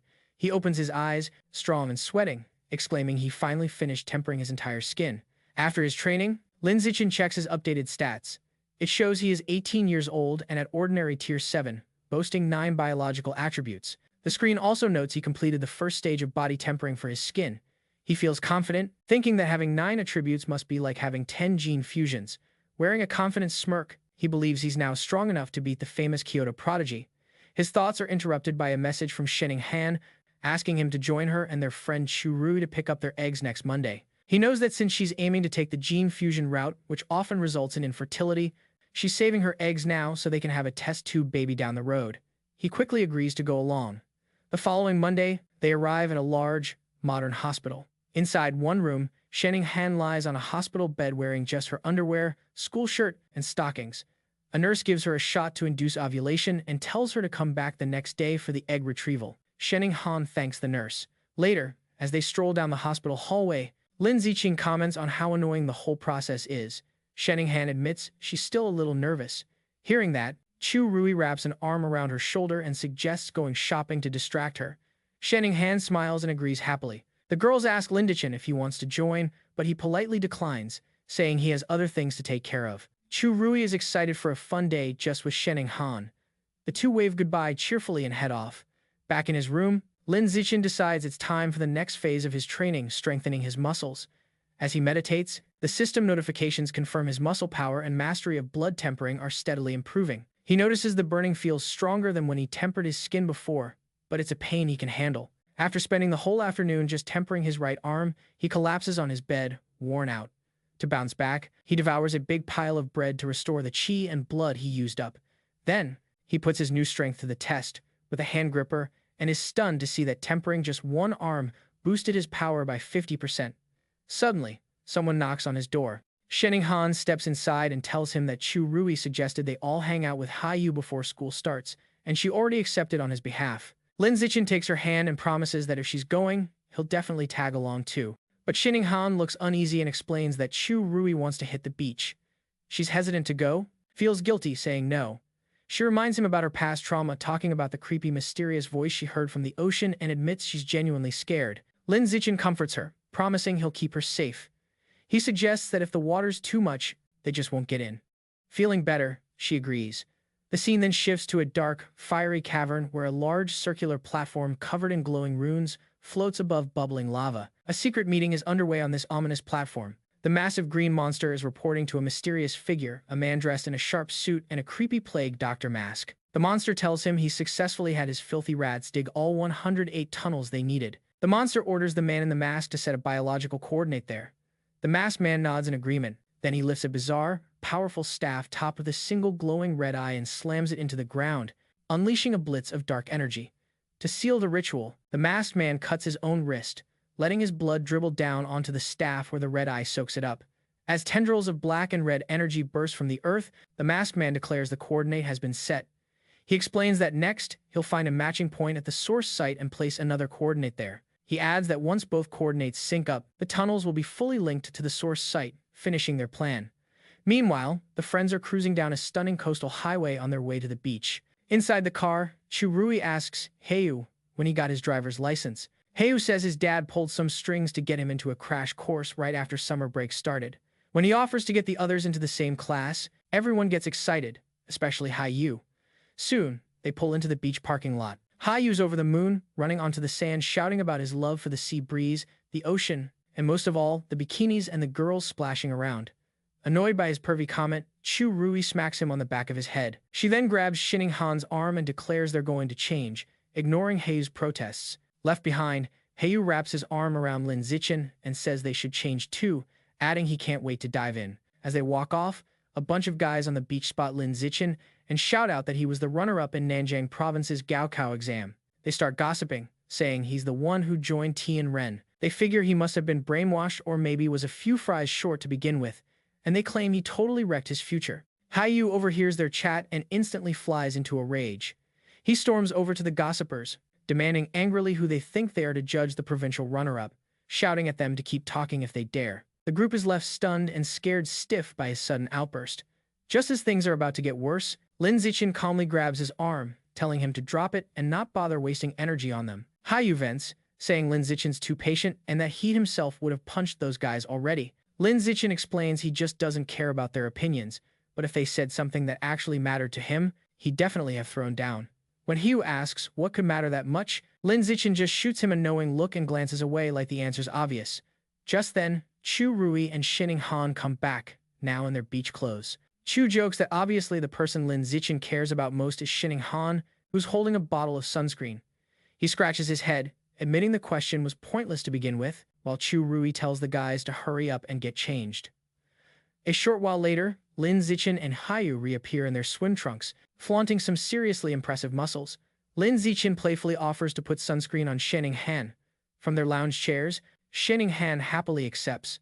As Lin Zichin rubs sunscreen on her back, she praises how well he's doing.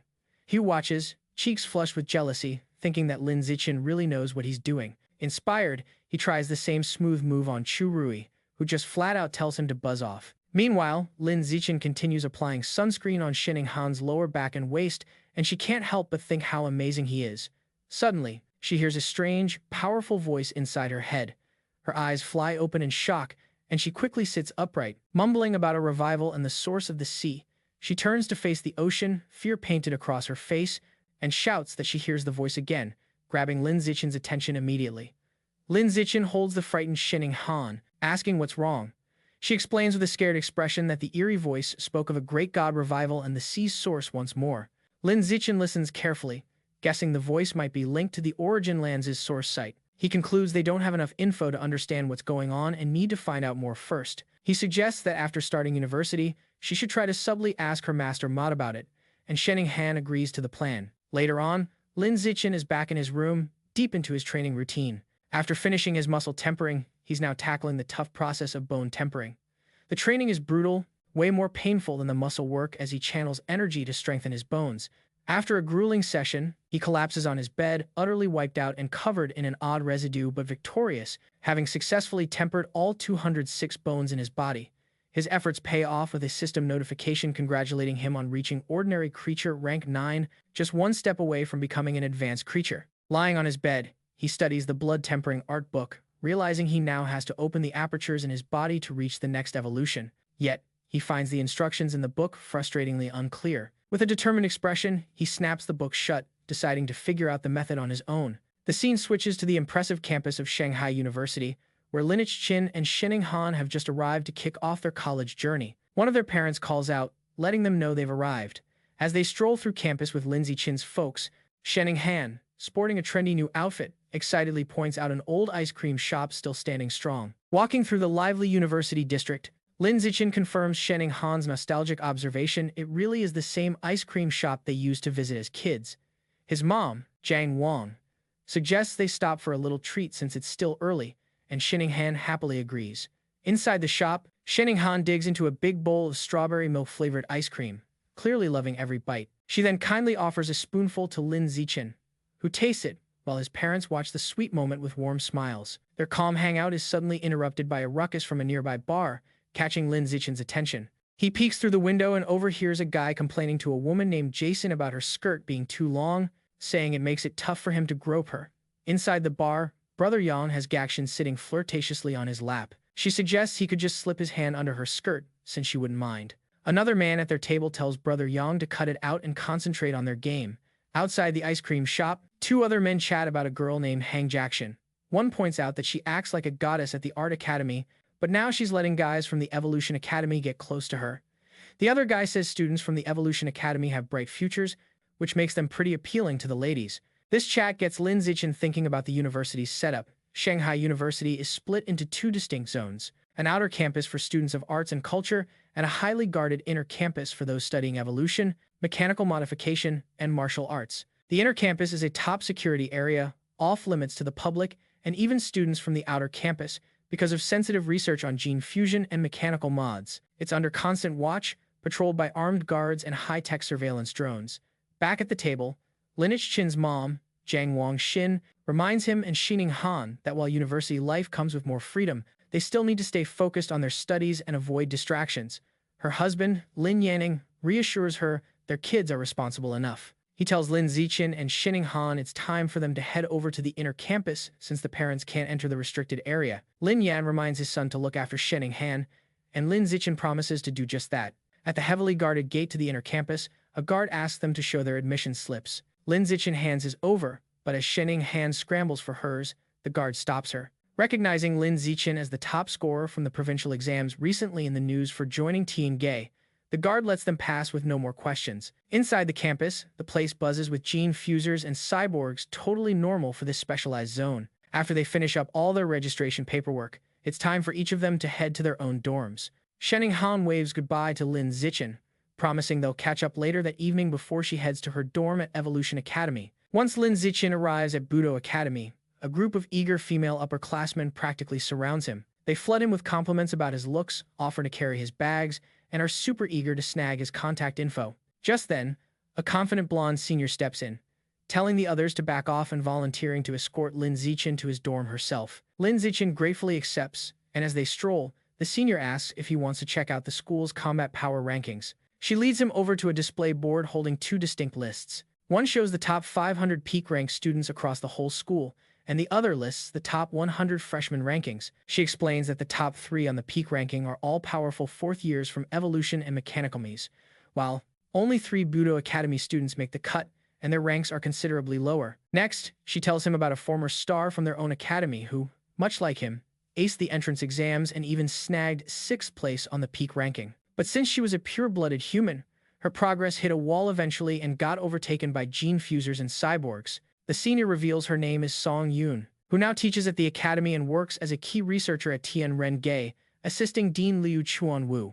Soon, they reach his room. The senior takes him inside to find a spacious private apartment, not your typical dorm room. With envy, she fans herself and comments that being top scorer really comes with some sweet perks. She then jokes about how hot it was outside and playfully asks if she can use his shower. Lin Zichin, though, misses the subtle hint, thanks her for the help, and offers to buy her a milk tea from the shop across the street. The senior is left totally baffled by his response but agrees, quietly wondering why he didn't catch the flirt. After she leaves, Lin Zichin stands alone in his new room, thinking that by treating her to a drink, he's just returned the favor for her guiding him earlier. Then, a text pops up from Xining Han, asking to see pictures of his dorm. She's already sent him snaps of her own place, which is super luxurious and even has a private gym. Comparing her fancy apartment to his simple single room, Lin Zichin feels a sting of envy, realizing how much more wealth the Evolution Academy has. He begrudgingly snaps a few pictures of his modest quarters to send back.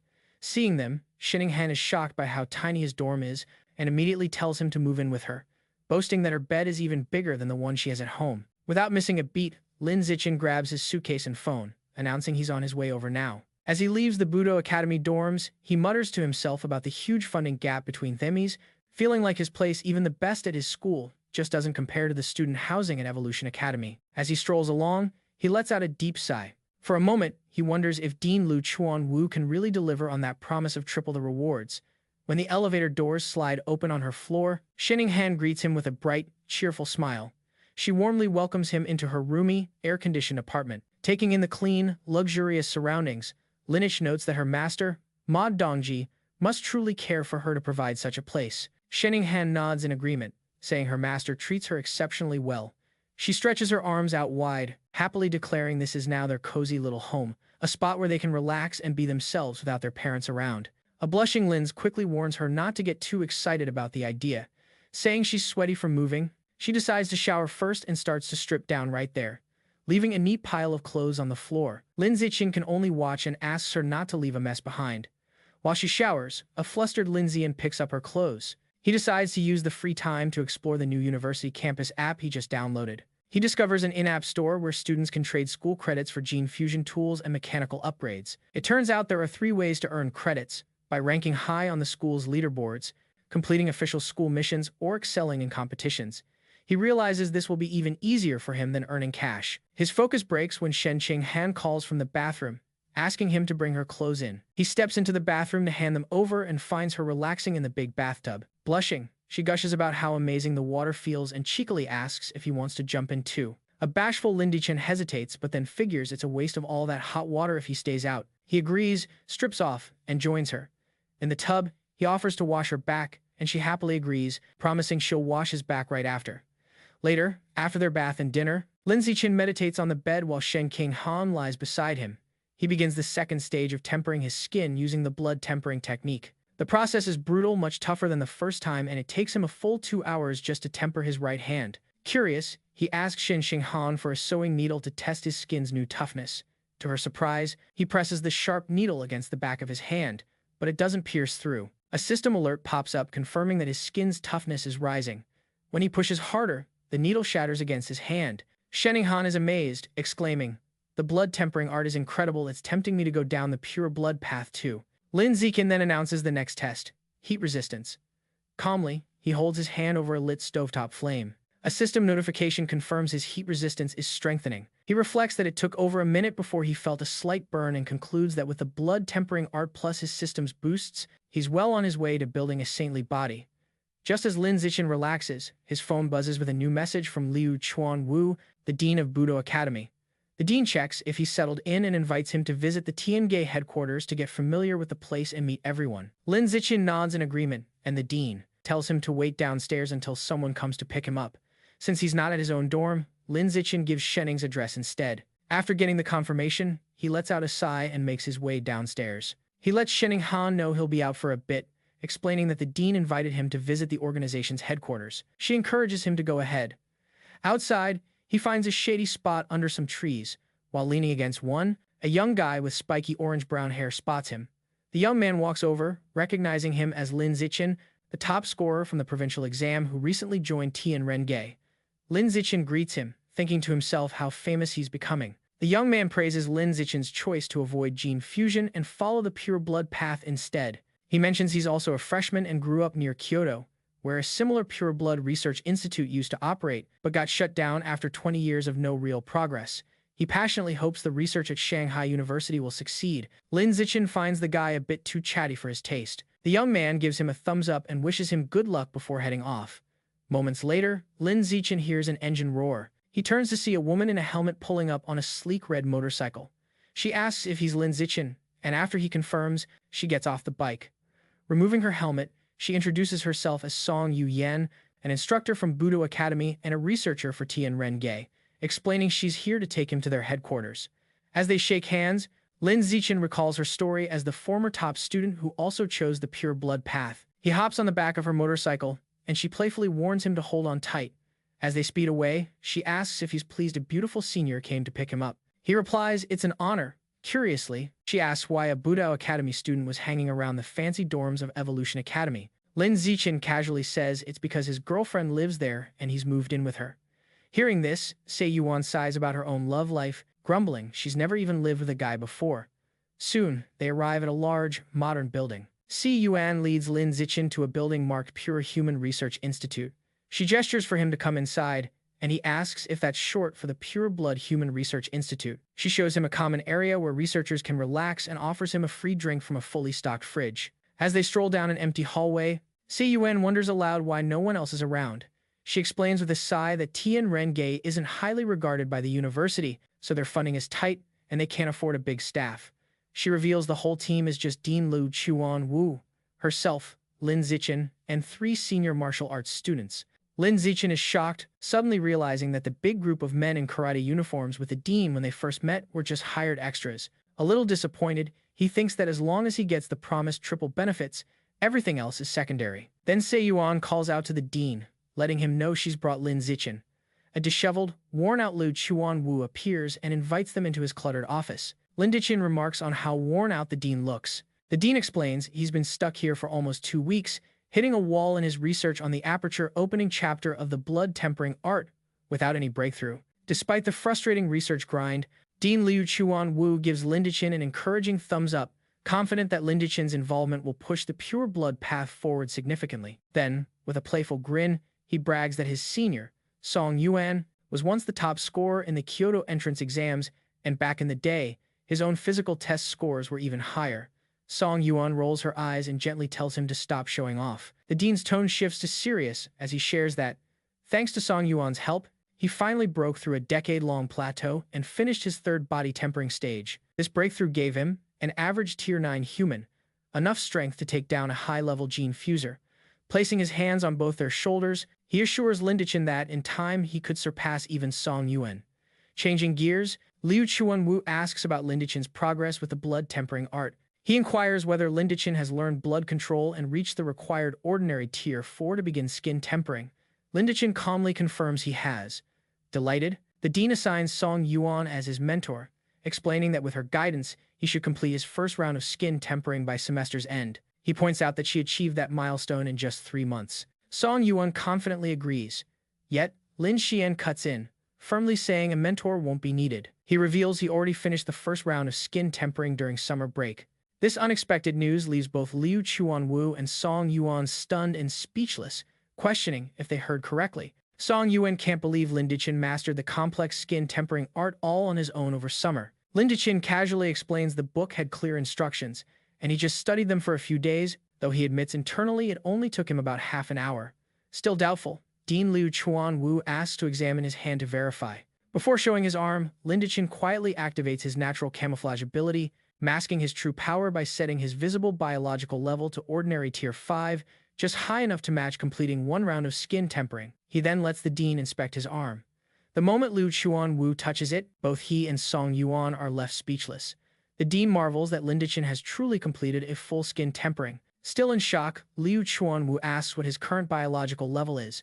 Pretending to be nervous, Lin Zichin tells him it's ordinary Tier 5. This news sends the dean into total euphoria. He throws his hands in the air, exclaiming Lin Zichin is a one-of-a-kind genius and the bright future of the pure blood path. Overjoyed, he pulls a surprised Lin Zichin into a tight hug, declaring that with such talent, they're bound to push beyond the limits of ordinary beings.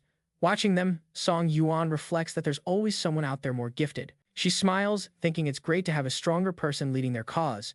Filled with fresh hope, she eagerly suggests to the dean that they should immediately showcase Lin Zichin's potential to draw in more talent and secure additional funding. However, Liu Wu quickly shoots down the idea. He firmly explains that Lin Zichin's abilities need to stay under wraps for now, announcing his progress on the pure blood path too soon could put him at serious risk. The dean elaborates that their focus should be on quality, not quantity. Now that they have a prodigy like Lin Zichin, they must pour all their resources into helping him shatter the ordinary biological barrier. When Song Yuan voices concerns about funding, the dean quickly reassures her. He vows to leverage every connection he has to secure the evolution resources needed.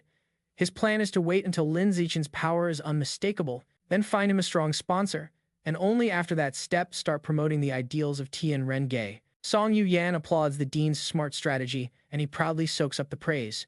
Meanwhile, Lin Zichin listens silently, thinking about how shocked everyone would be if they knew his true strength, that he's already at ordinary Tier 9, has completed tempering his flesh and bones, and is currently in the midst of his second tempering cycle.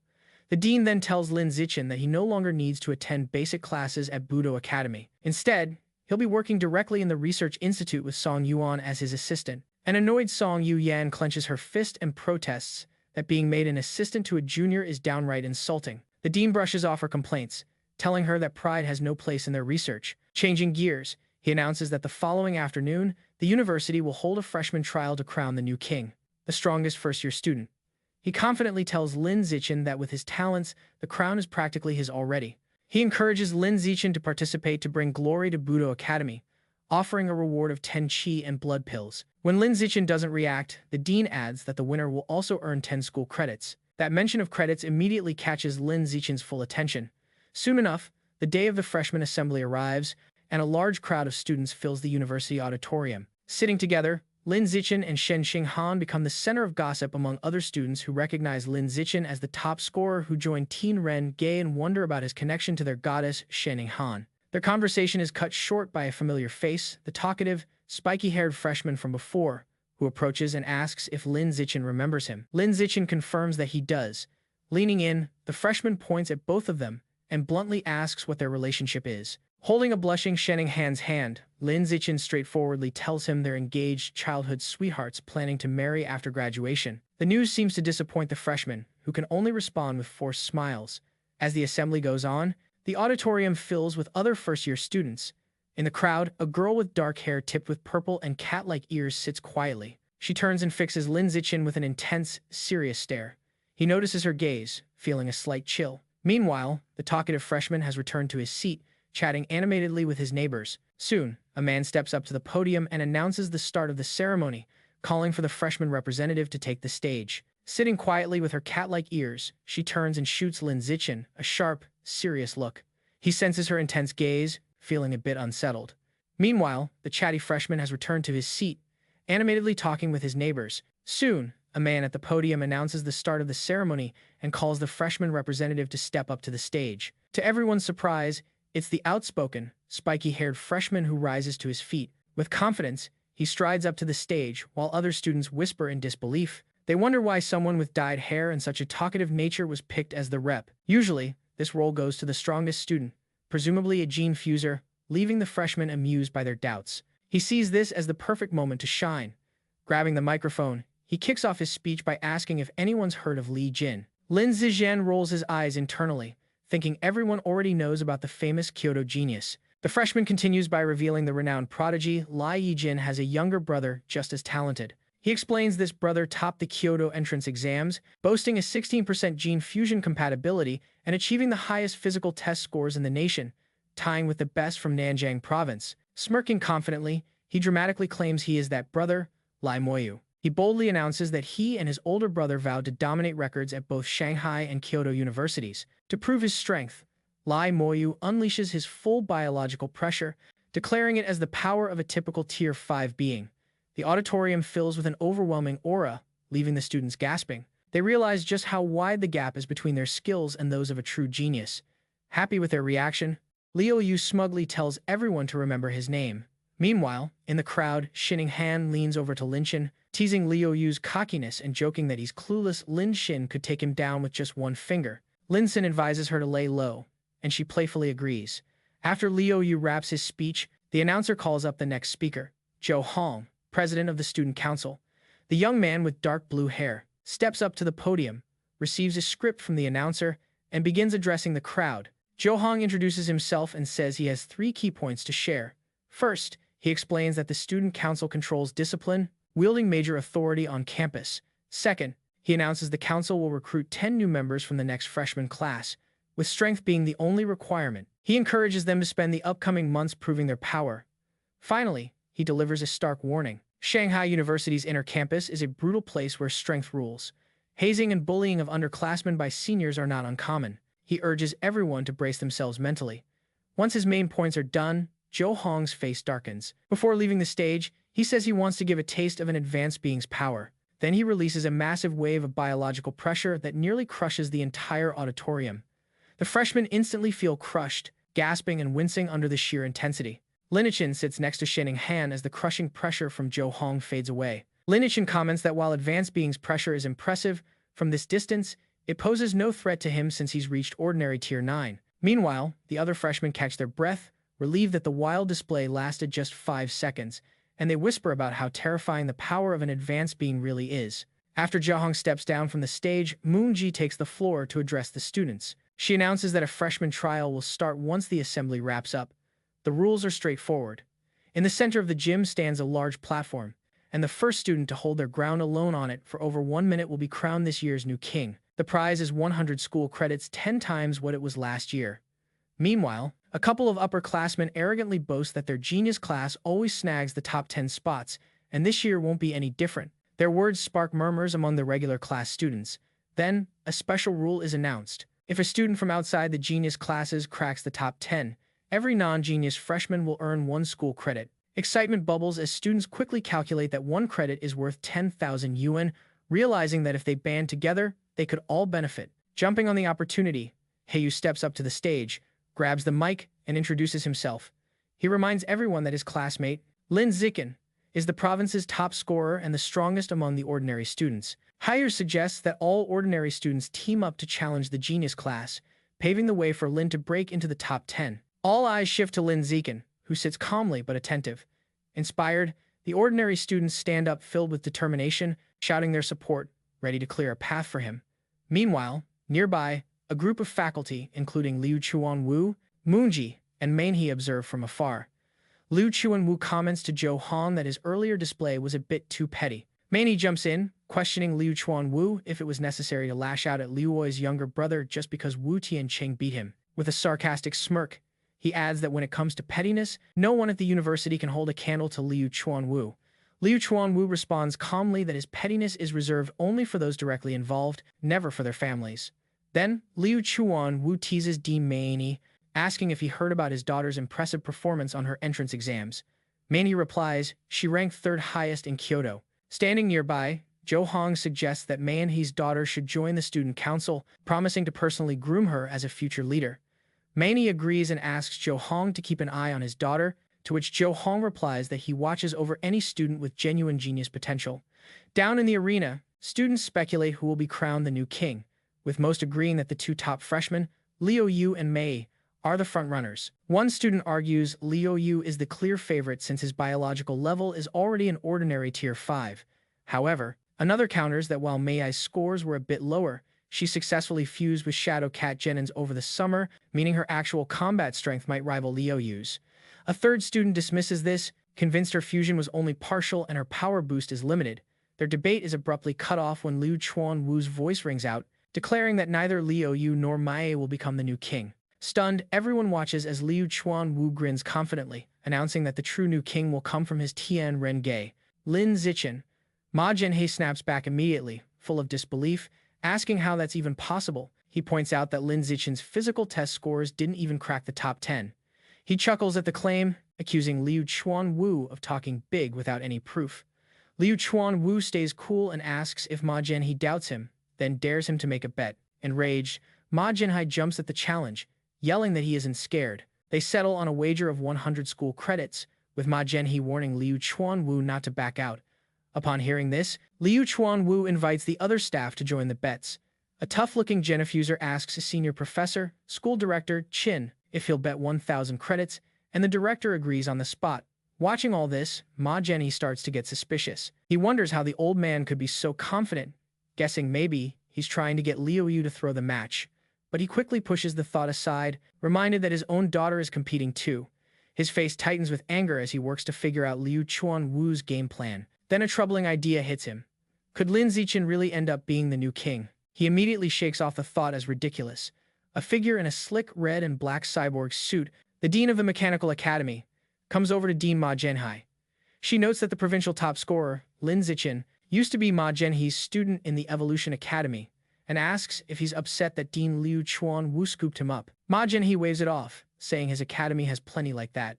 The cyborg dean grins knowingly. She mentions she also heard that Ma Zhenhe snatched the only 3 senior students from Tian Ren-ge, suggesting his claim of indifference is just a cover for some kind of revenge move.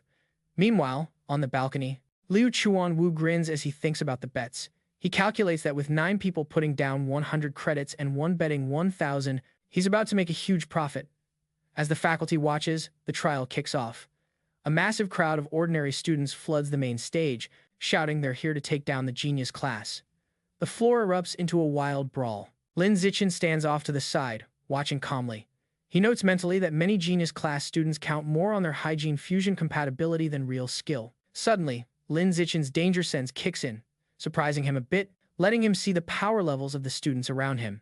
He figures the 2 strongest, Liu Yu and Miwi, are both at ordinary tier 5, while the rest of the top 10 genius class members are at least ordinary tier 4. After the initial clash, the ordinary students cheer, having knocked down several genius class members who now lie sprawled on the floor. One shouts out that maybe the genius class isn't so tough after all.